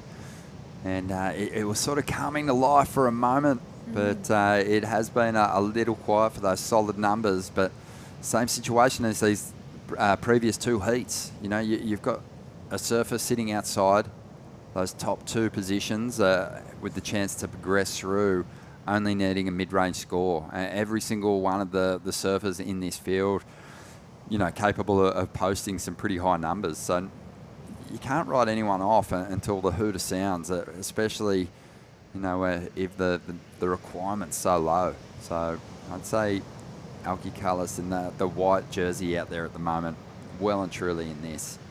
Just give him the opportunity. Stalking the lineup at the moment in second priority, and he'll turn it around. Thinking about this event and what we've seen here over the years, you mentioned coming here as a Grom and seeing Tatiana Weston Webb in the lineup. But performance-wise, what are some highlights for you? Well, here we go. It's hard to pick. You think about it for a moment let me here. think about it. Adrian up again. He's got the lead at the moment and only really looking to get rid of an average score. Below average, in fact, a 3.47. Okay, maybe I'm being biased, so give it to me if I'm being biased, but the year that Hogg got second out here... Oh, it was a couple of years ago. That was one of the best events, best competitive... He is still, to this day, one of the greats. Yeah. And I obviously come from the same beach, Yeah. so maybe I'm a little bit biased, but when there was a wave that he just absolutely belted and was on the rocks claiming it, I just thought that was it for me. That is the epitome of a competitor. Love it. Even though he got second. I know. He got second to the local boy, I believe. Jackson Baker breaking through. That had to be a highlight for the locals. Big time. As we see now, Alki making his move. Can he hang on for the combo? He does. Gets out of there quickly. So only after a 4.79 to jump up in the second spot. Got some numbers on the way here with just over 8 minutes to go. Yeah, there's just so much history there that you could, you know, wind the clock way back to big performances from the likes of, you know, Tom Curran, Kelly Slater.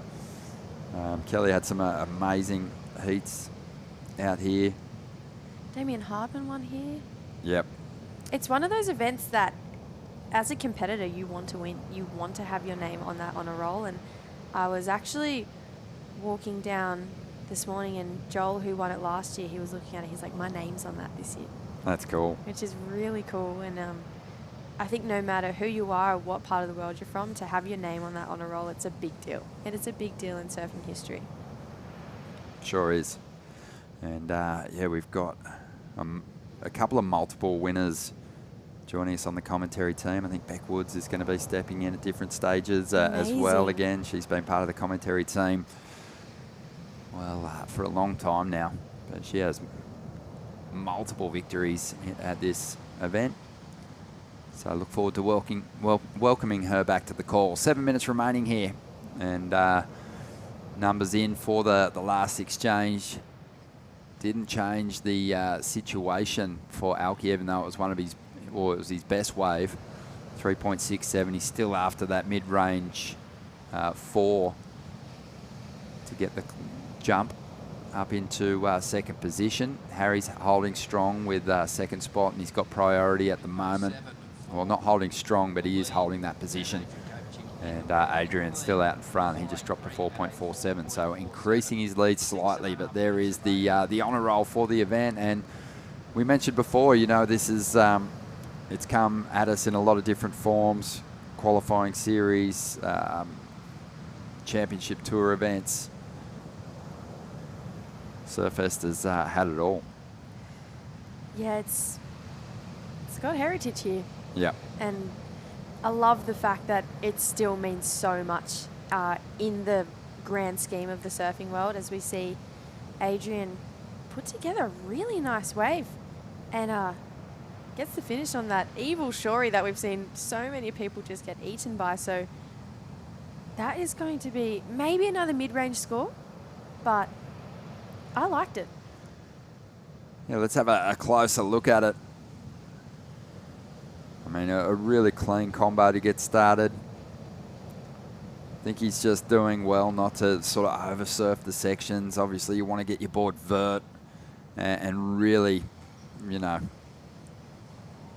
make something major happen on those sections. But it seemed like he just felt like he wasn't able to put his board in that position and kind of did have a little bit more of a down-the-line approach, a bit more lateral with those moves. So I doubt it's going to go too high, but it was clean surfing, and he does add to his scoreline with his best wave. Wow. But that, I think, in comparison, is going to garner a lot more points. Yeah, I agree. That section was pretty meaty, and I just love how Harry DeRoth met it with power and managed to get the nose underneath him quick enough. It was one of those turns you could definitely nosedive out of, and he, pulled that off. He knew the amount of points that would have gone begging if he had fallen on that wave. So, is it the 5.93? Yeah. Yeah, I agree. I think it's one of the best backside rears we've seen in the last few heats. As we see. Yeah, Felix Burns gearing up for the next clash. I love the juniors we're seeing coming through. Yeah, it's good, isn't it? Seeing them come and just give it a nudge. Yeah. Here in this this last big major regional qualifying series contest. He's going to be up against Cooper Puttigal and Ryan Slattery. But here's the replay of that last ride for Harry. Beautiful. Yeah, really whipped it up there. And the scores come through at a 5.83, so it is the best of the heat. Doesn't get him into the lead, but extremely close. Yeah, just short, but I really love it. And now with 3 minutes 45, Alki looking for a 6.39. So that would be the highest score we've seen in the last few rounds since Huey, I believe. We haven't seen anyone break into that 6 range since Huey with his 8.9. But I want to know, forget about my favourite moments. What's yours? You've seen more Surfest than I have. Yeah. It's a great question. I mean, I think we were pretty lucky in 2021, just the way Australia had kind of opened up. We had 4 championship tour events that season. We had Newcastle, Margaret River, Narrabeen and Rottnest. Yeah. But that event to see CT surfing again here at Merriweather was awesome. Morgan Siblick had an amazing run in the contest that year. The Medina Italo Fiera final was amazing, but Carissa Moore did a fantastic air and put on a great show to get a victory in the women's event. And I think it's her for me. Yeah, I think so too. That air was a really pivotal moment in female surfing. We've obviously seen female surfing have a lot of pivotal moments recently. We've seen the likes of Molly and Katie. Next level. Just absolutely, I still just feel flabbergasted by it all, to be honest. It was game changing for female surfing, but Carissa definitely did it herself multiple times, and one of the times she's definitely done it was here with that air reverse. And she seemed shocked too. I just love the footage of her. Great reaction, wasn't it? It was just amazing. I still think one of the best female airs in competition ever. Oh. Maybe the best female air in competition ever still. Yeah, it's right up there.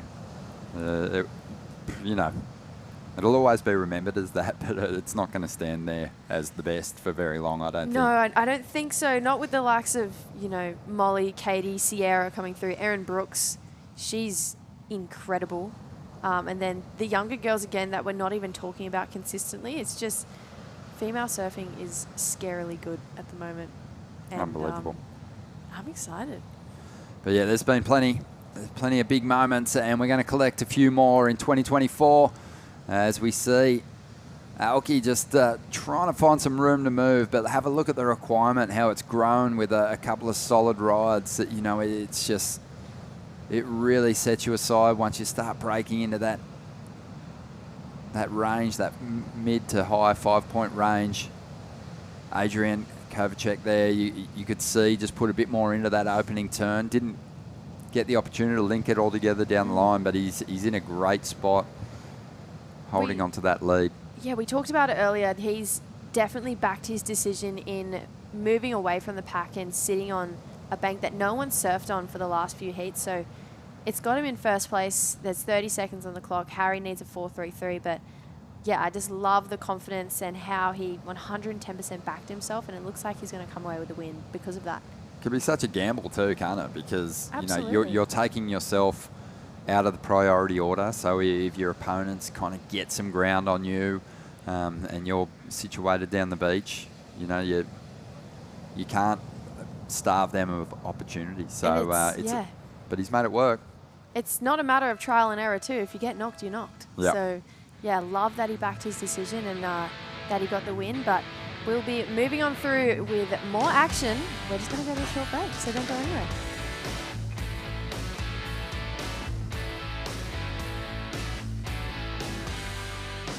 The racecourse is not just a place to watch the horses thunder. It brings generations together to share memories and experiences that are close to our hearts and runs in our veins. Newcastle Racecourse. Home is where the track is. Welcome to Sydney. Upbeat. Downbeat. Feel its heartbeat. Open spaces. Open arms. A place to feel alive. To feel free. Come feel it all and feel new. Adam has taken a few losses at work this week. A loss out here, a little easier to take.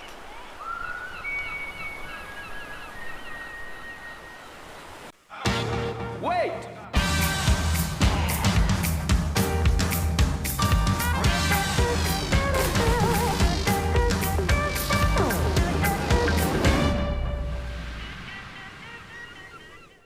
Holidays, Ironman, outdoors, Ironman, whoa, Uber, suspension, lights, roof rack, camping equipment, recovery gear, under Ironman, mate, and under Ironman. I can't do two things at once. I know.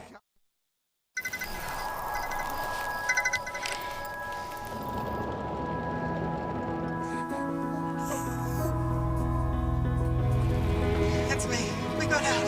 I love you, Dad. 300 kilometers to your destination. No beds to Michael's. Get to the Royal.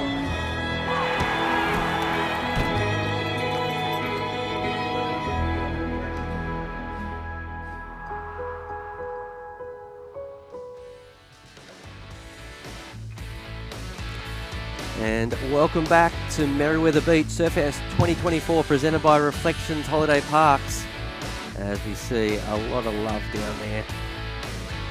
That was the man in blue in that last heat, checking out his young boy. Beautiful day down here at Merriweather, as you see a lovely shot there. The Surf Club. Big score in. 5-point ride for Ryan Slattery. When I say a big score, it's a decent score, decent number today. There hasn't been too many scores up in the excellent range. So when you get a 5, it will generally go into your top 2 as we see a replay of that wave.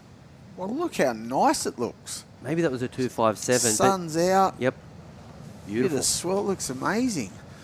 Look at this beautiful day at Merriweather. The wind stayed nice and light nor'easter swell picking up by the hour. Mm-hmm. And picturesque.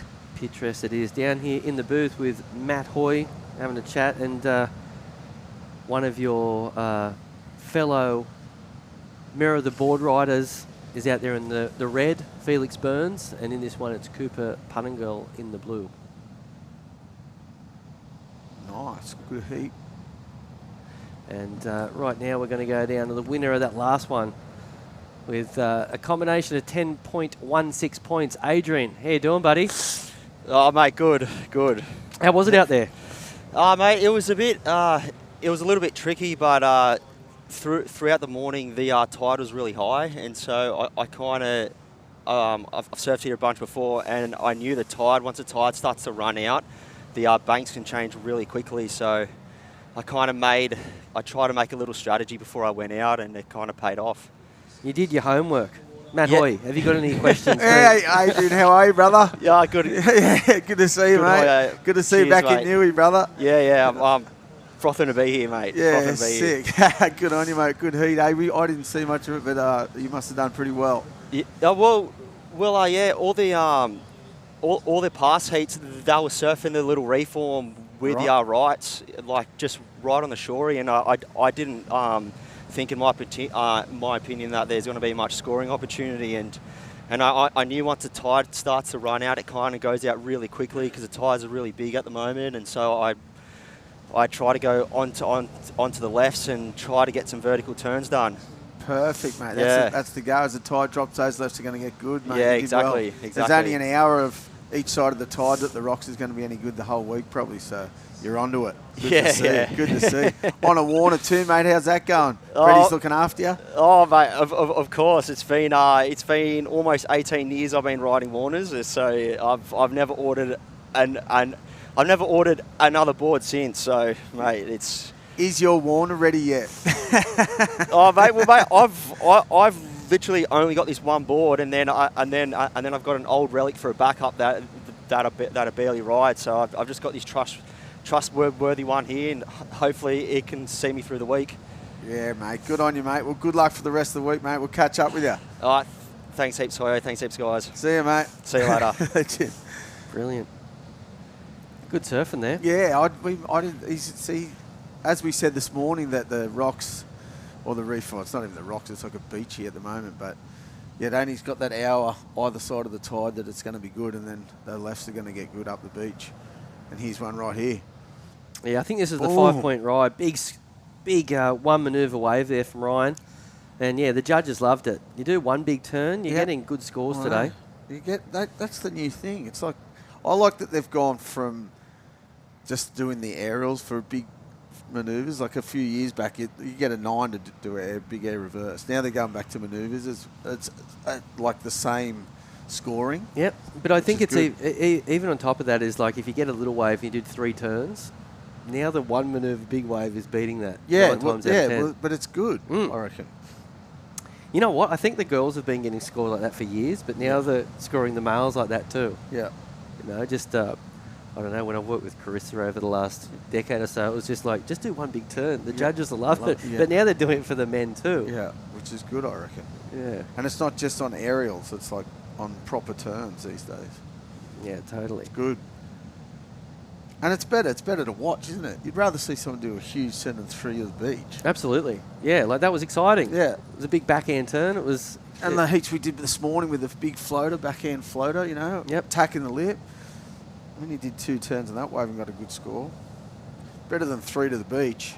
Yeah, a little bit more exciting for sure. But they've got to leave room too, in case someone does do 3 big turns. What happens then? That's their problem. True. You have to worry about it. I'm not that worried about it. But. So what can you tell us about Felix Burns, Hoy? Felix Burns, little Grom, mate. Yep. Pesky little Grom off the rocks and going everywhere. He's done some travelling. I know that. I think he's been to G-Land 3 times, maybe.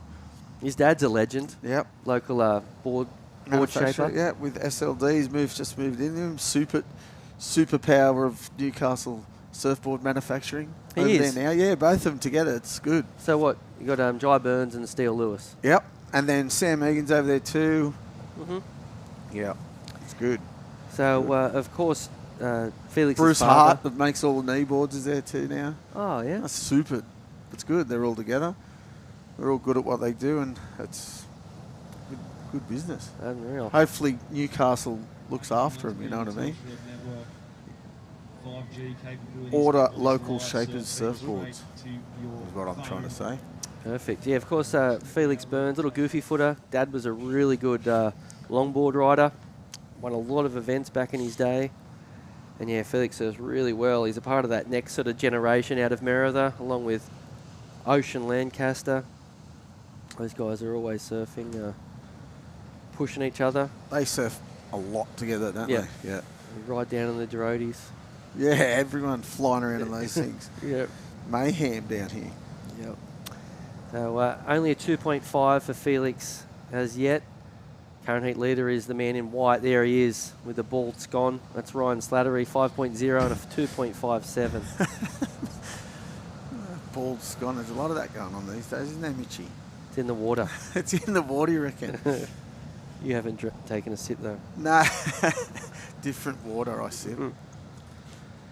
This is, of course, Heat 10 of the round of 128, the opening round of the event down here at Surfest, presented by Reflections Holiday Parks. A whole lot of supporters of this event. Of course, Burton Automotive, it's their 20th year. They kicked things off in 2004. Kim Burton has supported this event through thick and thin. And if you ever need a car, a Toyota or a Haval, they sell a lot of them. Maitland Toyota, Newcastle. Yeah, Cardiff. Yeah, Kim Burton, we owe... Port Stephen. Mm-hmm. Yeah, we owe a lot to the Burton family.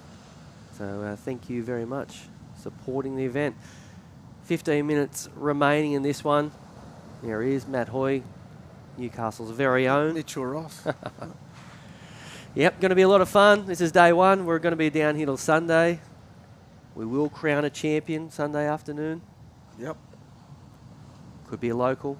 Could be a Morgan Siblick. Could be anyone. Could be anyone. It's a long week. Yep. And like I said, there's going to be swell all week, which is a good thing. And then it goes subtly on the weekend. So I think, like you said, that last southerly swell was pretty good, eh? Yeah, really good. Yeah. Yeah, if the angle of the swell changes a little bit, we'll see sort of Merida come alive.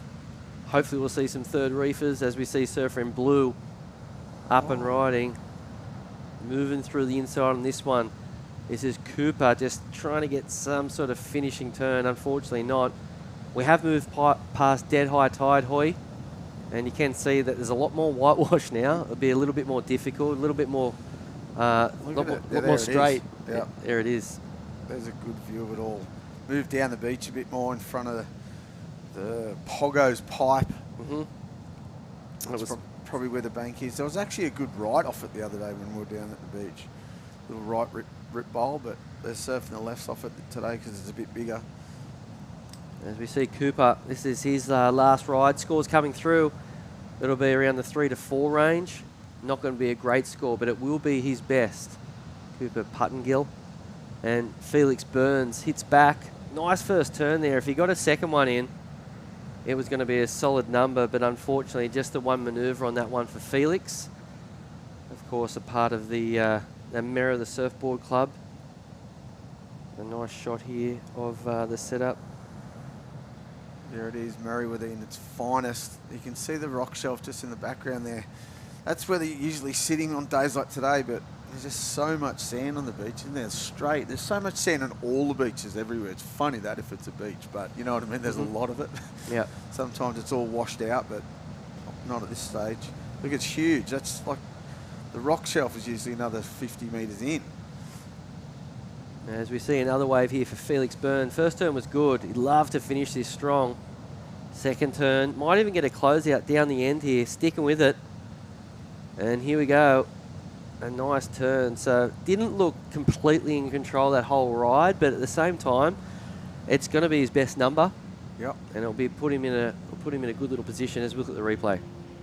Nice first turn, snaps it out of the lip. Gets a bit stuck there, did it? Wave went a bit flat, and then it goes all foamy on this bit. And he was looking to go into the air there, I reckon, but just couldn't get enough speed to hit it. Hard wave to surf. Went out to sea and went fat and foamy. Did pretty good though. It's going to be his best number, 3.77. There it is. So consolidating his position in second spot. As we see the man in red getting ready for that next heat. That is, of course, Josh Vanek. I've actually seen Josh surfing at Merida the last maybe week or so. I think he came to town really early. Really? The reason I can remember him is that surfboard. Yeah, he can't miss it. Yeah, he was doing a lot of warm-ups down here at Merida. Can't miss it. He's got double. Different tones though. Yeah. That's confusing. You must love pink. Hot and bland. He's frothing though. He's smiling, super smiling. No nerves showing anyway. Ready to whiskey a go-go.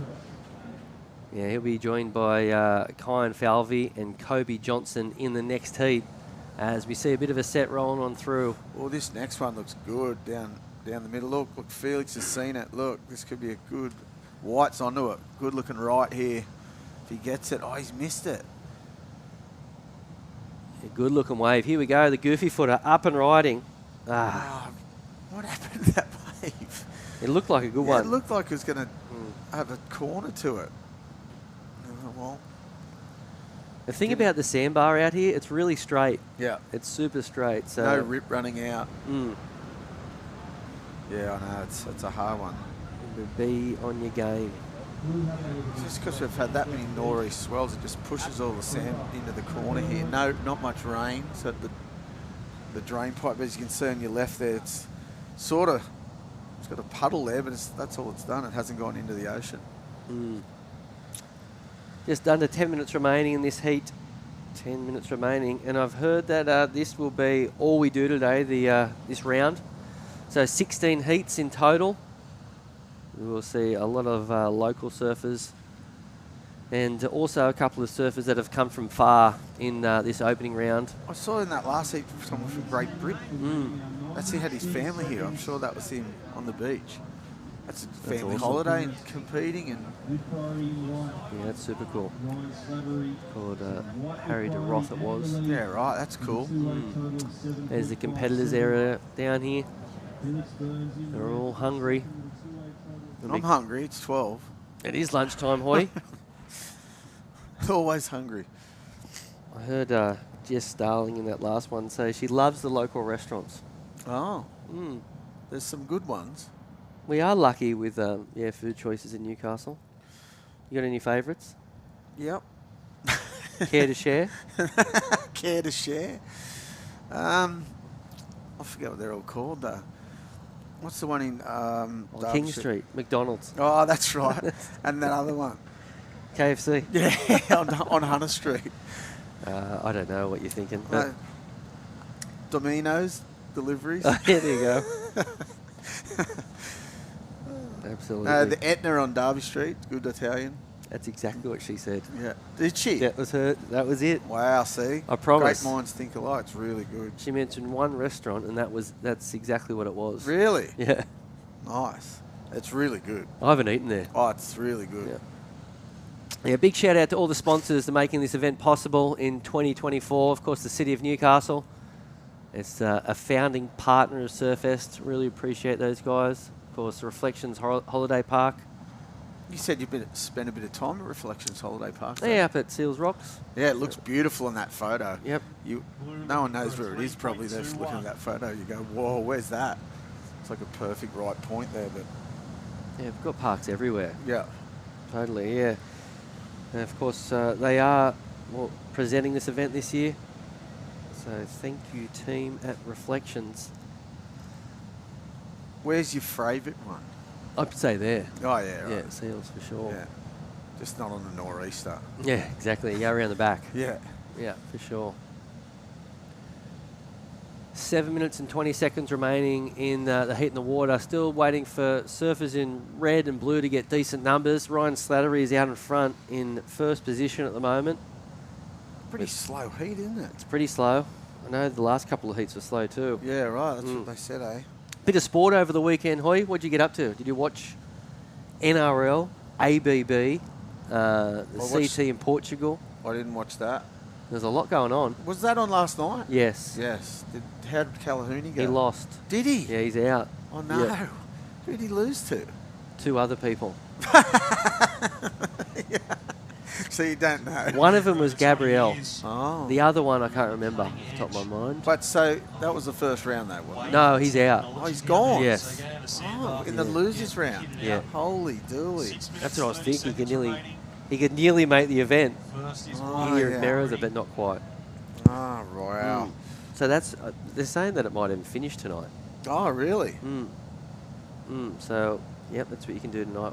Yeah. Boy. As we see Felix Burn, big carve there. That was better. Yep. Didn't really get super square on the second one, but the first turn was good. Yeah. There's Ryan Slattery up and riding. A lot of power. He looks like a big guy. Oof. Oh, that was sick. Well, that's nice. a score. Yeah, that's a good score. Consolidating, he's just had a 5 and a 2.57, so that's going to beat that 2.57, that's for sure. Probably even going to beat his 5. Yeah, good surfing. A lot of power, as you said. He looks really strong. As we look at the replay of Felix's first wave, first turn was really good. Second, he had to just get a little bit more crisp. Yeah. He just got caught in the lip for a second. And this wave didn't look like it was going to do much, and then it didn't. There it is. There it is. There's the money turn. Really drawn out, silky smooth style there for Ryan. Yeah, I watched a bit of footy. I watched English footy too, and then I watched the ABB final only, which was pretty good. Mm-hmm. And then I watched the Knights on Thursday, and that's about it. I didn't watch any other footy though on the weekend. There was so much going on yesterday. There was even the UFC was on. Yeah, UFC, yeah. Yeah, I Boys watched said that. they went and watched that. Good fights, eh? Yep, the Australian one. It was cool. As we see Surfer in Blue up and riding. Pretty average looking wave, but he's surfing good. Difficult wave to surf though there for Cooper. Looking for a 3.91 prior to Ryan Slattery's last wave to get locked in. I think the situation will change. As we look at the replay, just a real difficult wave to surf here. A real flat, wasn't it? Particularly after seeing Ryan's last left. Yeah. It was nice and open. That was a hard one, like you said. Bit foamy, bit flat. There it is, a 6-point ride for Ryan Slattery. Yeah, was better. We thought that. Judged well, Mitchie, then. We did. You First called time. that. That was all you. That's a big number. It is. That's good. That's a good score. 11 points today is a good score. So right now, the battle is on for second position because it's really tight as we see Surfer in White going right up the beach to get ready for that next one. Lovely shot there of Bar Beach. North Merriweather. Yep, here it is. They love it. They'll be into me all arvo, don't worry. That is, of course, Kobe Johnson about to make his way out into the lineup with 3.5 minutes remaining. This, of course, is a QS 5000 men's event. And we will complete this one on the 17th of March on Sunday. So a nice big week of action. What's the prize money, Mitchie? First in these. Do you know that? No, not off the top of my mind anymore. It changes a little bit. Yeah, it does, eh? The thing about it, the money's one thing, but I think the points are the most valuable thing for these surfers this week. Yeah. I know they all like money, but they all want to make the Challenger, so there's only a certain number of spots up for grabs for that, so they're all gunning to make the Challengers. How many spots? Is it 8? I'll clarify all that. Yeah. I'll come back tomorrow with all the all correct the info. Here we go, Phoenix. He's looking for a big number to move up into the lead. Didn't really attack that wave the way I would have liked to see. He needs a 7 to move up into the lead. It's not going to be a 7, but will improve on a 3.77. Doesn't look happy with that wave. No, he doesn't. You've seen him out in the lineup too. He gets cranky. Yes, he does get cranky. He looked cranky then, didn't he? He does. He looked cranky. That's not a good thing if you're like flicking out of a wave and you look cranky. Well, here's a good set. Is he going to get it? Nah. No. What do you Be think? quick. Oh, yeah, look. Not a bad wave on the end, but probably hard to surf too. As it gets lower, these lefts are going to pump. I reckon you're down even further too. There's more of there's a rip running out on the right-hand side, on the left, far left, as you're looking at it. Yeah, I think all afternoon will get better. I think so too. Down further though, this is like the straight bit of the bank. There's actually like a peaky bit up further to the left. Up where the next heat was paddling out. I reckon they've seen it and gone, well, like a little rip bowl. Yeah, okay. Yeah, all afternoon it's dropping. This is heat 10, 90 seconds remaining in this one. We've got 90 seconds on the clock, and it looks like the surfer in blue is making his way out into the lineup, still looking for a 4.07. 1 minute on the clock. It's Ryan Slattery who's got priority, but it looks like he doesn't care about the situation. He's quite comfortable with 11 points. Doesn't look like he's going to sit on the boys. So it's going to come down to this last little moment. Will the man in blue get an opportunity? Felix is stalking him too. Like of course, and he's got third priority. Yeah, but he's going to try and get him to go one, a terrible one, I reckon. He's not. He can't even use his priority. Well, that's all right. I like it. So the clock's ticking. 48 seconds remaining. Couple of waves rolling on through. You can see there's a little bit of a pulse right here. I have a feeling there might not be much more than maybe No, this wave or the next. Doesn't look like there's much, does there? If it doesn't eventuate to anything this next wave, I think it's done. Well, that wave did nothing. It'd be a big heat win here for, well, he's second place for Felix Burns. He's a grommet. This is the beginning of the journey for Felix. So if he can get through this one, it'll be a massive step forward and a big confidence booster for the little goofy footer. We've got 10 seconds remaining, and it looks as though there will not be another wave surfed. And it will be Ryan Slattery winning this one ahead of Felix Burns. Unfortunately, Punningal will go down. Good surfing there from the man in white. Yeah, where's he from? Do we know that? Central Coast, I want to say, yeah. Okay. As we go to a quick break, and we'll come back with more action down here at Surfest, presented by Reflections Holiday Parks.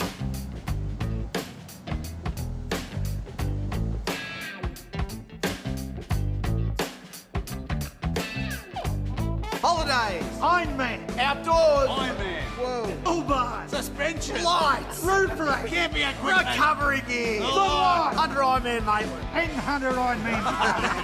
I can't do two things at once, I Back home, the Wilsons always use proper dinner etiquette. Out here, the stick will do just fine.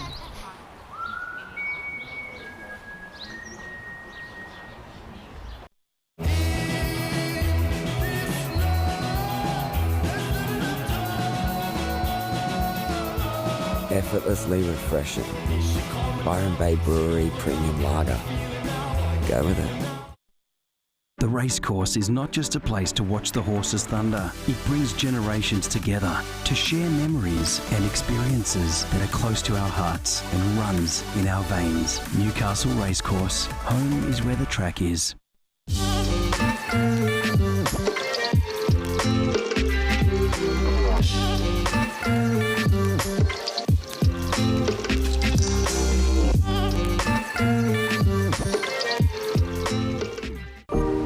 Welcome to Sydney. Upbeat. Downbeat. Feel its heartbeat. Open spaces.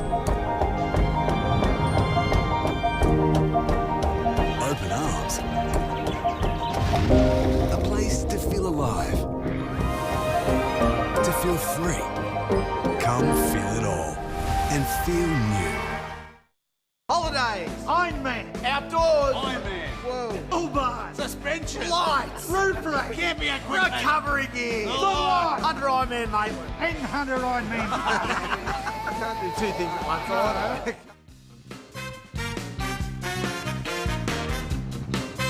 I know that guy that was in the commercial. I do too. That's, of course, Matt Hoy, who's a part of the commentary team, along with Mark Occhilupo, Ronnie Blakey, Jess Starling. What a team. Oh, absolutely. The best.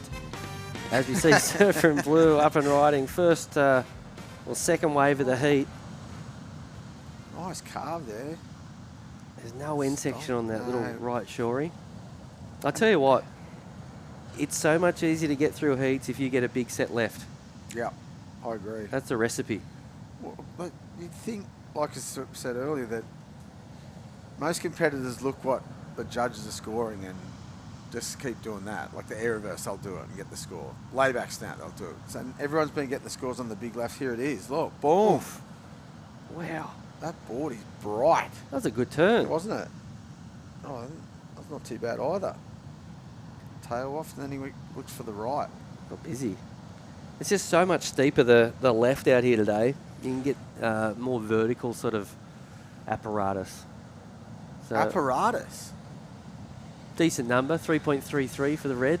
Yeah. Would have been a huge score if he got anything to back it up. Well, we saw earlier too that one big backhand turn got a bit more than that. But that wasn't as crisp, I don't suppose. Not quite. You can see there's the bank, right, as I was talking about. Ah. There's a right off the other side of it, and that running left is where it's a bit steeper for sure than where they're sitting on the like it's pretty straight down this end of the bank. At least it's got a bit of a peak there, and there is actually rights off that. But I think it'd be too far north to be able to be judged. Here comes a set. Let's see what this does on the bank. Can we leave that view for a bit, just to see what this set does on that other bit of the bank? Yep. Do you want a coffee as well? Lunch. Matt Hoy's personal film crew. Yeah, good. Yeah, that's good though to have a look. It's good to just have a look at the lineup to see what's going on out there. I think this set's going to close out the whole beach. Strong looking turn there. We missed the beginning, but the end looked pretty powerful. Because I was controlling the filming. Yeah.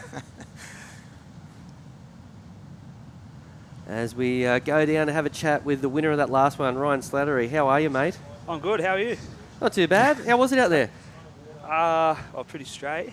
But no, it's when the sets come through, there's some sick ones. Just got to find yourself in the right part of the right bank. So It seemed like you're one of the smartest surfers of the day because it's a no-brainer to look for those, steep lefts, right?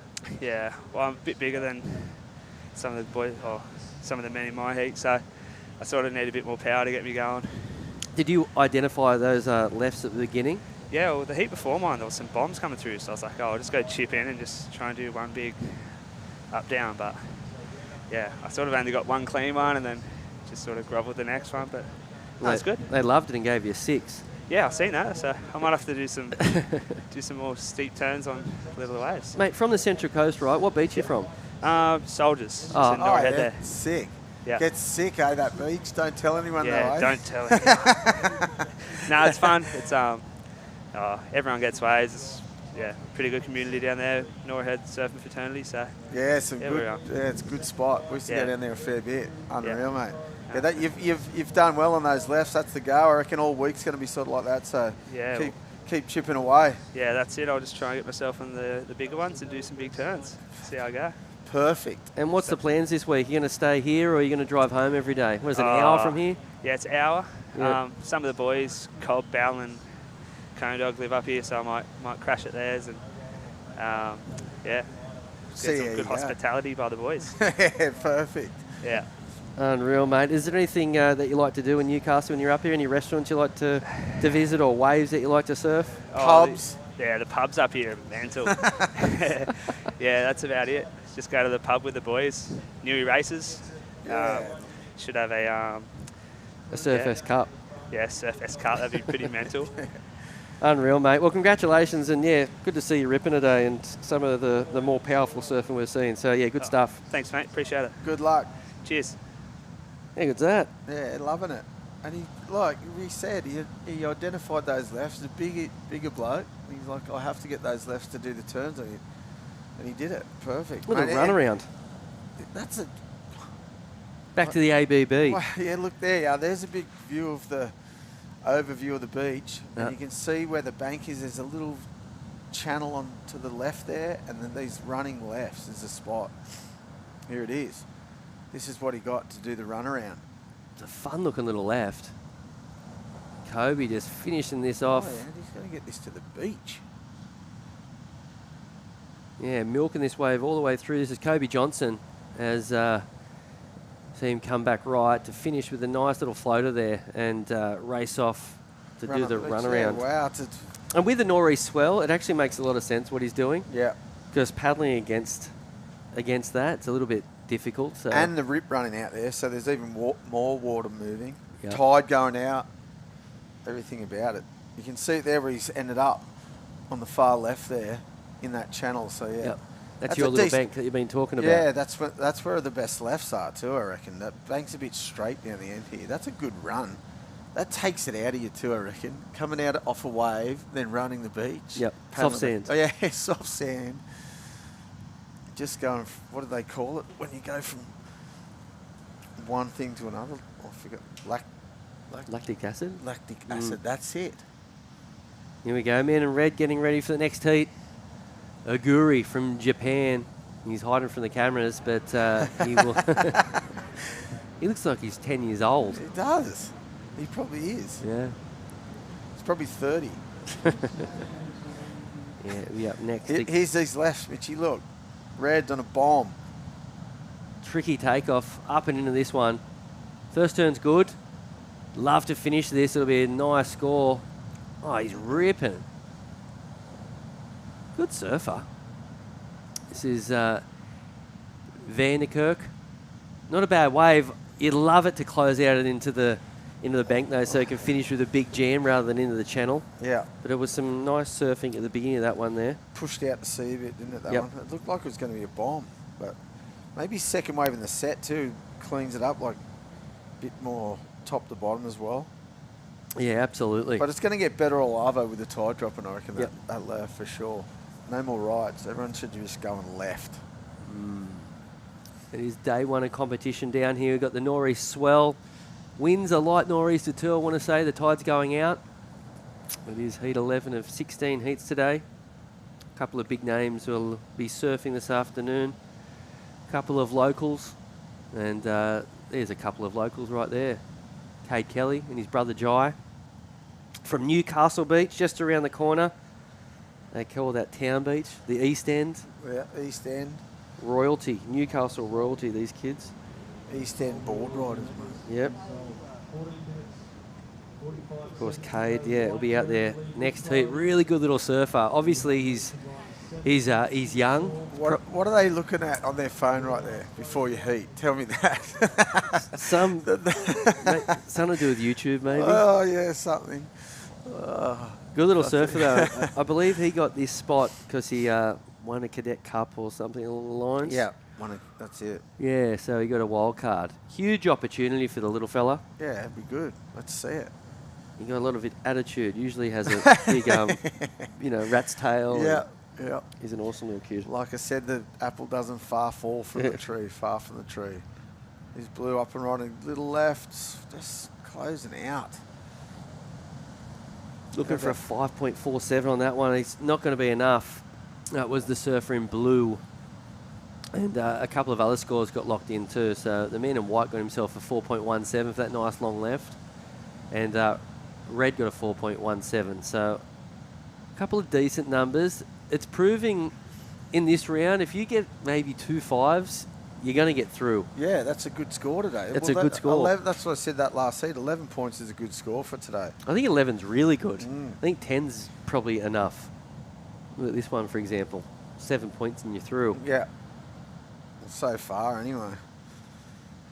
This is a 5,000, a massive opportunity for all these surfers to book a spot on the Challenger Series. That's the fun part about coming down to Newcastle and, going to the presentation on Sunday. You don't just find out who wins the event, you also find out who are those surfers that are going to go on the Challenger Series.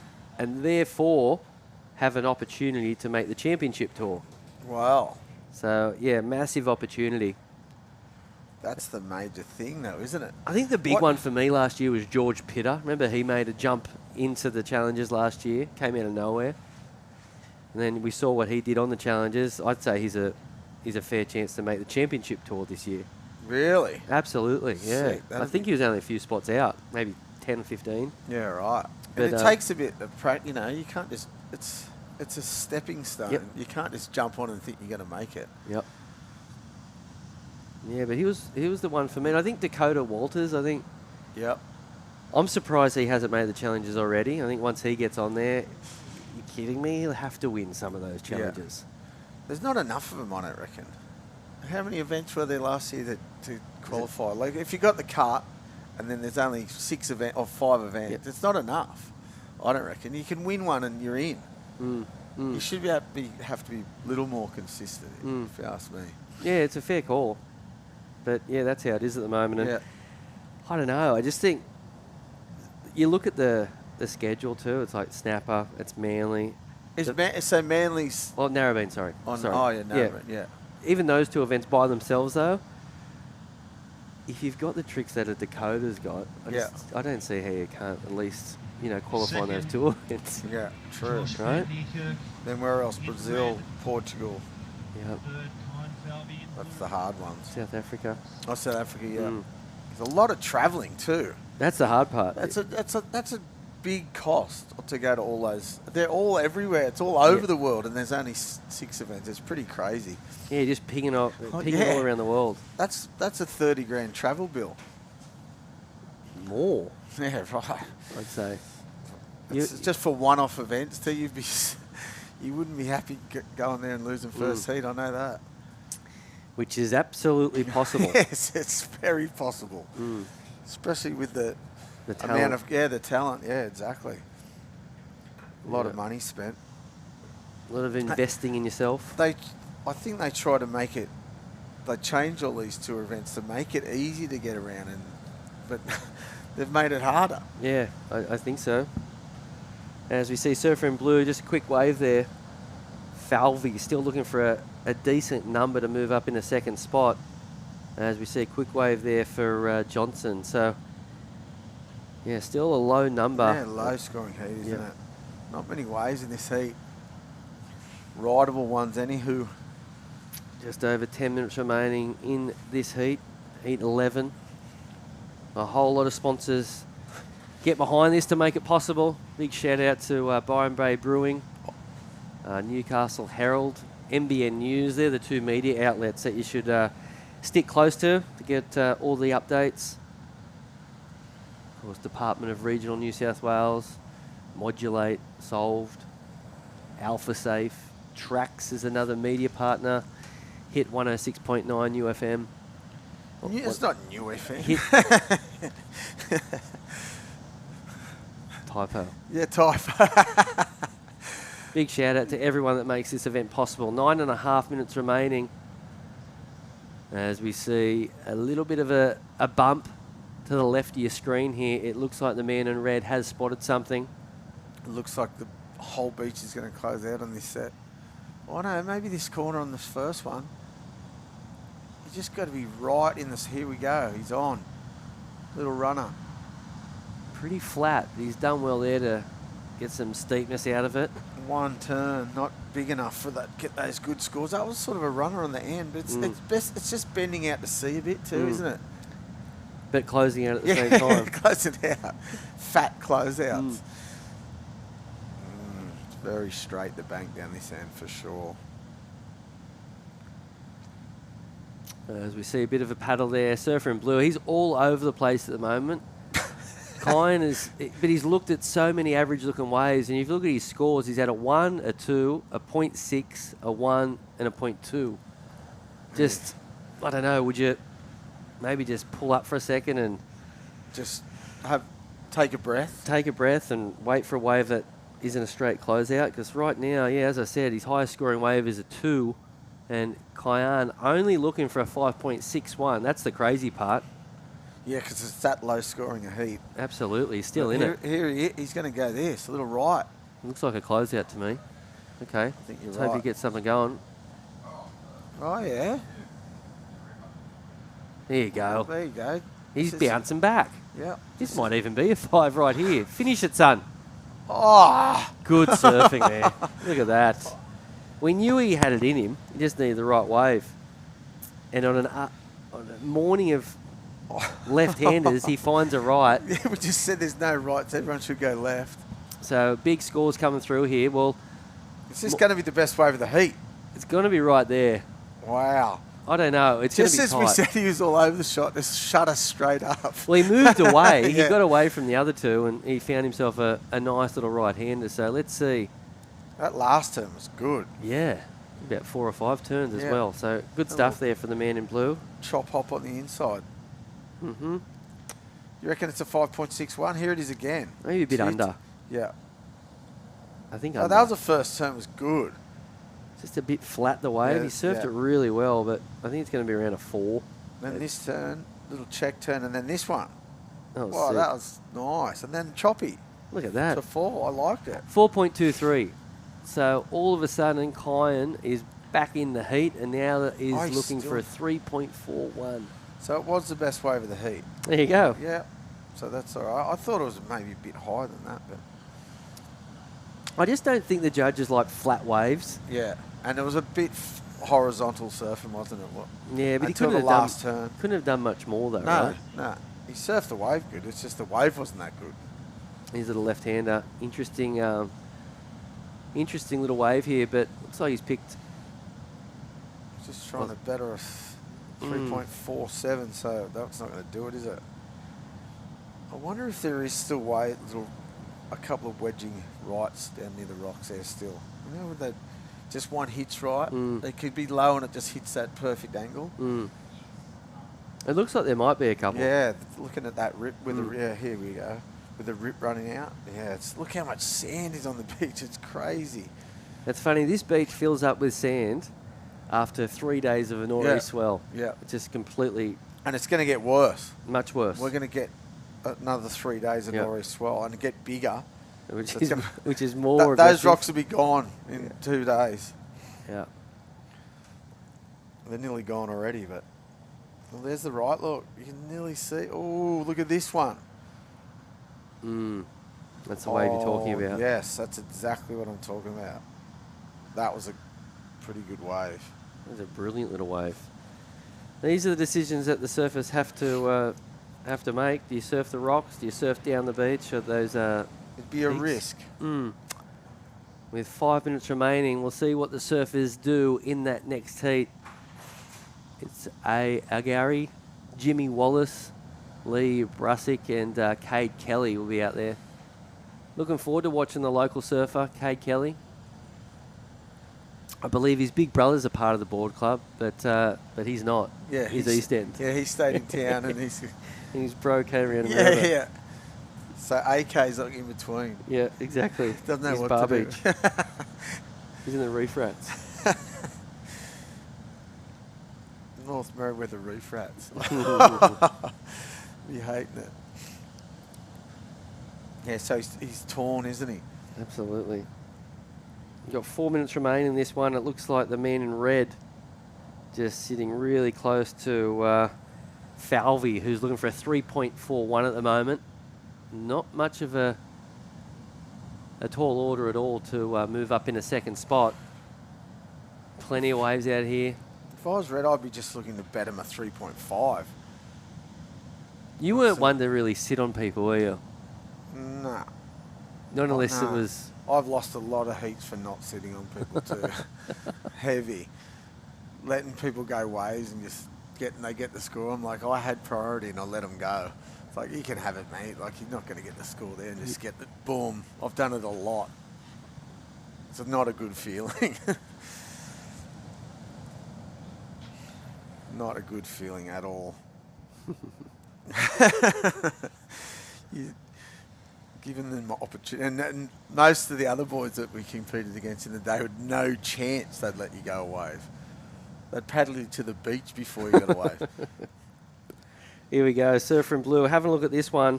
Oh, this is what he needs, 3.41. He got it right in the last one and got his best score. No, what's he not going to do it on this one? He has to go big here. That was pretty good. If you compare this to the 4.3 though, 4.23, is it a point worse? What do you think? Oh, I don't know. Did he give himself a clap there? Did he? I think he did. Oh. You got to will it on. Yeah. Okay, 3.41. What's your thoughts? It could be a 4, no, but I reckon that other wave was at least a point better. Oh.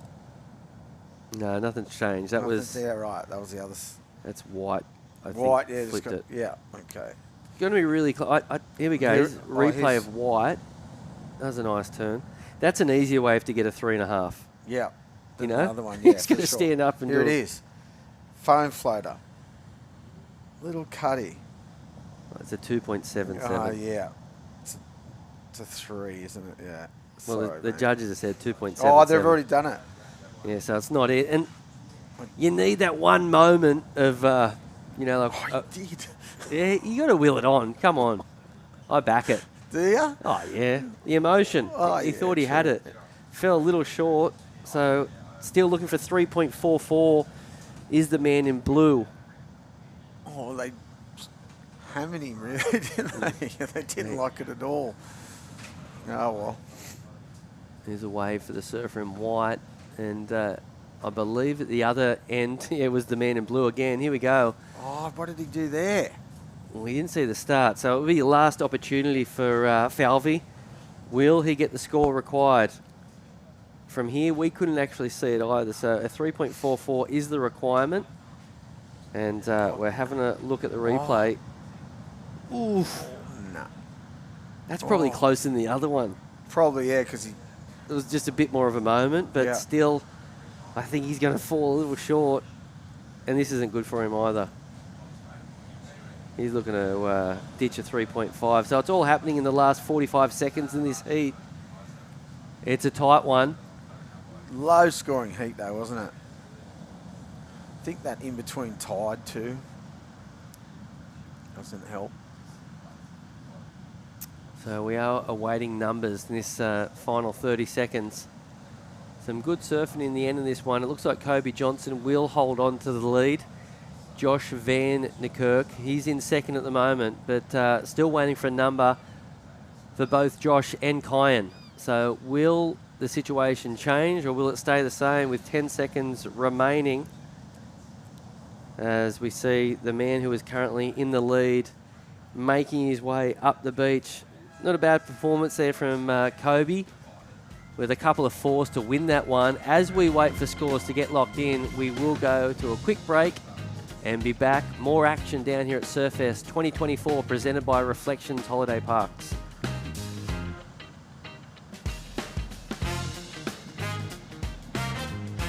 The Racecourse is not just a place to watch the horses thunder. It brings generations together to share memories and experiences that are close to our hearts and runs in our veins. Newcastle Racecourse. Home is where the track is. Welcome to Sydney. Upbeat. Downbeat. Feel its heartbeat. Open spaces. Open arms. A place to feel alive. To feel free. Come feel it all and feel new. Adam has taken a few losses at work this week.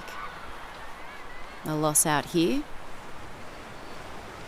a little easier to take.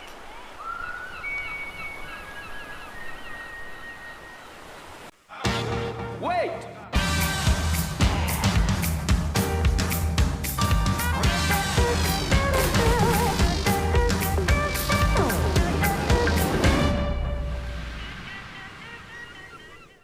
Holidays, Ironman, outdoors, Ironman, whoa, Uber, suspension, lights, roof rack, camping equipment, recovery gear, under Ironman, mate, and under Ironman. I can't do two things at once.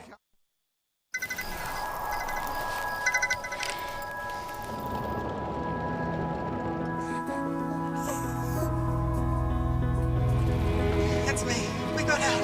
I love you, Dad. 300 kilometers to your destination. No beds to Michaels. Get to the Royal.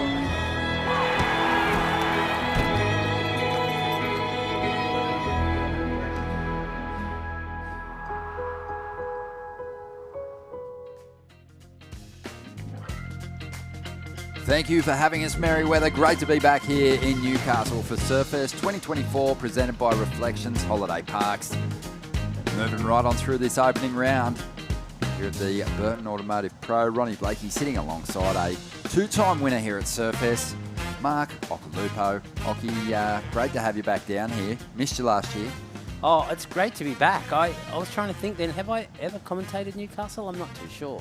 Well, I was so stoked when... I think maybe you did, Maybe actually. I A few did, cameos back in the day. Yeah. Billabong was running the broadcast for a little bit down here. Well, guaranteed I did then. Yeah. It was funny because... My memories are clouded from those days too. Because the event kind of ran a bit differently at night.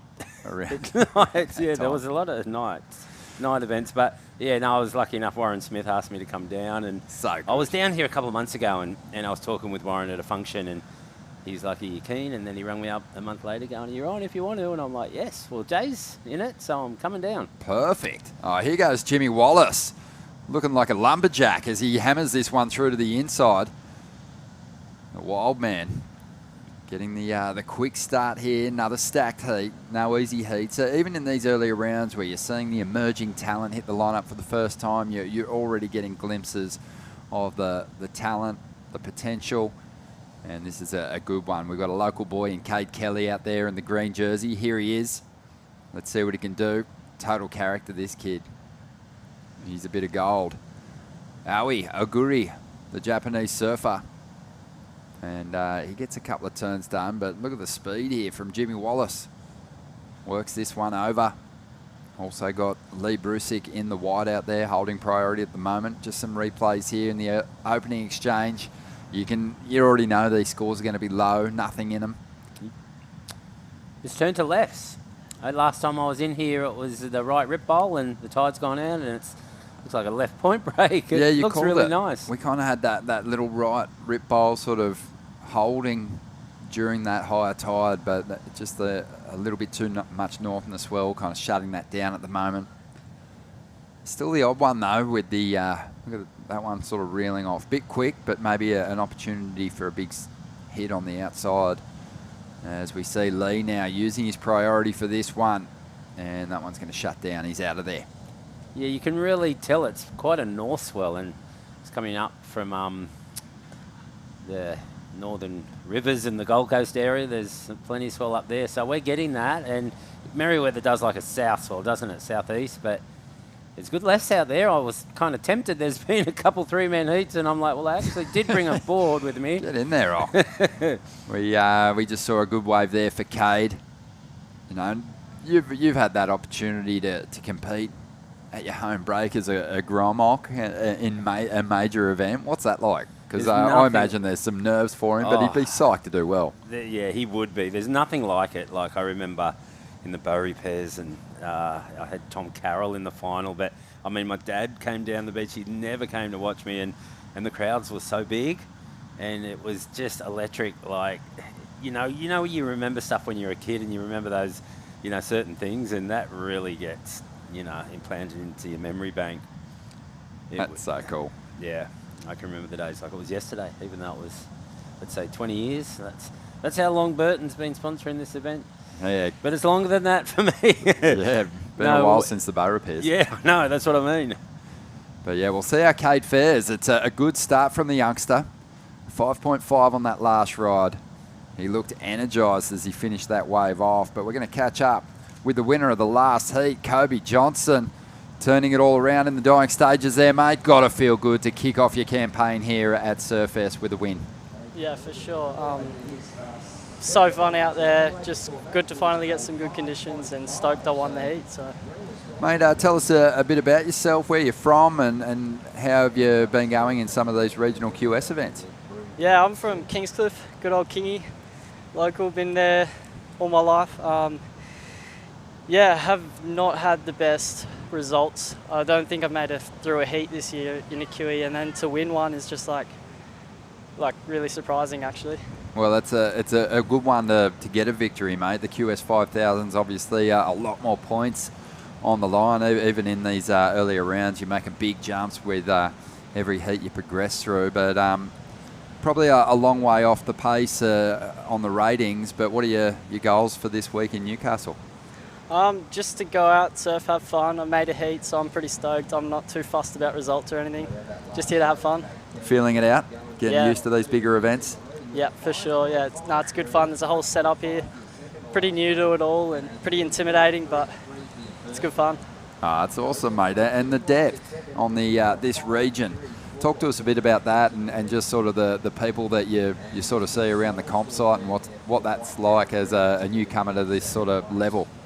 Yeah, you see everyone turn up to the same events. Heaps of good surfers, lots of good surfers, and pretty hard to get a wave when there's no comp on, because everyone's in the same spot. But lots of good surfers around, and just good fun. Mate, well, congratulations. Big heat win for you, and charging on through to the next round. Keep it going. Sweet, thank you. Kobe Johnson there. Good stuff. Turn the heat in the final stages to get the victory, and it's a big one. A great way to finish off the year. As he said, he hasn't had a whole lot of success in the QS events. So to come to Newcastle, the biggest event on the schedule, and get yourself a victory is, it's no easy task. No easy task, and it's good points. They'll get a better seed next year if you can make it through a few rounds. But it's weird, isn't it? It's not even halfway through the year yet, but this is their last event of the year. Yeah. Because it kind of started at the end of last year when they went to Indo, right? So it's I think that still has stemmed from back when we had all the COVID stuff, was it? I don't know why it hasn't changed back. Yeah, just I think it's the way the scheduling works around the completion of the Challenger Series. Those surfers that don't graduate to the CT, obviously, or graduate, sorry, to the top end of the Challenger Series, they've got to go back to the regional qualifying series. So you kind of need a little bit of time for each of the regions to sort out who's going to be making the jump to the Challengers again. That makes sense. And here we go. We've got Aoi Aguri, the Japanese competitor. Nice turn. Yeah, a really nice turn. And Lee Brusick, he just can't finish that one off. Jimmy Wallace on the outside, better finish from him there. But the local boy still hanging on to that number 1 position, Cade Kelly. Him and his brother. Looks like they've clipped the mullets now, but they are just characters. I remember them hanging about the comp site, just terrorising all the championship tour surfers when they were in town for that special event here at Merriweather, the CT event a couple of years back. Yeah, that was a great event. Here we go. Aguri on the replay. Nice hit to finish. Yeah, nice hit. All these lefts. Nice rhythm there too. Yeah, not too bad at all. Yeah, it feels like the conditions are maybe improving at the moment. We had a number of kind of slow mid-range scoring heats there for a while, but feels like these surfers are just finding a little bit more space, a bit more room to gather some speed, like this one for Jimmy Wallace. Again, we haven't seen those big individual turns, so I don't think we'll see any major scores drops in that exchange, but just feels like there's a little bit more push there with the tide starting to drop a little bit. Definitely getting more consistent, and it seems like that swell is kind of moving slow, but there's a lot of it. Like, it's good that you could get more than a couple of opportunities. Jacob Spicer on screen there, gearing up, coming up in the next heat. One of the junior competitors in the mix. Doing air reverses before he gets out there. Yeah, do you have much when you were a junior, talking about the bow repairs, do you have much of a pre-heat routine physically? Warm up before getting out there, can you remember? No, I can't remember. When I got older, I kind of got it in more routine. But when I was young, I was just young and free. It just whatever was happening. Just put the leggy on and get out there. But then superstition took over, and that makes you get in a routine, I think,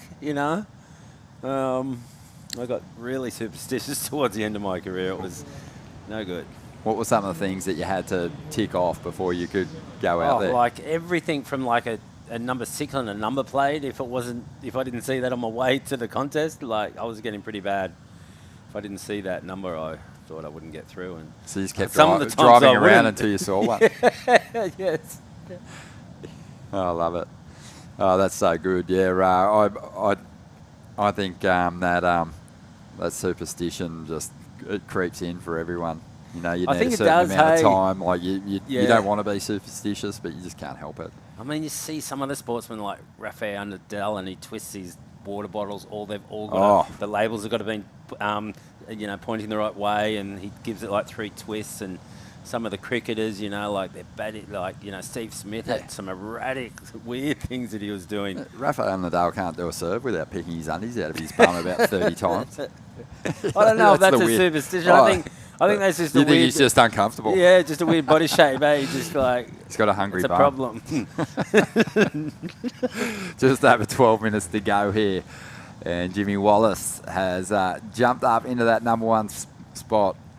The Sunny Coast surfer sitting in 78th position on the regional ranks. We mentioned it earlier. It's kind of out of reach, even with the victory for some of the competitors.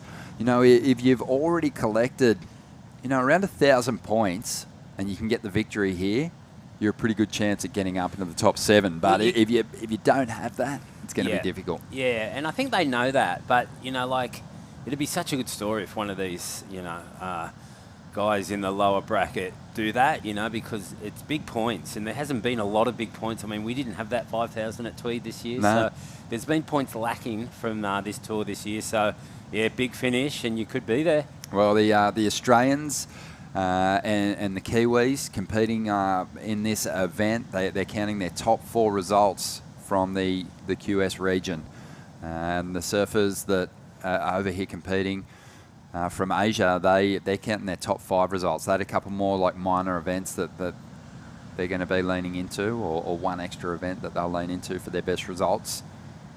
But you know, it's a limited number of spaces that they're competing for, isn't it? It is. I always say Australia needs more spots. Yeah, we kind of had more, and we did then have lost more. They took a few away from us a few years ago, didn't they? Yeah, it's a tough one.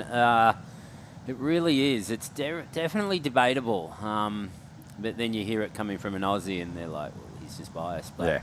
Well, it's the breakdown is for Australia, Oceania, 8 spots, the top 7 on the regional QS at the completion of this event, and 1 wild card. And on the women's side for this region, it's the top 4 and 1 wild card.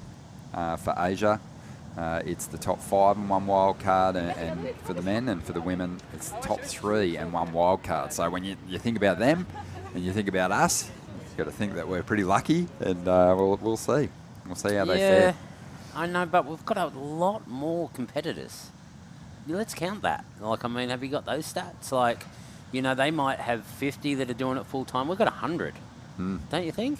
Yeah, I think there's definitely some depth here. I don't think anyone or any region could argue that. Yeah. Well, you can't argue the stats. No, you can't. So I don't know. We could have a committee meeting, like make it like a court case. Debate. I'll put on one of those white wigs. Yep. I like it. The debate team, for and against. 9.5 minutes remaining here, and we're just wanting to see some surfers, you know, find the space to dig into that one big individual turn. Aoi Aguri, the Japanese competitor, finds himself back in 4th spot at the moment. Doesn't need a whole lot to get the 2nd spot. Lee Brusick, let's see what he can do. Wow, that was nice. I like his pace that he's setting on these waves, because I don't know if you've noticed it, but the waves are kind of moving slow, and you kind of got to slow down your surfing to, you know, match it, I reckon. And White did it really good on that last wave. Yeah, unfortunately, Lee's probably bummed that the right-handers kind of disappeared with he's the got dropping a good backhand, tide. right? He's from Sandon Point, so I'm just guessing that he probably does. Guaranteed. Yeah, just forced onto the lefts now, but not doing too badly. Jimmy Wallace was on his way to probably a pretty reasonable number here, Rock, with a completed combo there. He might have dropped another decent score, maybe in the high 4 to 5 point range. But he's hanging on to that number 1 spot. He'd just be bummed that he didn't convert on that to replace the 3.5. Yeah, definitely. He kind of slid on that lip, didn't he? His fins didn't grip, and he just kind of overturned, and the inside rail just went down. But that's a cool shot. That is a cool shot. Those bars, I went for a walk this morning, and those swimming pools, they're so nice. Oh, the ocean baths up here in Newcastle, they're some of the best. And they're huge. Maybe the oldest ocean bath is here in Newcastle. I was looking at it, I'm like, that's more than 50 metres. It's like 150. Like, you do a few laps in there, and they're massive pools. Really cool. Such a stunning coastline here around Newcastle. Water feels quite warm too. I haven't got in the water yet. The Gold Coast at the moment, the water's like 28 degrees. Wow. Might be a record. I heard the weather reporter say it the other night. It's like a bath. Wow, that's crazy. And here it felt warm, so. But maybe those pools aren't heated, are they? They're ocean pools. Yeah, they're ocean pools. But like I was saying, the oldest ocean pool in Australia is the Bogey Hole, which is kind of before Town Beach there. It was a natural pool, and it was widened convict labour back in 1820 for soldiers to bath in. Wow. And so that's been there for some time. I had a swim in it a couple of years back. Really cool. When the swell is big, you don't necessarily want to go down there and go for a dip. Dangerous. Little dangerous. Yeah, totally exposed to the incoming swell. It would be fun though. Yeah. Here we go, Cade. Wow, that was a bummer because he's put himself in a good position, the Grom, but he wasted priority on that one. He did. You know, like just these last two chances, I mean, he's had a 3-3-3 as his backup, and one of those waves previous, like he was halfway bottom turn, and it was kind of a nice one-turn hit, but halfway through his bottom turn, he was thinking, is that more than a 3-3? And he opted out. You know, he flicked out like twice. He's done it. And, you know, he could have definitely betted 3-3 if he just, you know, there's nothing to lose. You're not going to waste much time. You know, it's not that hard to get out today. So if you just go for it radically, if you make it, you know, you could get a big score. So anyway. He tries to make up for it here on the inside. That wave fades away. But, you know, often when you see an underdog competitor, even on the championship tour, or coming up against a big name, you know, the first thing you kind of have to work out is you got to surf really hard, but you can't make mistakes because, you know, more experienced competitors will often find you out. They'll make you pay for it, and that's what Cade, as the Grom in this heat, is up against. You know, Jimmy Wallace is, you know, he's not an old boy, but he's been around for a while. We've seen him in a number of events in the past, and yeah, Cade he's just started the heat so strong, put some pressure on his older rivals here, and he hasn't been able to get rid of that 3.33. Oh, he's going to try again? Nope. Yeah, just having a look at a lot of insiders here at the moment. We'll see if he can clean things up here in the last 5 minutes. At the moment, still in a qualifying position, though. He is, yes. He's it's a little dangerous because he's good. The other ones don't need much, but... Talking about the significance of this event, though, like for Cade Kelly, you know, the Grom in the contest, you know, any heats he can get through are going to feel like big victories because it is, you know, to Newcastle, it's... Here he goes. He's found a right-hander. Hang on, on, as big as it gets. Hang on. Just would have struggled to get up there straight away. But this is a big event, but for a lot of the competitors, especially those waiting in that next round, a crucial contest where a big result could really put you in the picture. One of those people, your boy Jay, how's he feeling? Yeah, he's feeling good. Yep, the body's good, and he sure has been free surfing like really well. So it's just, you know, at Boca he made a pretty bad priority mistake twice. And, you know, he was in the lead and he let two people go. And I said, did they read out the score that you went to second? And he's like, yes. I'm like, you're kidding me, right? So you let another one go? And I'm like, I said to him, Jay, there's 1,000 ways to lose the heat. You just found another one. I said, learn from it. Yeah. But, you know, he's got to, you know, just got to knuckle down and make the right choices. It's not easy. I mean, you know, those 1,000 ways, I've probably done them all. Oh, no doubt. Yeah. Over my career. So they're all learning curves. And, you know, he gets upset, but, you know, just got to be persistent, right? I mean, that's how I think I won my world title. It's just keep being persistent, maybe. Yeah. Yeah, it's you know. You got to keep showing up. Exactly, yeah. I think, you know, you still see the very best make those same mistakes. Priority's such a funny one, too, because you just see people guarding this position and they get defensive and they're not on the attack anymore and someone just swoops. Yeah, it's such a bad feeling, that one too. I mean, so many times, you know, like you can just evaluate it. You don't think you can better your score, and they don't need a lot, you know, and they a lot of times get it, you know. But then you take the wave, and then there's a better one behind. Yeah, it's a toughie. But I do think that you know, there's probably going to be a lot of surfers really feeling the nerves. That's in the early stages of this contest, because like they're some of the most nerve-wracking heats to get through before you build your rhythm through the event and start to have a couple of good performances.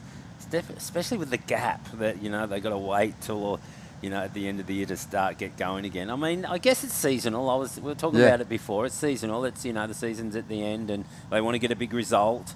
You know, Jay probably has got 1,000 points, maybe, you know. So, I mean, a win, you know, wowee, I mean, just, I don't want to say anything.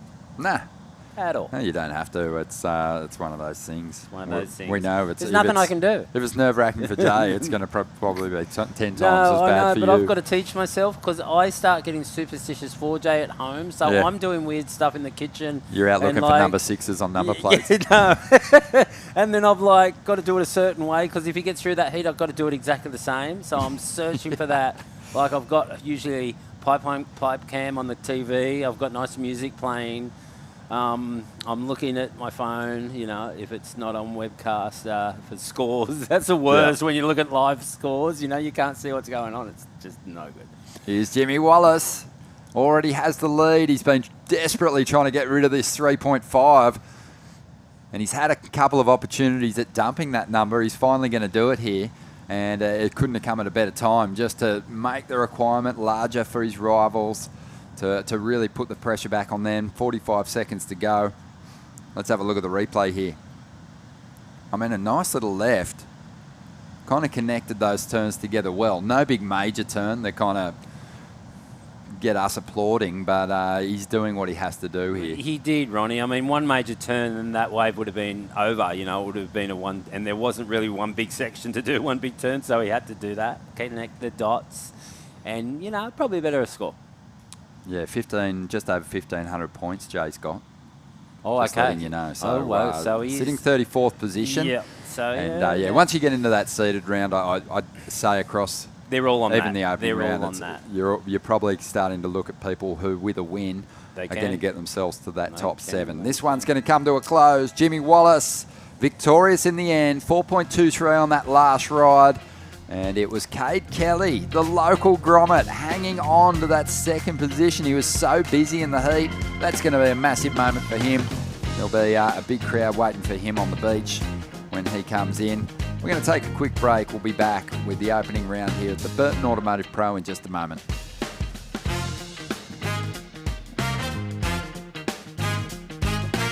Holidays, Ironman, outdoors, Ironman, whoa, Uber, suspension, lights, roof rack, camping equipment, recovery gear, under Ironman, mate, and under Ironman. I can't do 2 things at once, I know. Back home, the Wilsons always use proper dinner etiquette.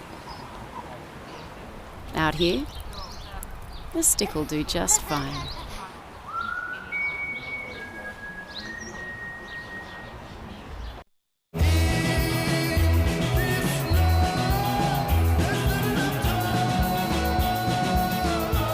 Effortlessly refreshing. Byron Bay Brewery Premium Lager. Go with it. The Racecourse is not just a place to watch the horses thunder. It brings generations together to share memories and experiences that are close to our hearts and runs in our veins. Newcastle Racecourse. Home is where the track is.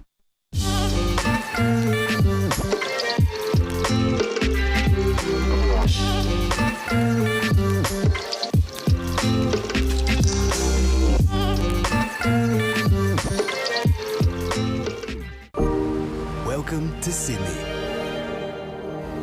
Upbeat. Downbeat. Feel its heartbeat. Open spaces. Open arms. A place to feel alive. To feel free. Come feel it all. And feel new. Holidays, Ironman, outdoors, Ironman, whoa, Uber, suspension, lights, roof rack, camping equipment, recovery gear, under Ironman, mate, and under Ironman. I can't do 2 things at once, I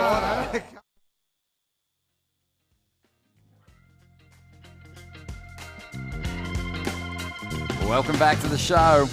Heat 13, a round of 128 getting underway here at the Burton Automotive Pro Surfest 2024, presented by Reflections Holiday Parks.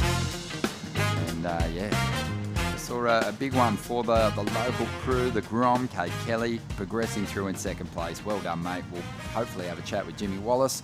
But let's see who's in this heat. We've got a surfer from France out there in the green, Paco Alonso. George Roberts is out there, and George is from New Zealand. And he's going to be wearing the white jersey. Noah Andrew from the Sunny Coast is going to be out there in the red. And Jacob Spicer, young junior from Coolum, is going to be out there in the blue. And it looks like Noah Andrew there just coming unglued. Ronnie Blakey alongside Mark Occhilupo. And been interesting. We kicked off the day, and the performance benchmark was set so high with a couple of really big individual turns. Eden Hassan, Huey Vaughan, obviously, but got a little bit grindy. We've seen some, really close battles with surfers only able to put up numbers in that 4-point range, and just waiting for someone to bring life back to the scoring scale, get to that top end near the excellent range. Definitely. It's due to conditions like that right rip bowl at the rocks was kind of had some steep ramps, and they were taking advantage of big turns and airs. And this left seems to be bending out a bit, so it's not easy to surf, as we saw that just there, but it's possible. I kind of think you've got to slow down your surfing and maybe just go for a massive last turn, or just kind of, connecting the dots will get you score, but, we do want to see bigger. Yeah, we want to see, everyone wants to see bigger numbers. We also want to see better conditions, but I thought, management of the heat situation and adapting nicely in that last exchange was Jimmy Wallace, who joins us now. How are you, Jimmy? Hey, good, thanks, Ronnie. How are you? Going well, mate. That was a kind of a tricky one. You're out there, you got the local grom, you got the quick start. Ock and I were talking about it. Felt you had a kind of a measured approach by your standards. A couple of missed opportunities for that big combo. Yeah. But you didn't oversurf it, and it's something that's kind of probably hard to do when you get out there in a major contest. All you want to do is rip the bag out of it, obviously. Yeah, 100%. I was actually really off myself after my first wave was exactly how I told myself not to start, and just that autopilot, which I'm trying to weed out of my surfing. It's been a while competing and surfing at a level like this for a long time, so I need to work on weeding that out. And then once I got back out the back, it was more of a reset, and kind of exactly what you're talking about, and what I just heard Oki talking about is just more exclamation mark turns. That was the game plan, and because I didn't start like that, I was a little bit off kilter. So then, it was just a reset, and then moving forward after this one, it's kind of just like, let's start the way I finished. How hard is it to just pivot, mate? Obviously, you're coming into the last major contest of the year. You're probably starting to envision and visualise the kind of surfing that you want to lay down, and then you go, oh God, the wind's up a little bit, the tide's starting to drop, it's closing out a lot, and it's basically like thread together a couple of 4 mid-range 5s and hope for the best. Yeah, 100%. I always try to weed out those 4s, just trying to I'm happy with the 5 plus some. But yeah, when the wind starts kicking up, you do have to, I don't know, just keep it super real and just don't overthink things. But also at the same time, I'm actually coaching a kid in this heat, Jake Spicer in the blue. This year's been really good. I'm kind of competing but also coaching at the same time. Gold. I don't like, once I stop, I don't want to coach anymore, is kind of when I stop competing. That's kind of how I envision it. Just to stay relevant in the sport. I don't feel comfortable kind of telling the next gen what to do when I haven't done it in so long. It's kind of just like, it changes, so I want to be involved with it. So yeah, it's been really good. And what we've been working on is just like, we've just got to work out how are we going to win the way we surf, instead of trying to surf to someone else's structure, or even the old school, your classic, it's like building a house. Well, what if you have a good free surf and you feel like you got some big nuzzers and you just want to do a big punt straight away? Why don't you start with the roof? It's like we kind of I like that. Why don't you just go for it and just get that done, and then obviously back to structure. So this QE leg has just been a massive learning curve. I haven't had very good results or scores, but Jake's first year and working on how to coach at these contests has been another bigger picture to it all. So yeah, it's still been a brilliant experience. That's awesome that you're still learning. I love that. Big nuzzers. Mate, goofy footers. I mean, we all worship Ock, but goofy footers especially. How is it for you at the moment? You got any questions that you want to ask the great Mark Occhilupo here? Oh, geez, you've always got a bucket list when you get these opportunities, and then when you end up getting a heat win and Ox on the other side of the mic, you kind of just go blank. But no, it's I was actually kind of thinking, especially towards the end, I was actually thinking a Nathan Hedge headspace out there. You know, just get a bit of grunt about it, especially the way I started the heat poorly. I was just like, doesn't matter. Like, you know, let's just get frustrated and take it down the wave like a Hedgie or like an Ockie. What I have been loving, actually, I did a fair bit at Avoca because the waves were quite punchy, was I went back to Ockie's grab rail backhand bottom turns at Bells. Oh, I love it. I reckon I'll try to bring that back for you, Ock. Yes. Well, you make a few heats and the big south swell comes and it's on. Oh, it doesn't. I'll do it on a half a footer too. Yes, we love it, Jimmy. Got a good set of nuzzers on him, and mate, keep it going. It's awesome to see, and good on you for passing on your knowledge to the next gen. Awesome. Thank you so much. Appreciate it. Thanks, Congrats. brother. Thank you. Well done. Oh, what a champion.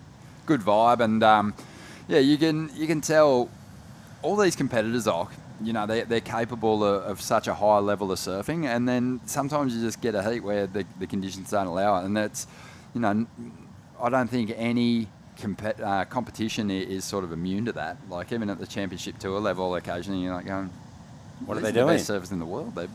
He just won with a heat score total of 5. But it happens. It happens all the time. You gotta realise that, and you know, just because it can happen in front of your eyes.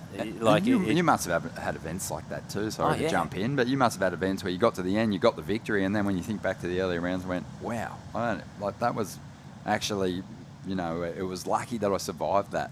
Yeah, definitely.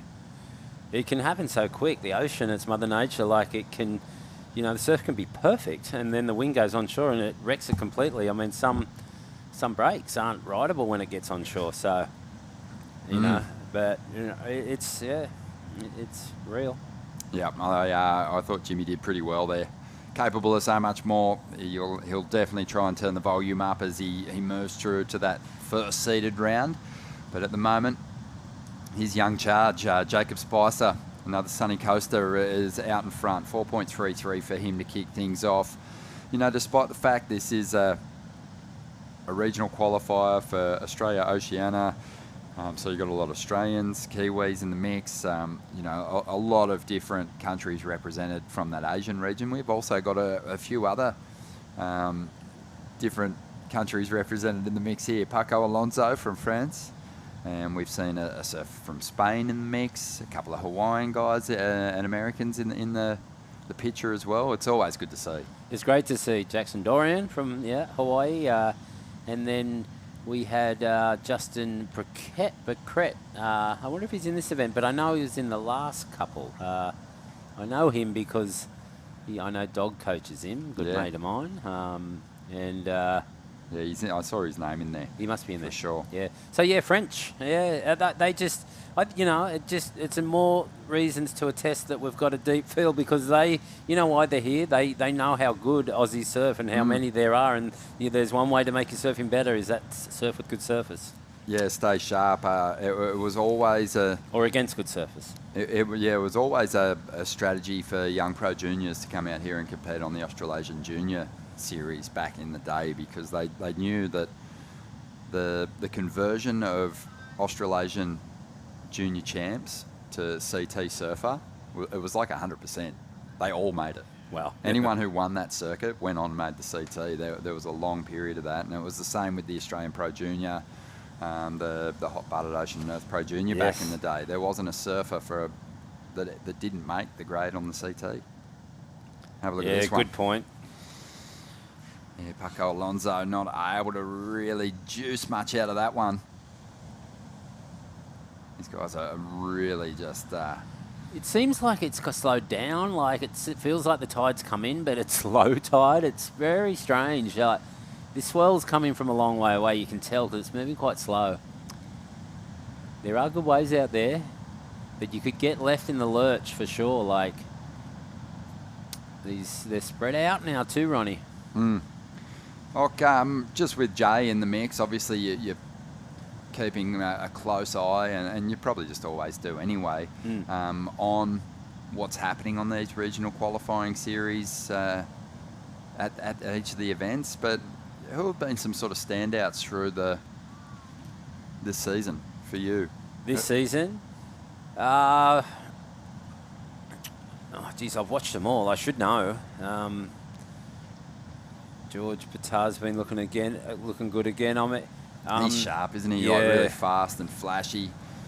Here we go. We've got Paco up again. And Alistair. It's the same kind of, guys. Joel Vaughan's actually... Joel Vaughan's been staying up above my house, in the unit above me. Marlon Harrison lives there, and we're right overlooking Rainbow and Snapper, and I've been seeing a lot of Joel surf, and we saw him in the board riders battle yesterday too. If everyone was watching, one of those waves he got, I think he got a 917 for 2-turn combo that was just flush. It was perfect, and. Yeah, so if you're looking at if you're asking me someone that I think that can win a world title in this younger bracket, because there's been a bit of a slow period for us here in Australia. There's a nice air reverse. I think it's Joel Vaughan. Yeah, nice. I like that. I think I could see him going on and being that good to win a world title, and because you've kind of got to look into the future.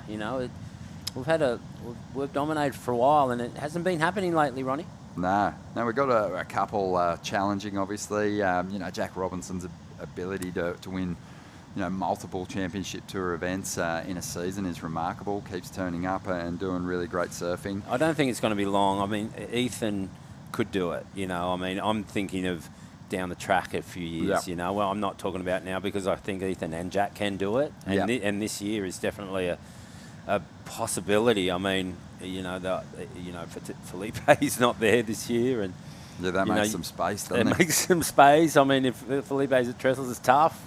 If Gabriel's at Trestles, it's tough, and there's another one. If Tarlo's at Trestles, it's going to be tough. Yep. So there's still a couple there, but I feel the boys can do it. I mean, John's going to be there this year too. It looks like, at the moment, and John, I think surfing the best I've seen him surf. Looking amazing. This year's going to be great. It is going to be fantastic. And at each level as well. I mean, the Challenger Series was great last year. I think you're smart to put the highlighter over Joel Vaughan, because, when you look at the individual turns that were laid down in the Challenger Series, you probably had 3 of the best big turns. So, he's certainly going to be one to watch. But, it's been pretty impressive. A lot of familiar names rising back to the top end of the regional ranks, as we see here. Paco Alonso, nice finishing turn from him. That was a good section to see then. That one had a bit more punch to it, as Noah Andrew finishes his wave off. These lefts seem like they're a lot harder to surf than they look. I mean, they do look hard to surf, but they're just kind of twisting out to sea, and it's hard when the waves do that, because you haven't got that push back, and you're always kind of chasing something. And, what I like to do when it's like that is just get a whole lot of speed and just do a big hack, rather than trying to connect those dots. But, just really lay into it. But if you haven't got a score, you're got to start from somewhere, don't you? Love those big hacks. For me, just thinking about what's unfolded so far on the regional QS, I mentioned a lot of the sort of performers over the past couple of seasons are still back up the top again. One guy for me that we haven't seen on the Challenger Series full time yet, Xavier Huxtable. I loved his surfing, and his performance at the Usher Cup that we saw earlier this year. Those boys are stepping up. I mean, Jack Thomas and Tully Wiley, they're both... Tully's well positioned, isn't he? Yeah, they're good. Yeah, Tully's been surfing really well. Powerful unit, big goofy footer. 7.5 minutes remaining here in this heat. The Burton Automotive Pro, part of Surfest 2024, presented by Reflections Holiday Parks. 7 minutes in this one. Still lots of time for Jacob Spicer and Noah Andrew to chase down these low requirements at this stage. But the documentary is going to be toured around the place in celebration. 20 years since the release of the documentary, one of my all-time favourite surf films, one of the best soundtracks ever, made by the master Jack McCoy, who just had the recipe for piecing together the right song for the right section. He just dialed it in.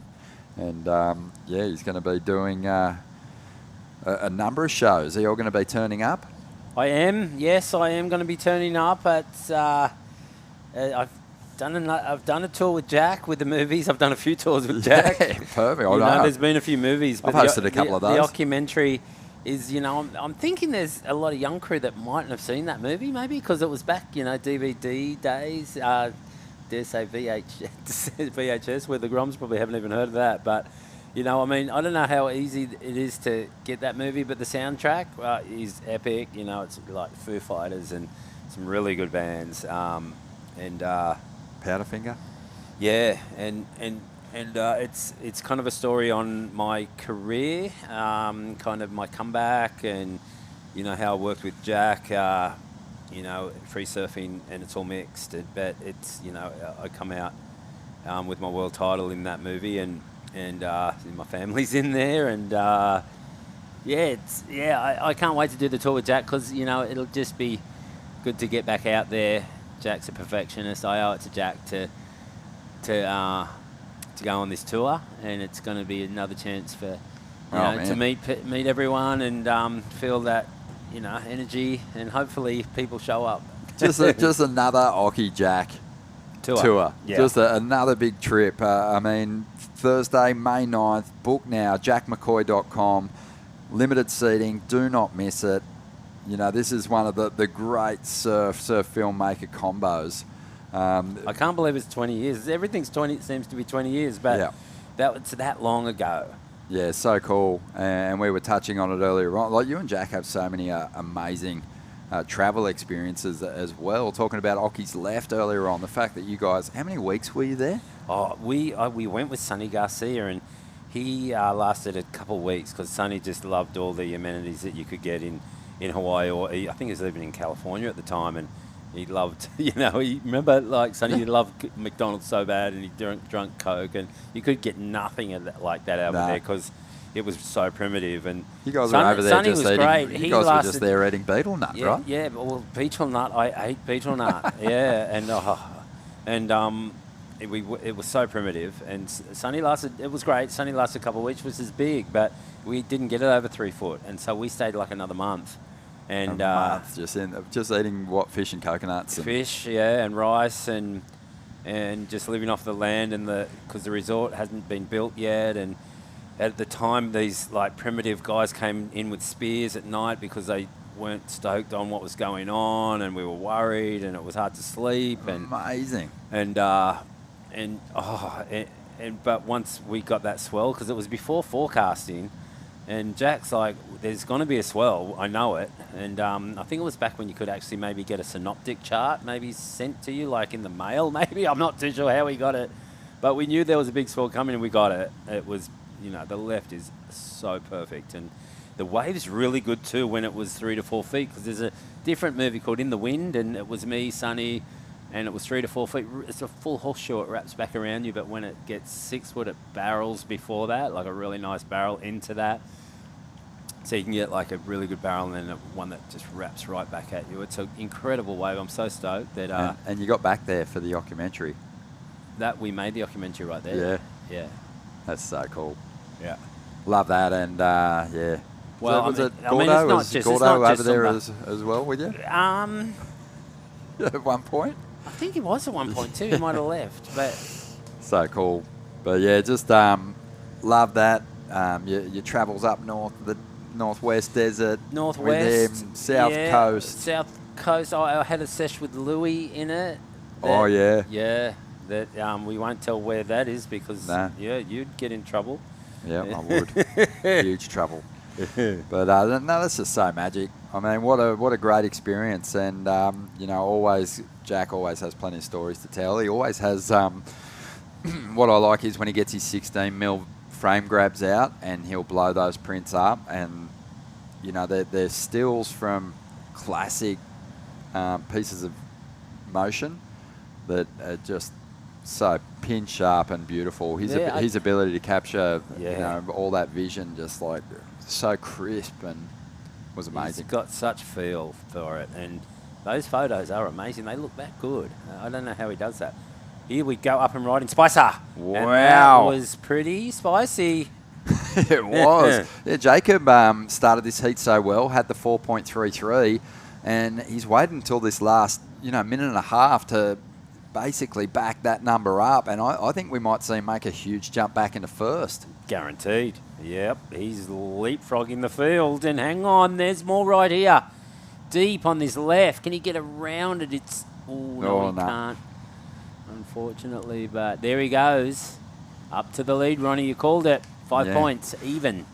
5 points. So just a reminder to everyone, we were talking about Jack McCoy touring the documentary, 20 years since it's released. Get your tickets now. Go to jackmccoy.com. It'll be playing on the big screen May 9th. And Oki and, of course, Jack will be there. What venue's that? Did it say? May 9. What was the venue where we did the incredible auction the other year? I'm sure it'll be the same one. The Civic?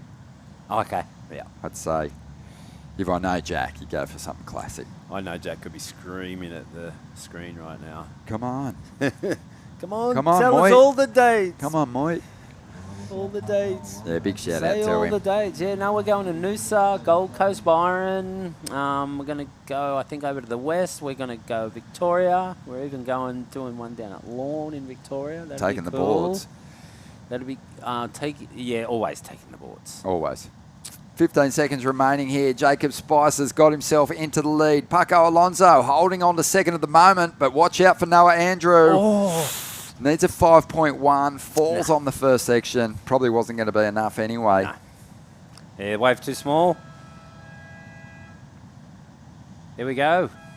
Yeah, that one is a wrap. And I'm going to quickly pull up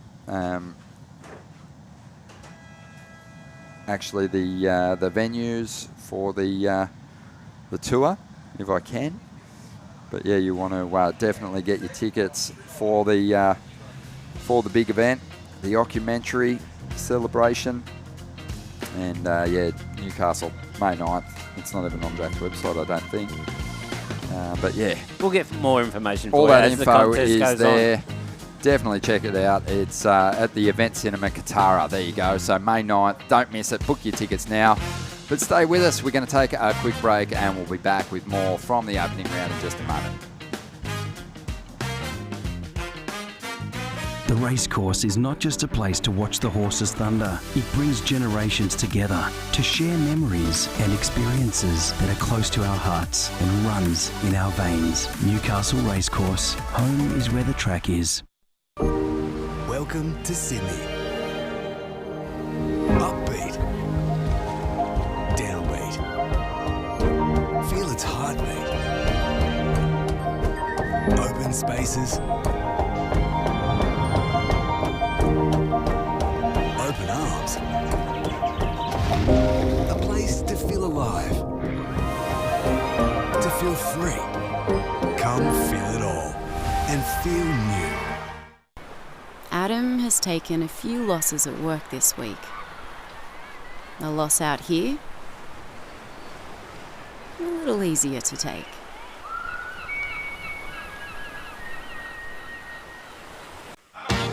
Wait!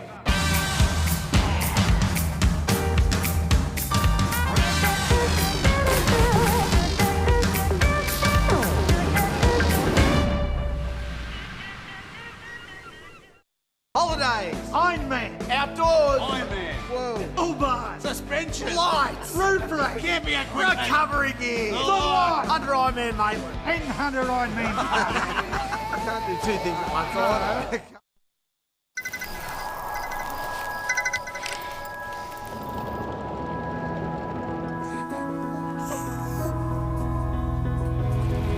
That's me. We got out. I love you, Dad. 300 kilometers to your destination. No beds for Michaels. Get to the Royal.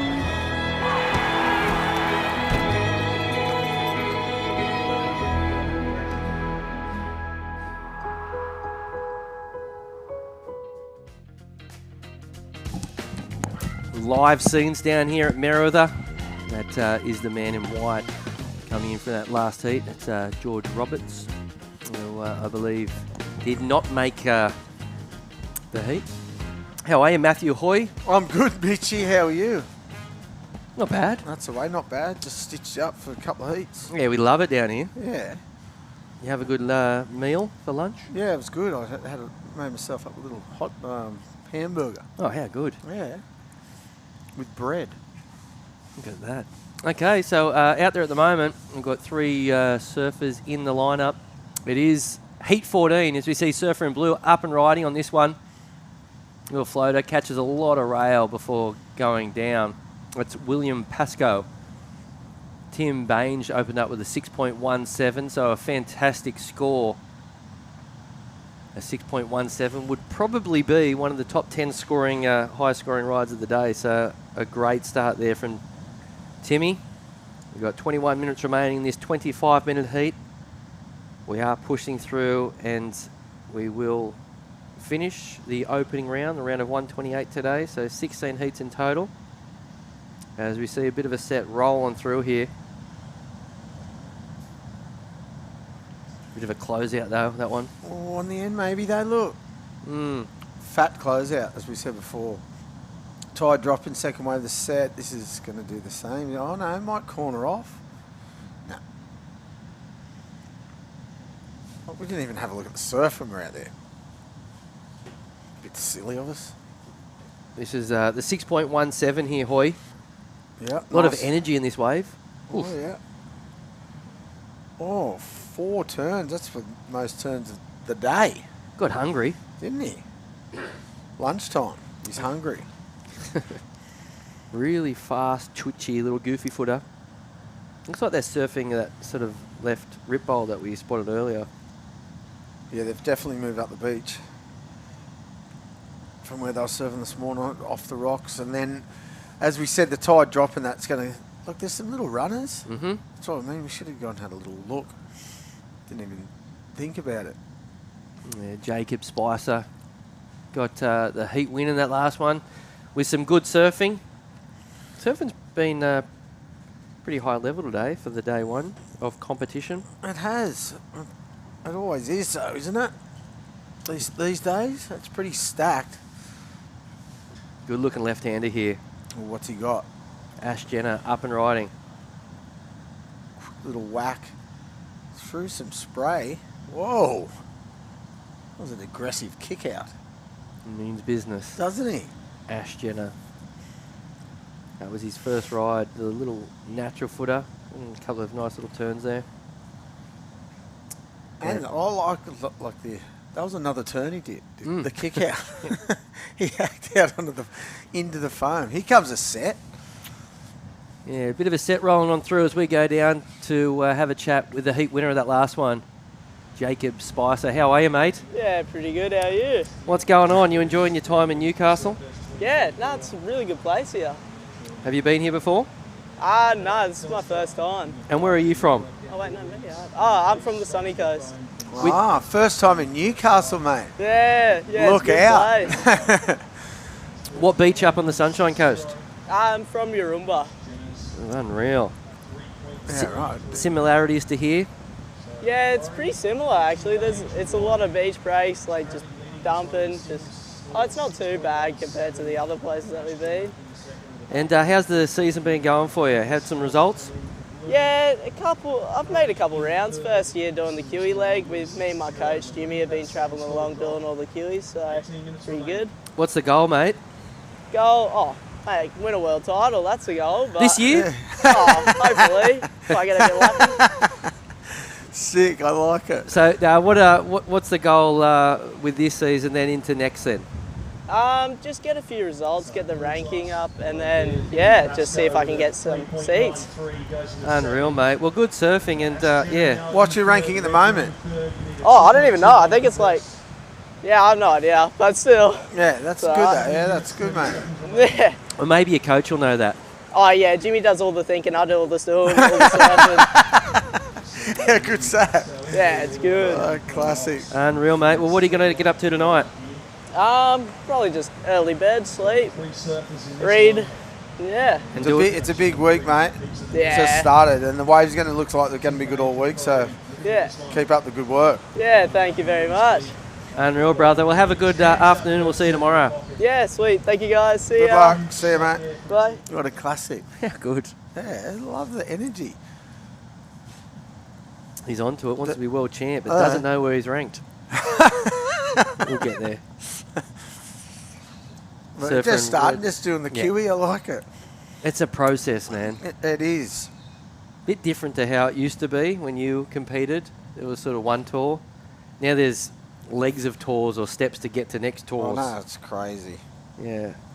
A little bit more complicated. As we see a nice little ride there for Surfer in Blue. Well, the QS come on when I was on after a few years. I thought you'd been retired for 35 years. Well, I nearly have been. 24. Wow. Not far off. But yeah, the QE come on when I was doing it. It's the current heat leader here. I only did it one year. Uh-huh. As we're looking at a couple of replays there from the white, blue and red. This is the last wave here for William Pascoe. Would have been a good score had he had completed. That would have been a good score. Some good turns through the tail in the last one. Here's your goofy footer flying along. Tim Bainge, really exciting surfer. Isn't he? Looks like he's got a lot of tricks in his bag.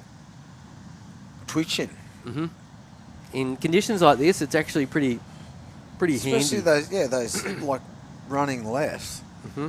Goofy footers, mate. They only go left. This is that opening wave, the 6-point ride. 617, big snap there. The second turn was a little connector. Then he gets busy again down the line. Got a bit of Aussie right in him. A lot. Don't you reckon? Yeah. Young Aussie right? Heaps. Or even, yeah. Really exciting. Then he backed it up with a 5.33. Oh, wow. So really impressive 10 minutes. We didn't see that. That's a big score for today. 11.5 is a good score. Yep. That's winning every other heat nearly. That's job done. Come in, mate. Yeah, 10 minutes to get, chalk up that sort of number is really impressive today. The judges have been, they've been not really throwing anything much higher than a 6. No, I don't think they have all day, have they? Maybe the first couple of heats. Yeah, Huey Vaughan or something. Yeah. We missed that. Yeah, really impressive though from the man in white. 14.5 minutes remaining in this one. It is heat 14. We are going to push through and finish the first round of Surfest. Of course, it's presented by Reflections Holiday Parks. And we did have a look before at the Reflections Holiday Parks and where they are situated around the country. They're bloody everywhere. They are everywhere. Yeah. You name it, there's one there. So if you want to go for a holiday and sort of by the coast, Reflections is who you should be Googling. The amazing shots in the ad are actually, it's Seal Rocks. Yep. One, and it looks so nice. It is beautiful, though, you have to admit. There's actually Reflections Holiday Parks in Newcastle, even just up the road at, is it Swansea, I think? Yeah. Nora Head, there might be some. Bonnie Hills. Bonnie Hills. Yeah, incredible to have those guys a part of the sponsorship team. As we see, surfers getting ready for the next heat. All black board, that's old school, I like it. Well, it's not old school anymore, is it? Everyone's, with the new carbon wraps and everything, everyone's got black boards. Felt like when Felipe won a world title with it. Ah, yeah. Coincided with a lot of people getting black boards again. Yeah. Well, it's what's the wraps they do on them? I don't know what they're called. Oh, dark arts. There's all sorts of different. Yeah, right. ones. There's all sorts of different. Yeah, okay. They're not just sprayed black. How many boards are you shaping these days? None. None at all? I've shaped one for a couple of years. Not a couple of years, say a year. How come? I don't know. Just fell out of love with it, or? No, I like doing it, but I don't know why, actually. Good question. We'll do a Parkinson special. Just answer it. Oh, what? No, I haven't done one for a while, actually. I've been riding one. I've been riding one of mine, though, that I did a couple of years ago. It's fun. You used to be shaping all the time. Yeah. And you got to have customers to sell your boards, and I've got none. You so. don't. Yeah, I'm sure you could push it and sell a bunch. Oh yeah, but I don't want. My work ethic's not that high. Can I get a Go Shaper? Yeah, I could. That'd be perfect. Just sign them all. Absolutely. Yeah. Make my boards look too good, don't they? I don't look that good. They go all right, though. That's all right. Nice little shot here of the ladies' pool up towards Bommies. When the conditions are right, you get some really good waves out here. I don't see it at the minute, but out there, third reef. Over the last few years, we've seen a couple of big tube rides. A couple of boys in the competition area. Yeah, Jimmy Wallace, the big coach. A lot of surfers these days, they travel with coaches. Analysing his heat. There's not too many surfers that don't have a coach nowadays, right? No. None, is there? It's funny. I was just over in Puerto Rico last week for the USA surf team. I do some coaching with Shane Dorian. And staying with us was Baron Mamiya. Oh, yeah. And we sparked up a conversation. He doesn't have a coach. Really? He's about the only one. Baron doesn't, no. Wow. That's good. Yeah. I don't know if Jake Marshall does, but yeah, I thought that was fascinating though. Yeah, Baron, he does technical coaching when he's in Hawaii, but on the road now, he's pretty much by himself. Yep. Yeah. Just travels with his filmer. I'm guessing he looks at the footage himself and goes, oh, that's good or that's bad. And well, his filmer might sort of coach him a bit too then. Bit of a snowboard background though, the filmer, so I don't know how much coaching he's doing, but he'd look at the footage, right, and analyse it and think... Yeah, do it himself. Yeah. Yeah. And save a couple of bucks, so... A lot of bucks. Really interesting though. And obviously, it's working for him because he's a pipe master. Yeah, how good was that? That was a good day. That was an amazing day of surfing. Imagine being Hawaiian and over the last few years you've won Sunset and Pipe. I feel good. Yeah, my oath. Right? Yep. Really good. Yeah. King of Hawaii. Up next, man in white, that's George Roberts. Beautiful head of hair. Coming from a bald person, I can appreciate it. This is the surfer in blue. Yeah. Quick wave there for the man in second spot. Pasco looking for a 7.57. So right now, the man in white's got a stranglehold on this heat. A couple of big scores. Really enjoying this little left rip bowl out the front. Here's a replay of that wave. Nice little snap. Oh, nice snap there as well. And the flat bit of the wave. Wave went a bit flat on him anyway. Wave went out to sea, but the surfing was better on that one. Yeah. Looked really nice. There you go, the wonderful stretch. Looks like Namibia or something. Perfect lefts. The whole way. Well, there's that bank we've been talking about. They are all right up on that bank now, which is good. There must be some inside runners up there as well. Actually, if the swell keeps kicking in like it's supposed to, that could be firing one of the days. Yeah, absolutely. The banks actually look like they're good along the beach, but they're not really that good. There's something. There's at least some gutters there. Yeah. And look how much sand's on the beach. It's huge at the width of the beach. Remember a couple of years ago, there was no beach. It's all back, the whole coast like that pretty much. That's a pretty good shot. Isn't it? It does look like there are some banks up there. Yeah, look, left there, little right. A beautiful shot there. Melting pot of talent, Newcastle. A couple of big names have come out of this beach. Mark Richards, of course, 4-time world champion. He grew up here in Newcastle.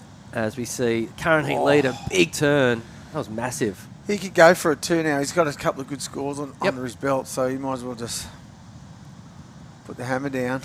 It's a way to go, isn't it? Big snap there. You know, he's had a couple of good scores. Why not go bigger and bigger? Well, what do they say, building house? Yes. Absolutely. Which I don't know what that means. You kind of get the idea of going for broke a little bit more. Those had a 6.5 and a 5. Yep. 2 good numbers. Or a 6.17 and a 5.33. There it is. So now's about time to sort of step up a little bit more. Yeah, you have to, right? You just got to better your scores. It's the only way. It's no use going little waves that aren't going to better your scores. You just sit out and then go for it. Nice check turn there. Oh. Big snap. Love that. Yeah, he liked it. That was sort of a mini claim on the way down. That was really good. Did Smooth. get put back in the third position prior to the last ride of red, but I dare say William Pascoe will be going back up in a second with this combo. Oh, that would have felt good too. He picked up speed off the lip. It was like a projection sort of speed turny thing. That was good. He fitted in real easily too. He needed it. Needed a score. There's George Pitter and Billy Stairman. A couple of the big names, the regionals. Billy was also in so I saw him at the airport in Houston the other day. Houston. So he did the event in Puerto Rico. Then he was going straight to Avoca. Then he was going to Newcastle. Life on the road for these guys, it's a lot. Mate, that's a mission. It's a lot. What would you think a direct from Houston to Sydney would be? Cost or length? Travel 16 time. hours. 17. 17 hours? 17 on the way back. That's ridiculous. Yeah. It made me actually Google the longest legal flight time. What is it? 19. Singapore to New York. Oh, wow. What about they're doing direct to London too? Would that be 17 or something? Yeah. Here we go, the current heat leader. Good wrap there. Nice section. Surfing really good. Remember a guy called Troy Technenberg? No. He surfs like him too. He was another sort of... Where's he from? America. Oh, it has to be. The beauty of watching Timmy Baines, you don't get too many pop-out surfers like him nowadays. You know what I mean? As you can see, good, he's Huxtable. And Alex from Manly, all happening, all the big guns. The top seeds, who won't be in the event today, but maybe tomorrow. Got his rig out. Why not? 5 minutes remaining in this one. First day of competition down here at Merewether. And we're being given a pretty good forecast, Hoy. Yep. What do you think we're going to see? We're going to see much of the same. Picks up every day. But look, have a look. I had a look the other day. I haven't looked for a couple of days, and I'm not very good at surf forecasting. Even though it tells me what it's going to be like, I still get it wrong. Similar conditions. No, similar conditions. Yeah, I think it's going to stay like this till Friday, maybe, and then I think we'll get an offshore day, and then a southerly in the Arvo, and then the weekend looks like it's from the south and it's solid again. Unreal. Yeah, it should be good. Especially like this little left bank, and there'll be a couple of rights, and then it'll completely change. So all the goofy footers will go probably good at the start, and then at the end you want all the natural footers will come back. They'll be all out of the comp. That's a positive looking forecast at least. There's not a flat day. Yeah, that's incredible. Yeah. And they said they got plenty of time, so I've been pushing for 9 o'clock starts. 10 if we have to. You like a sleeping, do you? Oh, I love a sleep. I don't get up. I hate the mornings. Really? Yeah, I hate them. Hate the beach. Must be one of the only surfers, right? Yeah, there's a few. But I'm no good in the mornings. You were a bit cranky this morning. Yeah, I'm cranky every morning. Doesn't matter what happens. We've got 3.5 minutes remaining. That last ride of blue, William Pascoe, was a 3.83. So judges didn't love it. Not a bad number. Was enough to get him up in a second, but still really tight with Ash Jenner, who is currently sitting in third position. This is the current heat leader. He's on a tear in this one. With surfing like that, I mean, really hard to take down. This fast, flowy. It looks like he's riding a board that's maybe a little bit shorter, a little bit fatter, a little bit wider. Really comfortable out here this afternoon at Merewether. Looking good. Fast. Light on his feet. Look at international heat in this next one too. Yep, that's Christian Wow. Here he goes. What's he got? Oh, that was the start of this one. It does look a bit wider and shorter, doesn't it? You're right. Surfing on that little left rip bowl that you can see. The rip is just pushing him off the bank, and you got to stick with it to... It's non-stop paddling. Yep. There's been a lot of blue bottles I've heard too the last few days, or last week actually. Heaps of them. What's your greatest story with getting tangled up with the blue bottle? Oh, day wreckers. Have you had any good ones? No, I'm just normal like everyone else. Haven't duck dive and come over in your Nah, face? nah. Have you? No. That's a worse scenario, nightmare. Yeah. I've had them bad though. It goes under my glands and stuff. Bad. I hate them. They're evil. They reckon you can, if they get on you, you just got to put your hand back. As soon as you put it, like you take it out of the water into the air, yeah, and that's when they cling. So if you stay under the water and unwrap them, they don't sting you. That's well, it's a defense mechanism when they feel the wind. Yeah. As soon as they get in the air, they stick. If you feel it on you and stay under the water and unwrap them, I've never heard that. Yeah, that's incredible. Sting. Yeah, that's what I reckon. Anyway, and I've done it. I've I've got it. So I hate them. That's incredible. Bit of action out the front here, Hoy. We've got just over a minute to go, and the situation is really tight between blue and red. Ash Jenner with second priority. That's the problem for Ash, looking for a 3.66. He's trying to get away from the man in blue, but he isn't having much luck. You can see blue just sitting all over him. Oh, he is too, with a minute to go. Old school tactics here. I like it. Really close. Well, you mentioned earlier you would do exactly the same nowadays. Well, you said it's a tactic, right? Oh, it's a full tactic. He knows he's not going to give him the score, and especially only needing a 3.66. It's not that much of a score. No. Basically. And like I said, I've done it 1,000 times. You just go and lost heats, semi-finals, all sorts. Heavy. 25 seconds remaining, and it looks as though pretty dire for the man in red. Not much happening. Paddling up the beach, looking for something. I can see there's not much action, Hoy. You'd be filthy though, wouldn't you? It's not a good feeling doing it to people. But you have to. It's you know. Particularly losing with a higher score than the. Yeah. That annoys you too. 3.66. He's not going to get it. Hasn't found an opportunity, and the heat is over. So in the end, it was a really impressive performance from Tim and William Pascoe holding on to second position. As we go to a quick break and be back with more action down here at Surfest, presented by Reflections Holiday Parks.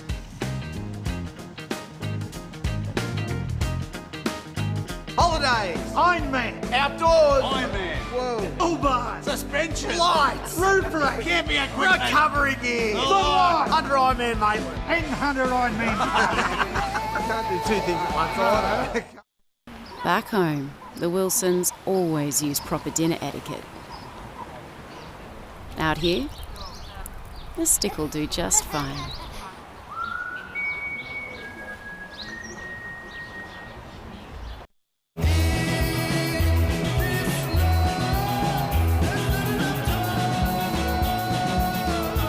Effortlessly refreshing. Byron Bay Brewery Premium Lager. Go with it. The Racecourse is not just a place to watch the horses thunder. It brings generations together to share memories and experiences that are close to our hearts and runs in our veins. Newcastle Racecourse. Home is where the track is.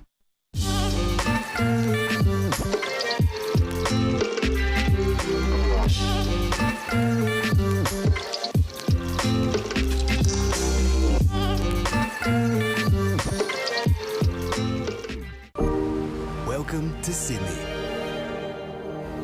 Upbeat. Downbeat. Feel its heartbeat. Open spaces. Open arms. A place to feel alive. To feel free. Come feel it all. And feel new. Holidays, Ironman, outdoors, Ironman, whoa, Uber, suspension, lights, roof rack, camping equipment, recovery gear, Under Ironman Maitland, and Under Ironman. I can't do two things at once, I know. Welcome back to live action down here at Merrow the Beach, day one of competition for Surfest 2024, presented by Reflections Holiday Parks. We've got 3 new surfers out there in the lineup. It's Spencer Kay, Diageo Cadiro, Christian Wow, and Walter Hyatt, the semi-local. Walter? He moved here about 2 or 3 years ago. He's moved here from Victoria area, part of the Merrow the Surfboard Club. Really? Yeah, good surfer, goofy footer, tall and lanky. Oh, yeah, okay, I have seen him. Yeah. Yeah, really good. He's actually given the QS a crack. The QE? Yep, so he's been surfing the regional series. I don't know if he's done all that well yet, but yeah, he is giving it a go. As we see surfers come in for that last one. It was a good, very narrow loss for this man. He won't be too happy, old Ash Jenner. No, he's not. No. First round loss is not fun. I tell you what, we were saying the conditions were pretty good. It's really backed off for these last few heats. The low tides actually killed it. Yeah, I think so too. And it's just this. It was much bigger 2 hours ago. Yeah, it was. And we thought it was coming up too. It's supposed to come up like a foot every day, so maybe more. So we'll see in the next few days, obviously. But yeah, it looks like it's just, and the winds come up too, which doesn't help. Knocks the top off the wave, you know. Nor'easter going with it. It's a classic summer day down here today. No Isn't it? winds. And it's not even summer. Just light nor'easters. As we see, surfer in white, really sparky on this one. Moving fast through this dead section. Nice snap too. Flying along the bloke. Oh, that was really good surfing there from Diego. Where's he from? Well, I could guess, but yeah, Italy. Italian, Yeah, that's what I there you go. thought. Yeah. So I had a look at that. There's a few. Here it is. Oh, there's another one. Of course, there's a few good surfers out of Italy nowadays. Leonardo Fioravanti would be the best, you'd have to say. He'll be representing the country at the Olympics, which is massive for Italy. Here we go, replay. I love the speed he gets just about here. Just starts flying. Boom. He did pick up a lot of speed out of nothing. Absolutely nothing. Made something out of nothing.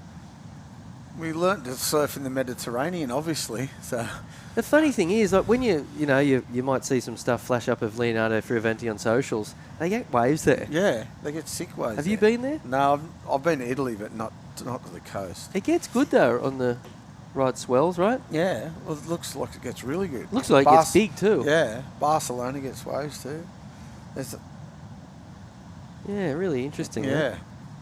Look, we're going to cross down to the winner of that last one.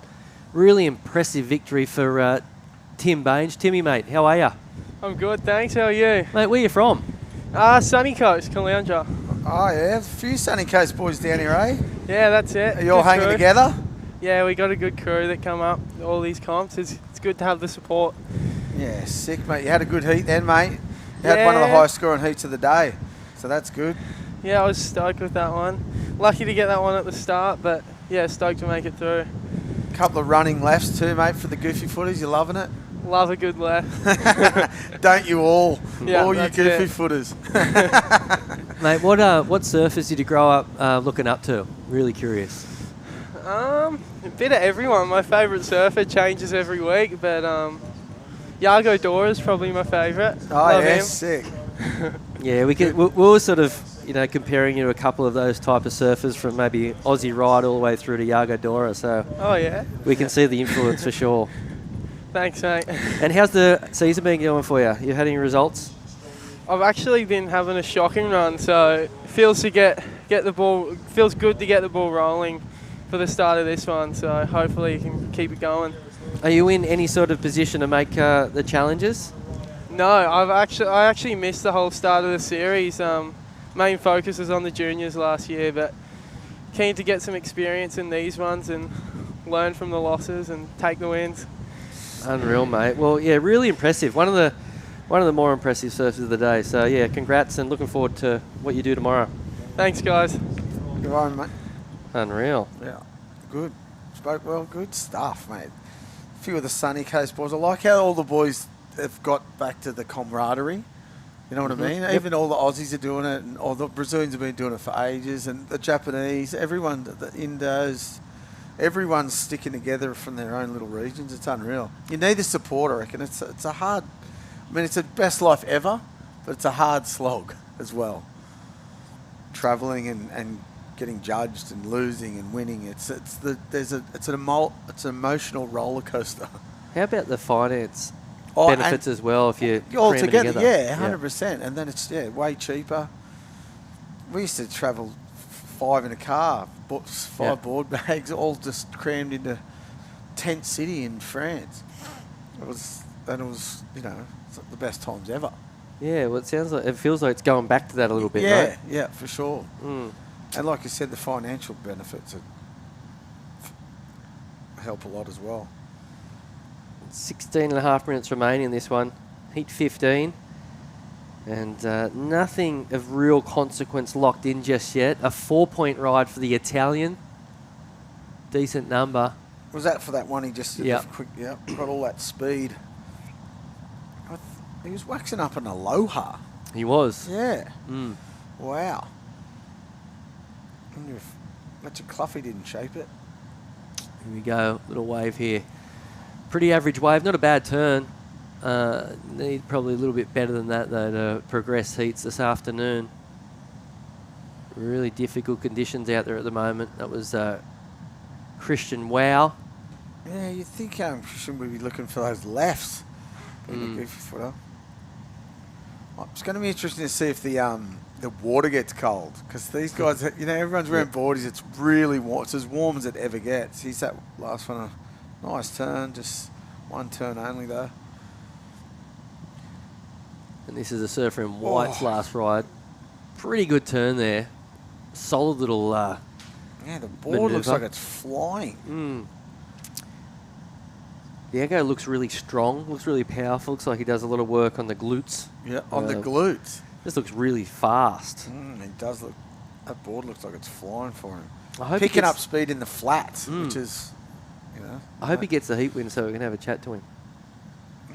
I want to hear the story. So where he's actually like Italy, obviously, but where and where's the where most he grew up surfing and where's the most unique place you've been around the world that you've got decent waves? To me, if it was Italy, for example, that's quite interesting. Yeah. Have you surfed? I didn't really go to those different sort of places for surf. I went to them for other things, not for surfing though. But yeah, I sort of just went to the main spots really. Okay. Most unique though, I couldn't tell you. It's funny as we grow up though, we start finding out that there's actually waves in these corners of the globe. Exactly. Everywhere. Yep. Taiwan. Yes. You'd never think. Yeah. Well, China, there's waves. Well, we just got back. He was Walter, the local fella. But as I was just saying a moment ago about the ISAs in over in Puerto Rico, there's something like 50 countries there or whatever, right? Yeah.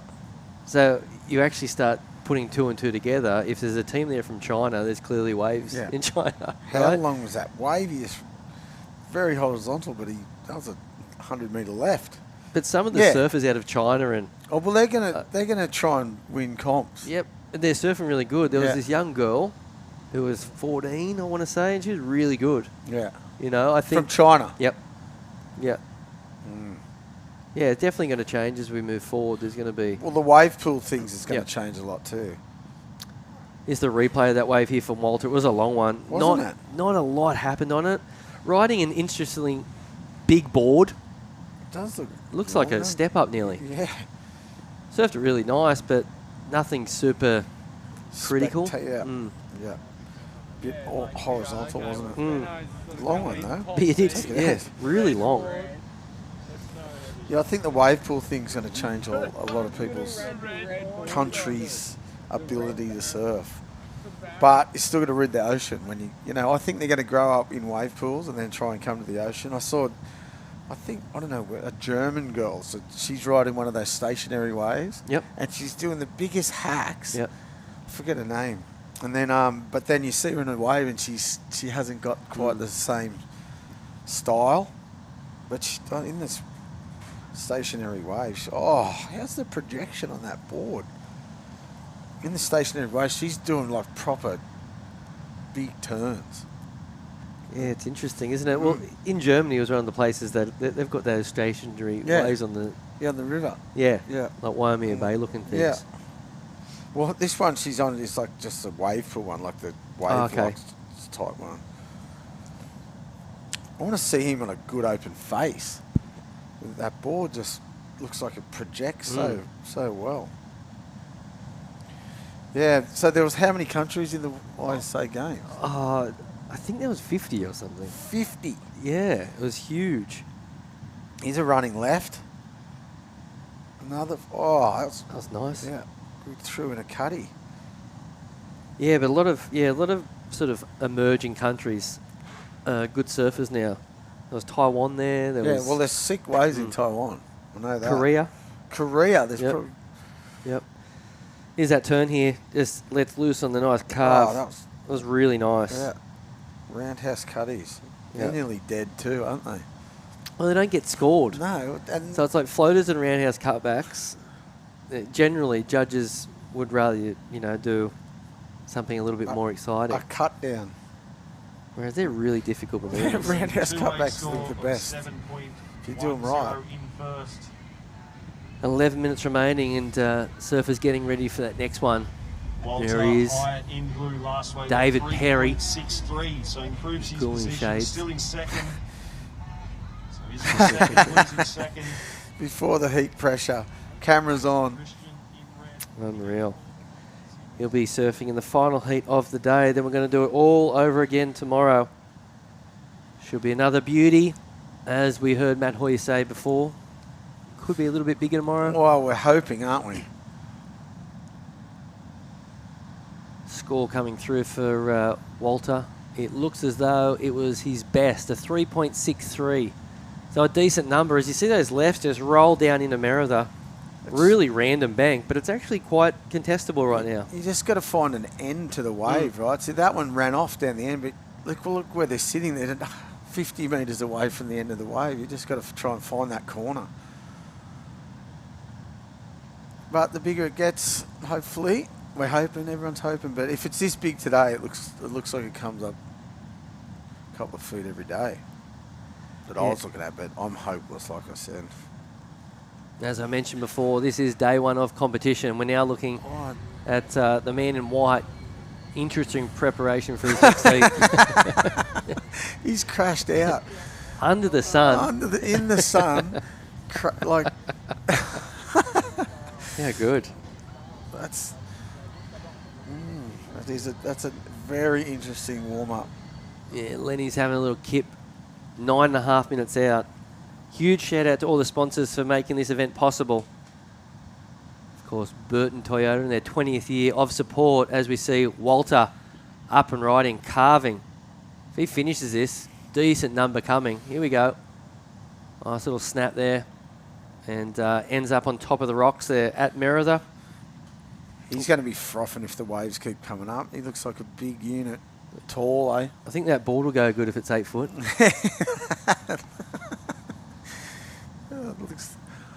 But is he really tall, you said? I think he is. Maybe, 6 foot, 6'1". Well, we've got that other goofy foot who's just trying to hunt those rights, which is a strange way to go through this heat if there's running little left for a goofy footer. He's got a zappy never little go back right. end now. Yeah, you're right. Replay here for Walter. First snap was nice. Another roundy. I like it. Here's a question for you. Is this last manoeuvre complete? Nah. They won't give it to him, will they? They're harsh on that these days, aren't they? They don't care that there's a bed of rocks in front of him. Right? You have to kick out. They got no choice. Look at that. Beautiful Merriweather. What a spot. 8 minutes remaining. Surfers getting ready for that next heat. This event would not be possible without all the incredible sponsors. Burton Automotive crew, Kim Burton and the gang. As we see, big backhand snap there. Department of Regional New South Wales, they're a part of this event. Lion, Byron Bay Brewery is the official drink partner of Surfest 2024. And Destination New South Wales. Surfest is grateful for the ongoing support of the state's tourism and events agency. Destinations New South Wales. You saw all those beautiful sights on the ad. Yep. In between the heats. It was amazing. Beautiful. Best state in Australia. Easily. Easily. A nice shot here of Merida. Turning on for day one of competition down here at Merida. A 5,000, a QS 5,000. So a lot of points up for grabs. We will crown a champion on Sunday. Here we go. Big snap there. That was mean, that turn there from Walter.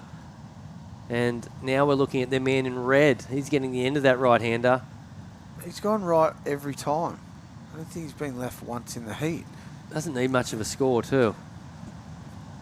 Right now, a lot of low scores punched into the computer. The winner's out in front on 7.1 points. So very low scoring heat. Here's a set.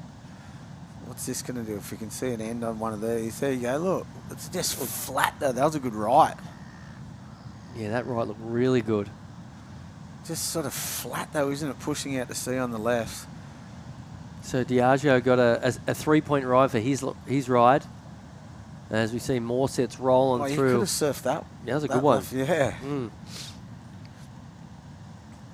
Second wave in the set looks a bit smoother with the foam on it, but they don't really score you when the foamy ones either. Even if it's a good, clean one, it just if it's not on an open face, green open face, blue open face, they don't really score. Here comes a little right though, maybe.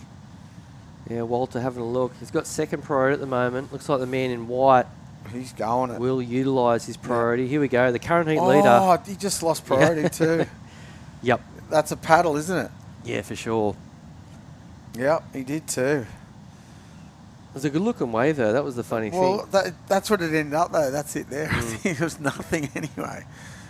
The rights just go back onto the bank too quick, I think. Wrong direction. Oh, no. That was a pretty good one, wasn't it? We've got 5 minutes remaining, and Walter, the local surfer, is out in second position right now, looking to ditch a 3.27 and replace it with a 3.48 to move up into the lead. It looks like the surfers are getting the word from the beach announcer. About the priority?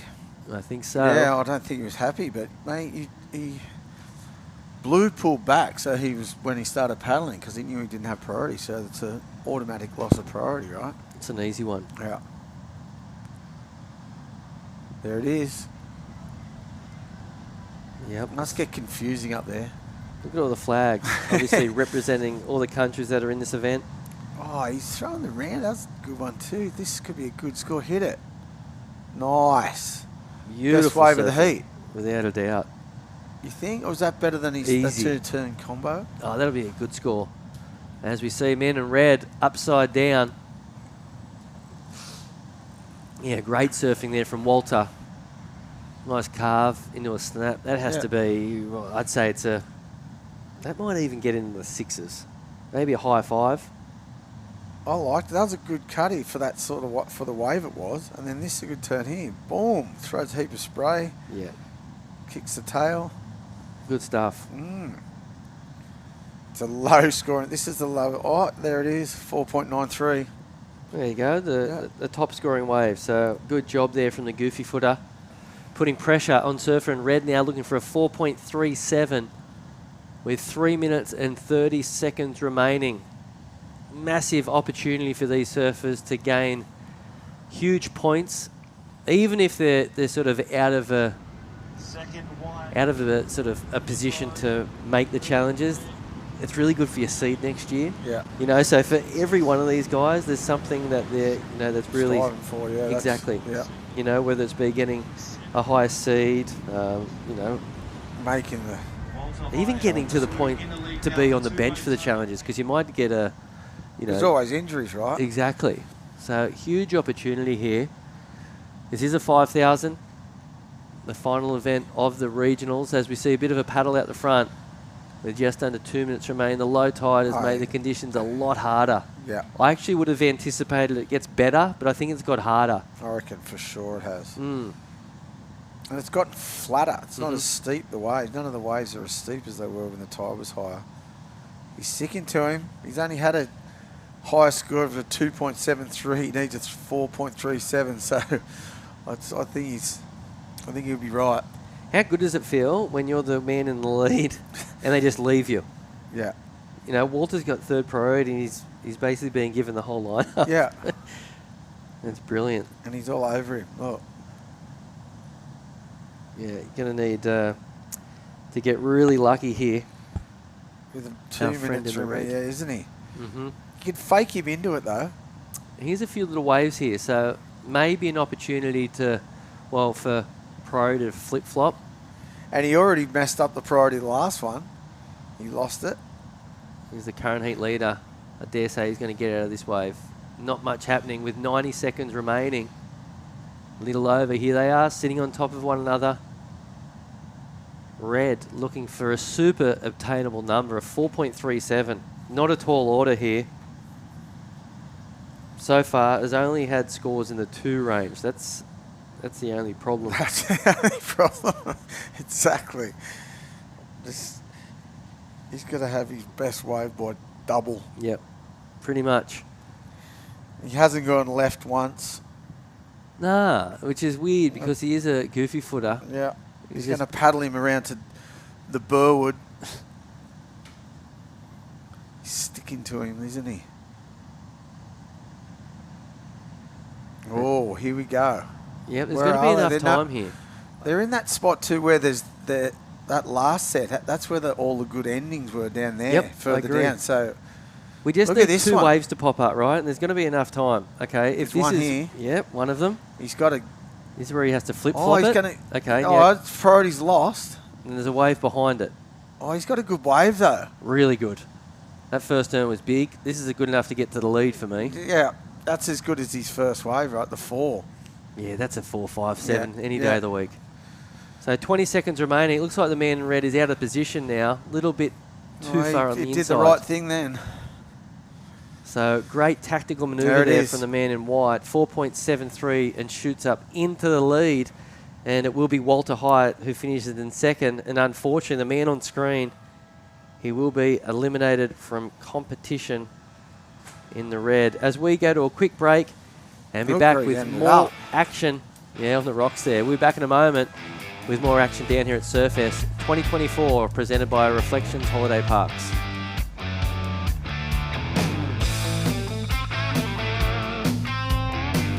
The Racecourse is not just a place to watch the horses thunder. It brings generations together to share memories and experiences that are close to our hearts and runs in our veins. Newcastle Racecourse. Home is where the track is.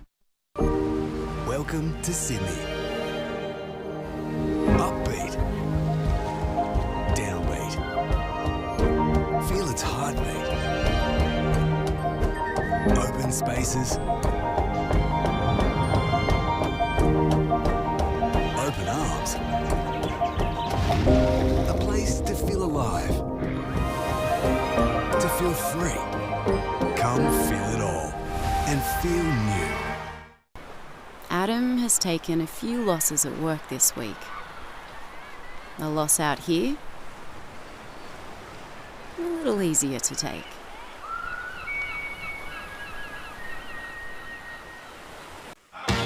Wait!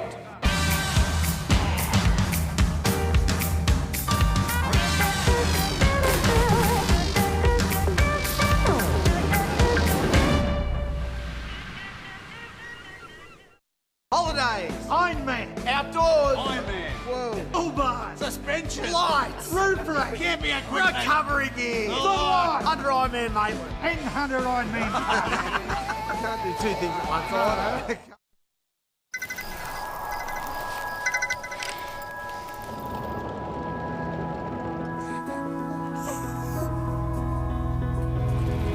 That's me. We got out. I love you, Dad. 300 kilometers to your destination. No beds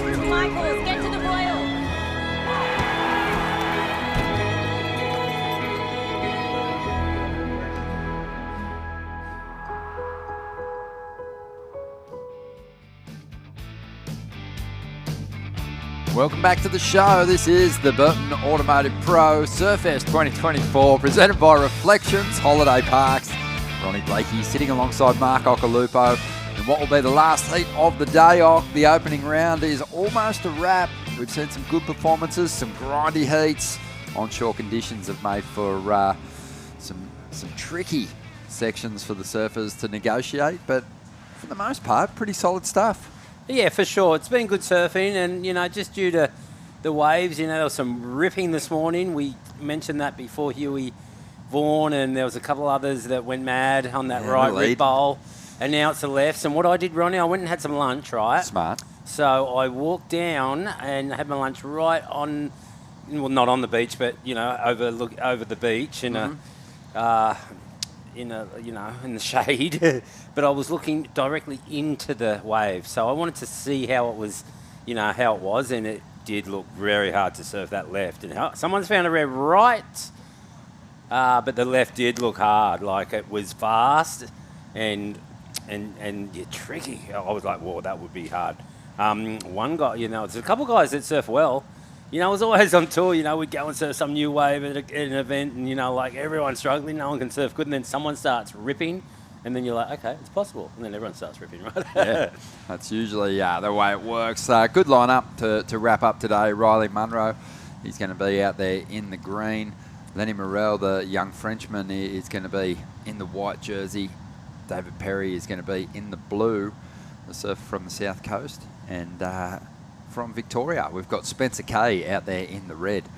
So this should be a good one. 21 minutes remaining here. As we see just Riley Munro, quick start for him, couple of rides already. Nothing too substantial on the board, but give him a moment. He'll bounce back and give us a couple of big numbers. Well, we've got plenty of time. It is the last heat of the day, and it's kind of good, I guess. Like, there's still good swell. I mean, it hasn't faded, but the wind seems to have grabbed it a bit.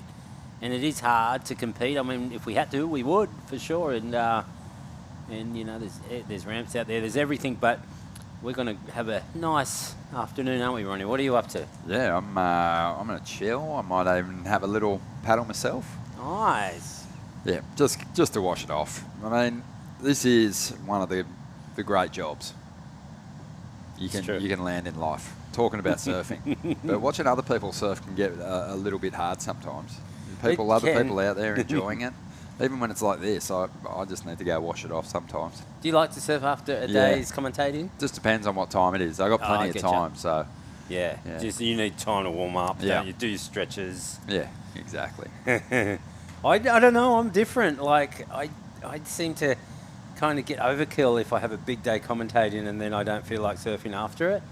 I don't know what it is, but I've got to break that habit because, you know me, I love to surf and I do surf a lot. So if I just break that habit and maybe just get out there this afternoon. I think so.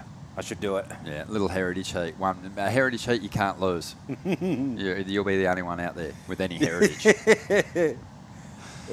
Just over 19 minutes to go here. And, young Spencer Kay, his dad was my first boss. Was it Steve really? Kay. I remember Steve Kay. Yeah, he was the publisher of Tracks magazine when I left high school and moved to Sydney. He was cool too. He used to pick me up in the morning, drop me off. He was a real keen surfer. So when the waves were pumping, he didn't mind that you were out of the office, which was cool. And then he was Rip Curl, right? Still there? Still there at Rip Curl, yeah. I see him. Well, he was skiing. I think he still does. Yeah, I've seen him at the snow at Hotham a few times. Yeah. Yeah, he's a good man. And I've seen him he comes up to the Goldie a bit too. Yeah. Yeah, he takes some holidays. So he's a good man. Hello, Steve. Yeah, mad goofy footer, one of the biggest frothers you'll ever meet. Just one of those eternal Grom guys, so much energy. So he's going to have that nervous feeling of watching your son right now. Oh, no doubt. No doubt. Here we go. Bang, nice big hit there from Dave Perry. Solid unit from down on the south coast. And here we go. Does some work as a lifeguard. Let's see what Spence can do here. Works a nice clean turn, just a transition hit really to get started on this ride, and the second section didn't kind of stand up for him, but you could see what he was thinking. He's got the idea, because I actually, when I had lunch over there, I was down there in front of where he's surfing, and I noticed a couple little rolling chip shots that have big ramps, and I was thinking, man, I'll send Jay there. But there's a spot there for sure. It's just a little... It's a closeout, but you get a chip shot into a ramp and, that can be a big score. A couple of little holes in the reef there too, so occasionally the wave will back off a little bit. Yeah. But and I guess when there's reef and there's holes, there's potholes in the waves too, so it's tricky. Yeah. He's just, you can tell he's just looking for a bit of space to load something up. One big individual term might get you a solid number today. And it might work. I mean, he's surfing by himself, so often, a guy will break away and get some scores by himself. I always used to like to try and do that, but it's a kind of a scary thing to do. Leave the other guys all in the area, in the better area, but they're all lefts, aren't they? And here we go. It's Perry. Yeah, David Perry there. Just under 17 minutes to go. Let's check in with the winner of the last heat, representing Italy. Oki, you got some heritage in Italy. This is going to be a lot of fun. Diego, congratulations, mate. Thanks, mate. Hey, Ronnie. Hey, Ock. Hello, Paisano. I didn't know you were Italian. I see you in the surf all the time. Yeah. I used to go to PBC and go to school with Jay. You did? You probably don't remember me, but I always used to see you. I always see you. Yeah. No, I didn't. The thing I'm trying to say is I didn't realise you're Italian. Was it your parents or your parents' parents? Yeah, my mum. My mum's Italian, actually. Okay. Sweet. Yeah. Okay. Well, I'm gonna give it I can share more waves with you. Sweet. Thanks, mate. Appreciate it. What's been happening, mate? A long time since we've caught up post heat, but that's the way you want to do it after a victory. Yeah, mate. It was pretty tough out there. I think the last time we caught up was at the Asia Cup. That's right. 2 years ago. So yeah, that was a really nice event. It's pretty fun out here. It's a bit tricky though. Like, it's hard to get the real good ones. I sort of got lucky at the end. Good thing I was sitting on red, because then that wave came to me and yeah, I got the score to get the win. So love it, man. It's so funny that, sometimes the conditions can deteriorate somewhat, but you guys have surfed so many heats in your careers, and obviously you've surfed a lot of heats in waves like this as well. So there is always sort of a method to the madness, and getting tactical in that heat really paid off for you. Yeah, probably if I wasn't sitting on him, he would have got the wave and probably got the score. So yeah, a bit of tactics going on today. It's really tricky and it could go anyone's way out there. So yeah. We were talking to Caelan Orchard earlier on today. He had a heat win. We were saying, in the lead up to this big major contest, obviously you're getting yourself so primed. You have a picture of how you want to execute out there, and then you've got to really be able to adapt, especially in beach break conditions like this, don't you? Yeah, for sure. I was eyeing out the right next to the rocks. 2 heats earlier, it looked pretty fun, but then just before my heat, it just went horrible. Like, no waves came through there, so I had to go to the left, and yeah, sort of paid off. Diego, we're in this opening round, so your seed hasn't gotten that high throughout the season. Do you know where you're sitting at the moment? I think this is my second QS. I had a bit of a break last year, but I'll be back onto it this year. And yeah, I think Avoca was my first one, and then yeah, I'm here on my second one now. Just got back from the ABB, which was really fun as well. That looked insane. Yeah, it was sick. Super challenging. You guys did so well to just turn it around so quickly and rock up for a first round here in Newcastle. Yeah, me and Sean, we actually got here at 2 a.m. last night. So wow. Just tried to get a bit of a sleep and then wake up early and rock up to the event. So yeah. So what are you going to do this Arvo? Probably sleep the whole Arvo. Perfect, Lay down mate. in the aircon. Good on you, Diego. Congrats. Well done, man. What a fantastic start and a busy few days for you.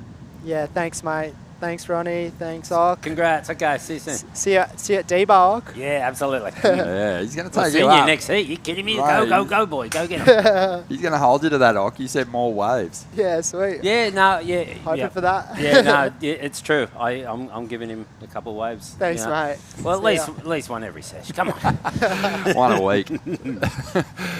Love it. And you can tell, everyone we've spoken to today, so these servers in the opening round, a lot of them, even with the victory, won't be able to crack that top 7, but it's still, they're aware that this is a big event, a lot of eyeballs on it. They want to make the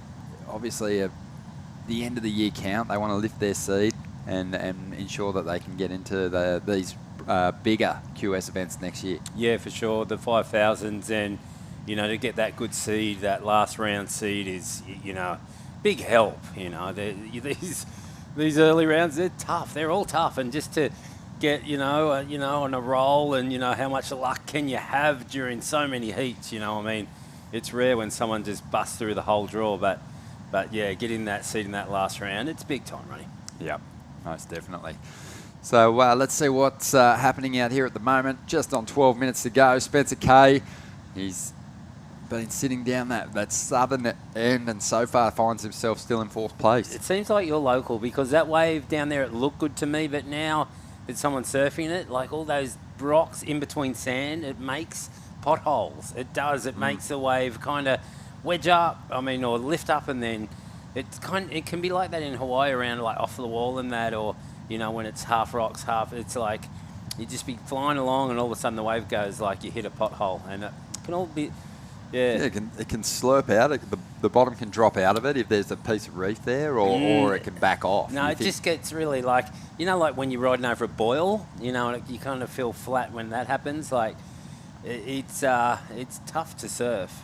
I was thinking of the snow then because I was talking about the snow earlier with Stevie K, but I've snowboarded a few times, and I know you like snowboarding, but I just got back from Japan last week. You got back from Japan. It probably doesn't happen in Japan, but in Oz I've had it sometimes when you're there early season and you've had a fall, but there's no base, and then you just you go into a hole into the bush, and it's so dangerous. Oh, it is. I had a couple of good stacks actually. Did you? I'm glad I'm not hurt because it was all powdery, but that takes a bit of getting used to. It was all powder. Yeah, but you just get bogged down. Oh man, so much fun. And then just when you get stranded in the powder and you've got no speed, and then you've got to walk Trudge yourself out of there. Yeah. Oh, I've done that a couple of times. It's it's the most tiring thing in the world. Anyway, so back to the heat. Yeah, 10.5 minutes to go here, and we're kind of looking for the hero in the opening round. Who can make that mad run all the way through to finals day? We saw Huey Vaughan do it last year. He had another great performance in the opening round today. He probably gave us the highlight single ride of the day. So yeah, that's pretty amazing. If Huey done it last year, how come you'd think he'd have a better seat? Yeah. Wouldn't you? Yeah, you would. He started in round 1, and I'm sure he can do it again the way he surfed this morning, that aerial 8.93. I saw the Vaughan brothers after that, and I was like, that was sick, and Joel and his dad was there, and I was like, you know what, we were on the commentary box, and I said his brother would have gone bigger. And the look in Huey's face, that's so good. It just would have only spurred him on. Mate. Oh, we can look forward to a big second round. But it was a sick air. It was a sick air. I'm like, yeah, it was sick, but I just said your brother would have gone bigger. And he's like, he's going to be like, okay. Okay, yeah, watch me next time. All right, we'll see about that.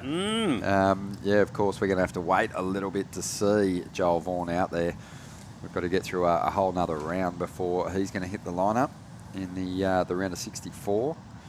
So, some big names that are already seeded into that third round too. Dakota Walters just leading feels the ratings, right? Leading the ratings, just feels like he's primed to just smash his way through events these days. Just seems to be, 100% fit, has had some injuries, and we'll see how he fares. I'll never forget that final he had with Joel at Bondi, and he broke his ankle and made the air and got a 10-point ride, had to come in and couldn't surf. I think it was the semi, Yeah. Came in, couldn't surf the final. Needed surgery. Took a while, then he's back, and Dakota I know so well because he rides, for Billabong as I do, and as I have for, the famous saying is 20 years, but I'd double that. But, so I'm interested to see how Dakota's gone on the Challenger. Yeah, I really am. Yeah. Yeah, it's going to be awesome. It'll be awesome at Snapper. Wow. And then we've got some big names like, Morgan Siblick, obviously, a guy that's, challenged for a world title in the WSL finals. He's going to be coming up in that round of 64 as well. He's been surfing so well. I also ran into Morgan this morning. Oh, beautiful. You've been busy. I wasn't. I was down at Dixon Park, and they were just all there. And I got a chance to talk to all of them, which is great. And Morgan's feeling really good. He's just here for some practice. Got his eye on requalifying, so yeah, it's good to see. That's going to be fun to watch, and just makes it so much harder for those campaigners trying to bag a big result if you come up against Morgan.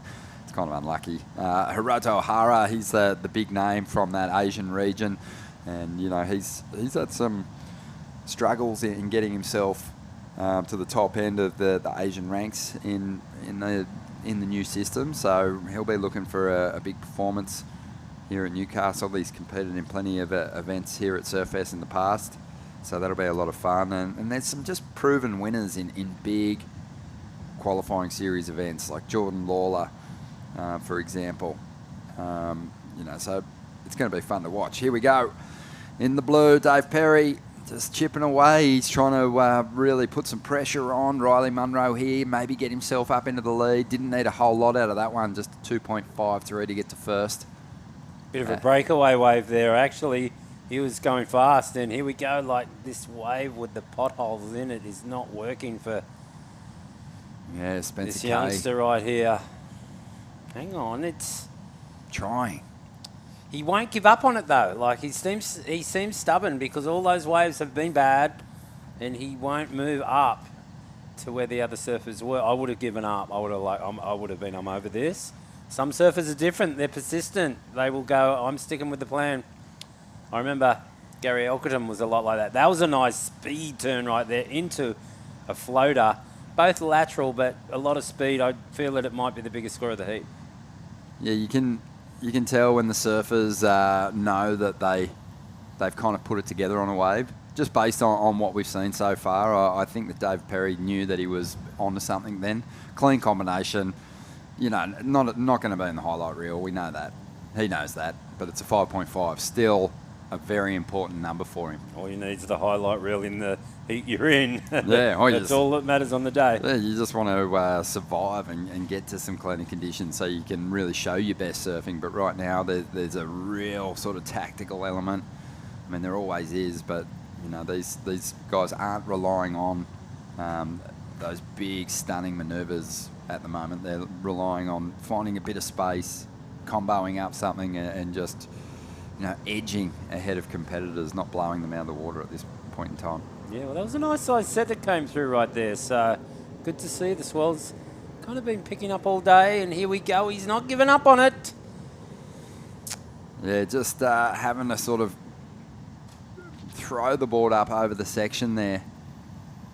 So it wasn't sort of that crisp timing that's going to generate a solid number for an individual turn. The thing is, he's got a bit of time. I mean, he could get out of there and get a score and still get him out of this heat, or he could just get real lucky and get a good wave where he is. I mean, obviously he's not going to go up the priority order if he returns to the other surfers, but he's probably thinking that. He's like, it's too late now. I'm not going to get up the order. I'm just going to go for it here. And, you know, he only needs a 4.37. Going for reps, isn't he? As opposed to sort of getting into priority. Priority 2 is, you know, you obviously, once you have it, you want to execute with it, but when the conditions sort of get really marginal and it's hard to pick a quality wave over anything that's rolling through, it sort of almost becomes like a whatever. I'm just going to go and throw everything at any section I can find. But he hasn't had over a 3 yet, so is it the right choice? At the moment, no. But in just but under 4 minutes, we're going to find out. Well, I'd love for his dad, and you know, if he made the call, like you said, if he made the call with 7 minutes to go, he potentially has enough time to really find a couple of okay waves, even when he's having to slot into that order. But down the end, any wave that comes in, he kind of gets a look at. But there's the interesting thing, has Lenny Morrell moved down to that southern area? No, he hasn't. No, he should, I guess. But I mean, you're only blocking. The schools are so small. He's like, nothing's really happened in this heat except for Perry's 5.5. So I think he's right in just sticking on Riley Munro here and seeing what he's able to do as we see David Perry up again. Couple of hits, driving through to the inside. Yeah, he's just grovelling well, isn't he? He is. Very hard to tell with the drone angle.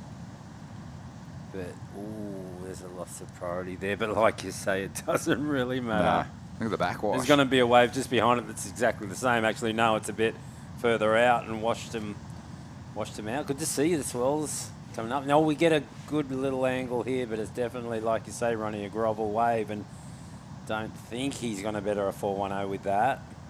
Red, he's in there. Like, I'd love to see something come to him.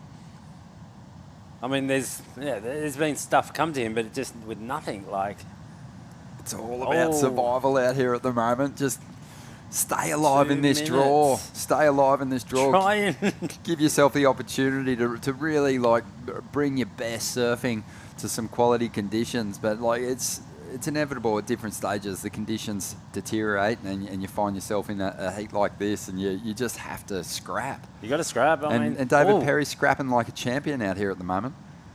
Well, here we go. It's just a little chip shot of whitewash that you can get to that closeout. Otherwise, you cannot get the speed to even get up there. So that's what you're hunting, is those little whitewash chips. And it's job done. Any time these competitors get up, the goal is to improve on your worst score if you're in that top two. Obviously, the surfers outside the qualifying position, they know they've got a firm number in mind that they want to get to. But here we go. Hang on a second. Spencer K loading up, has work to do, chasing the section, hasn't even got a turn done just yet, but he can save it here. Nice little whip off the top. Very clean. Little combo there to finish. Just clicks off a couple of turns. Behind him, Riley Munro. Bit more dynamic, bit more punch in those two turns. But, you know, like, where's that going to fit in? You got to make some comparisons to the 5.5 we saw from David Perry earlier on, because Riley Munro's after a 4.47 to get himself up in a second. But, you know, I think that wave for... It's just too fat up there, isn't it? It's just the holes in the reef. You can see the little boils in the reef. It's just so hard to surf. And then we'll see this next wave after it. It's on the sand, and it's just got more substance to it. Look at it, it's thicker. It's easier to surf, and it's just a better wave. He's in the wrong spot. Yeah, it's a but you learn. Neat little exchange there. Riley Munro does enough, 5.43 to jump up in a second. And Spencer K after a 5.79 now, 10 seconds to go. Lenny Morrell trying to get himself back up into the top two. Nice turn there. Only needs a 4.34 out of this one, Ock.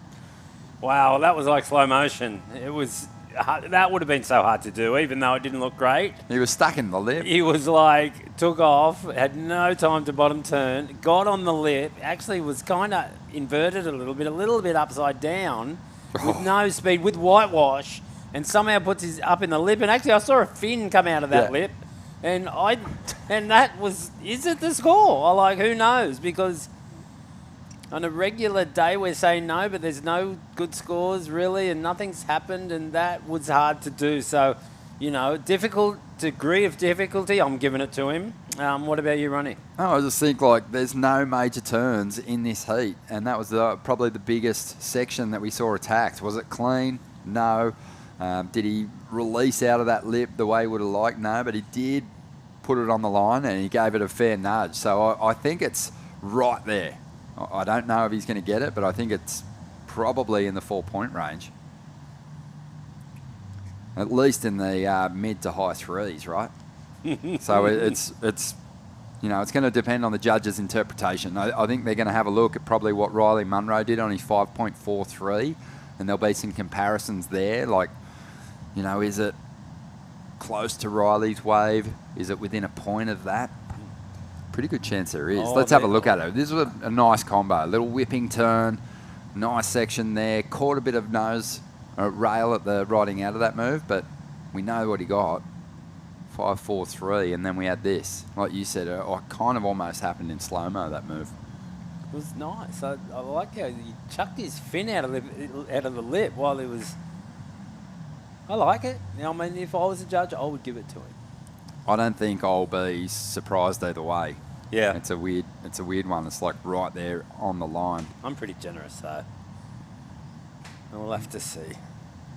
Look, like I said, it was a heat short on big turns, and that was one of the biggest. So we'll see. Taking their time. Waiting on the numbers to drop here. What time are we starting tomorrow, Ronnie? I think we'll look for an 8 a.m. start again. Okay. Yeah, just based on what the conditions are doing, we do have a little bit of time to work with. So, you know, if there's quality waves, though, it'll be we're on. 8 a.m. Still waiting for this number to drop. The panel having a good old think about it. Even well, I guess they think they've got all afternoon, right? I mean, we've got about 3 hours, so... Well, this is one of those ones. It's an interesting one because usually you and I can say, I think you got it. Yeah. Or I don't think you got it. You know, if you were really holding me to an opinion. I was. I still am. I'd say I don't think he's going to get it. Okay. And I was saying I'm generous. I would give it to him, but that sounds like he's not getting it. But he's taking his shirt off. If he goes to the lead, he'll be putting that thing back on. But I don't think he'll go that far. It's going to be close. Yeah. Yeah, I just liked how crisp and clean Riley Munro's combination was. Yeah, well, and that was a 5.43. No way is it anywhere near that good. That's what I'm thinking. I don't think it's even within a point. But because Riley, the Munro got a good speed check before the turn, and you know, but when it comes to the last turn, I think his was better, even though he had no speed, and he got up. There was no bottom turn really. It was just straight up into the lip. But he saw fins and stuff, and it was critical. It was hard to do. So I think they're all talking. They're having the same kind of conversation right now up in the judges' booth as we are, and. I mean, the head judge, do they talk a lot? I mean, I don't know. They must, because they're taking a long time. Yeah, this seems mad to sweat. They're having a chat, a good old chat about it. Yeah, we're just getting confirmation. There's a score there, but I wasn't sure it was the number. There's a 2.97 there, but I don't think... What do you mean? The Lenny Morell's 2.97, I don't think that's the number. We're just getting confirmation.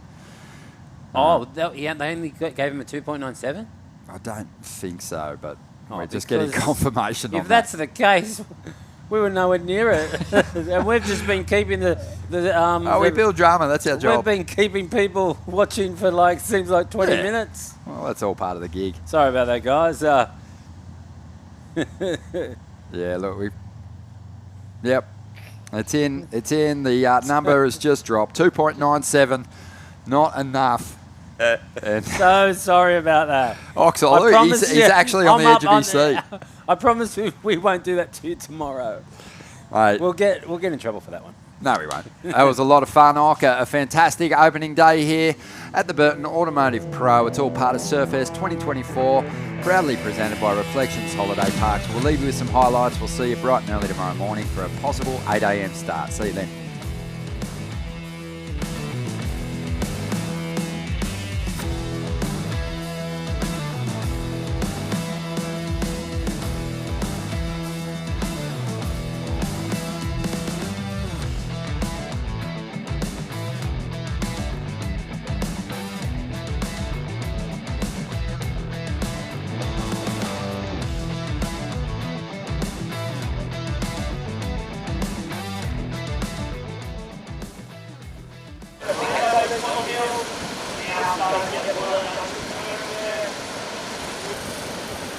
Holidays, Ironman, outdoors, Ironman, whoa, Uber, suspension, lights, roof rack, camping equipment, recovery gear, under Ironman, mate, and under Ironman. I can't do two things at once, right? Back home, the Wilsons always use proper dinner etiquette. Out here, the stick will do just fine.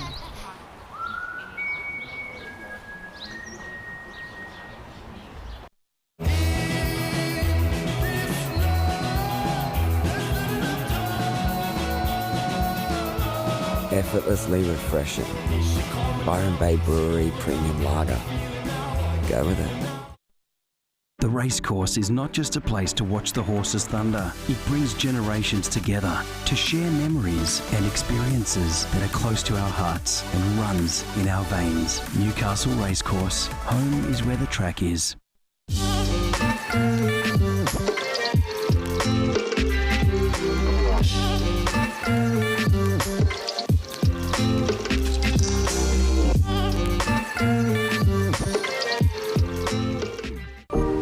Welcome to Sydney. Upbeat. Downbeat. Feel its heartbeat. Open spaces. Open arms. A place to feel alive. To feel free. Come feel it all and feel new. Holidays, Ironman, outdoors, Ironman, whoa, Uber, suspension, lights, roof rack, camping equipment, recovery gear, under Ironman, mate, and 100 Ironman. I can't do two things at once, I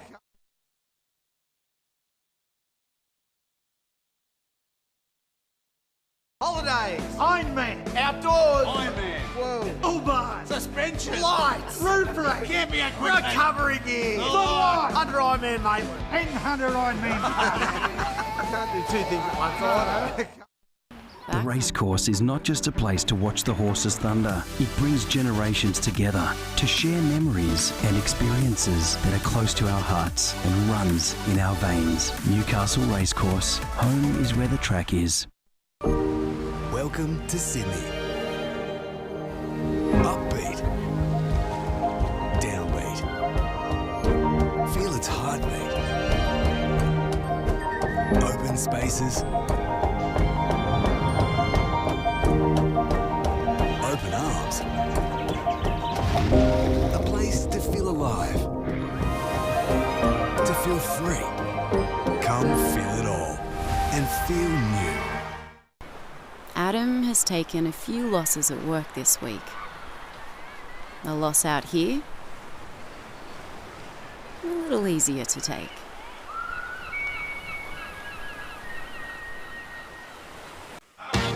Wait!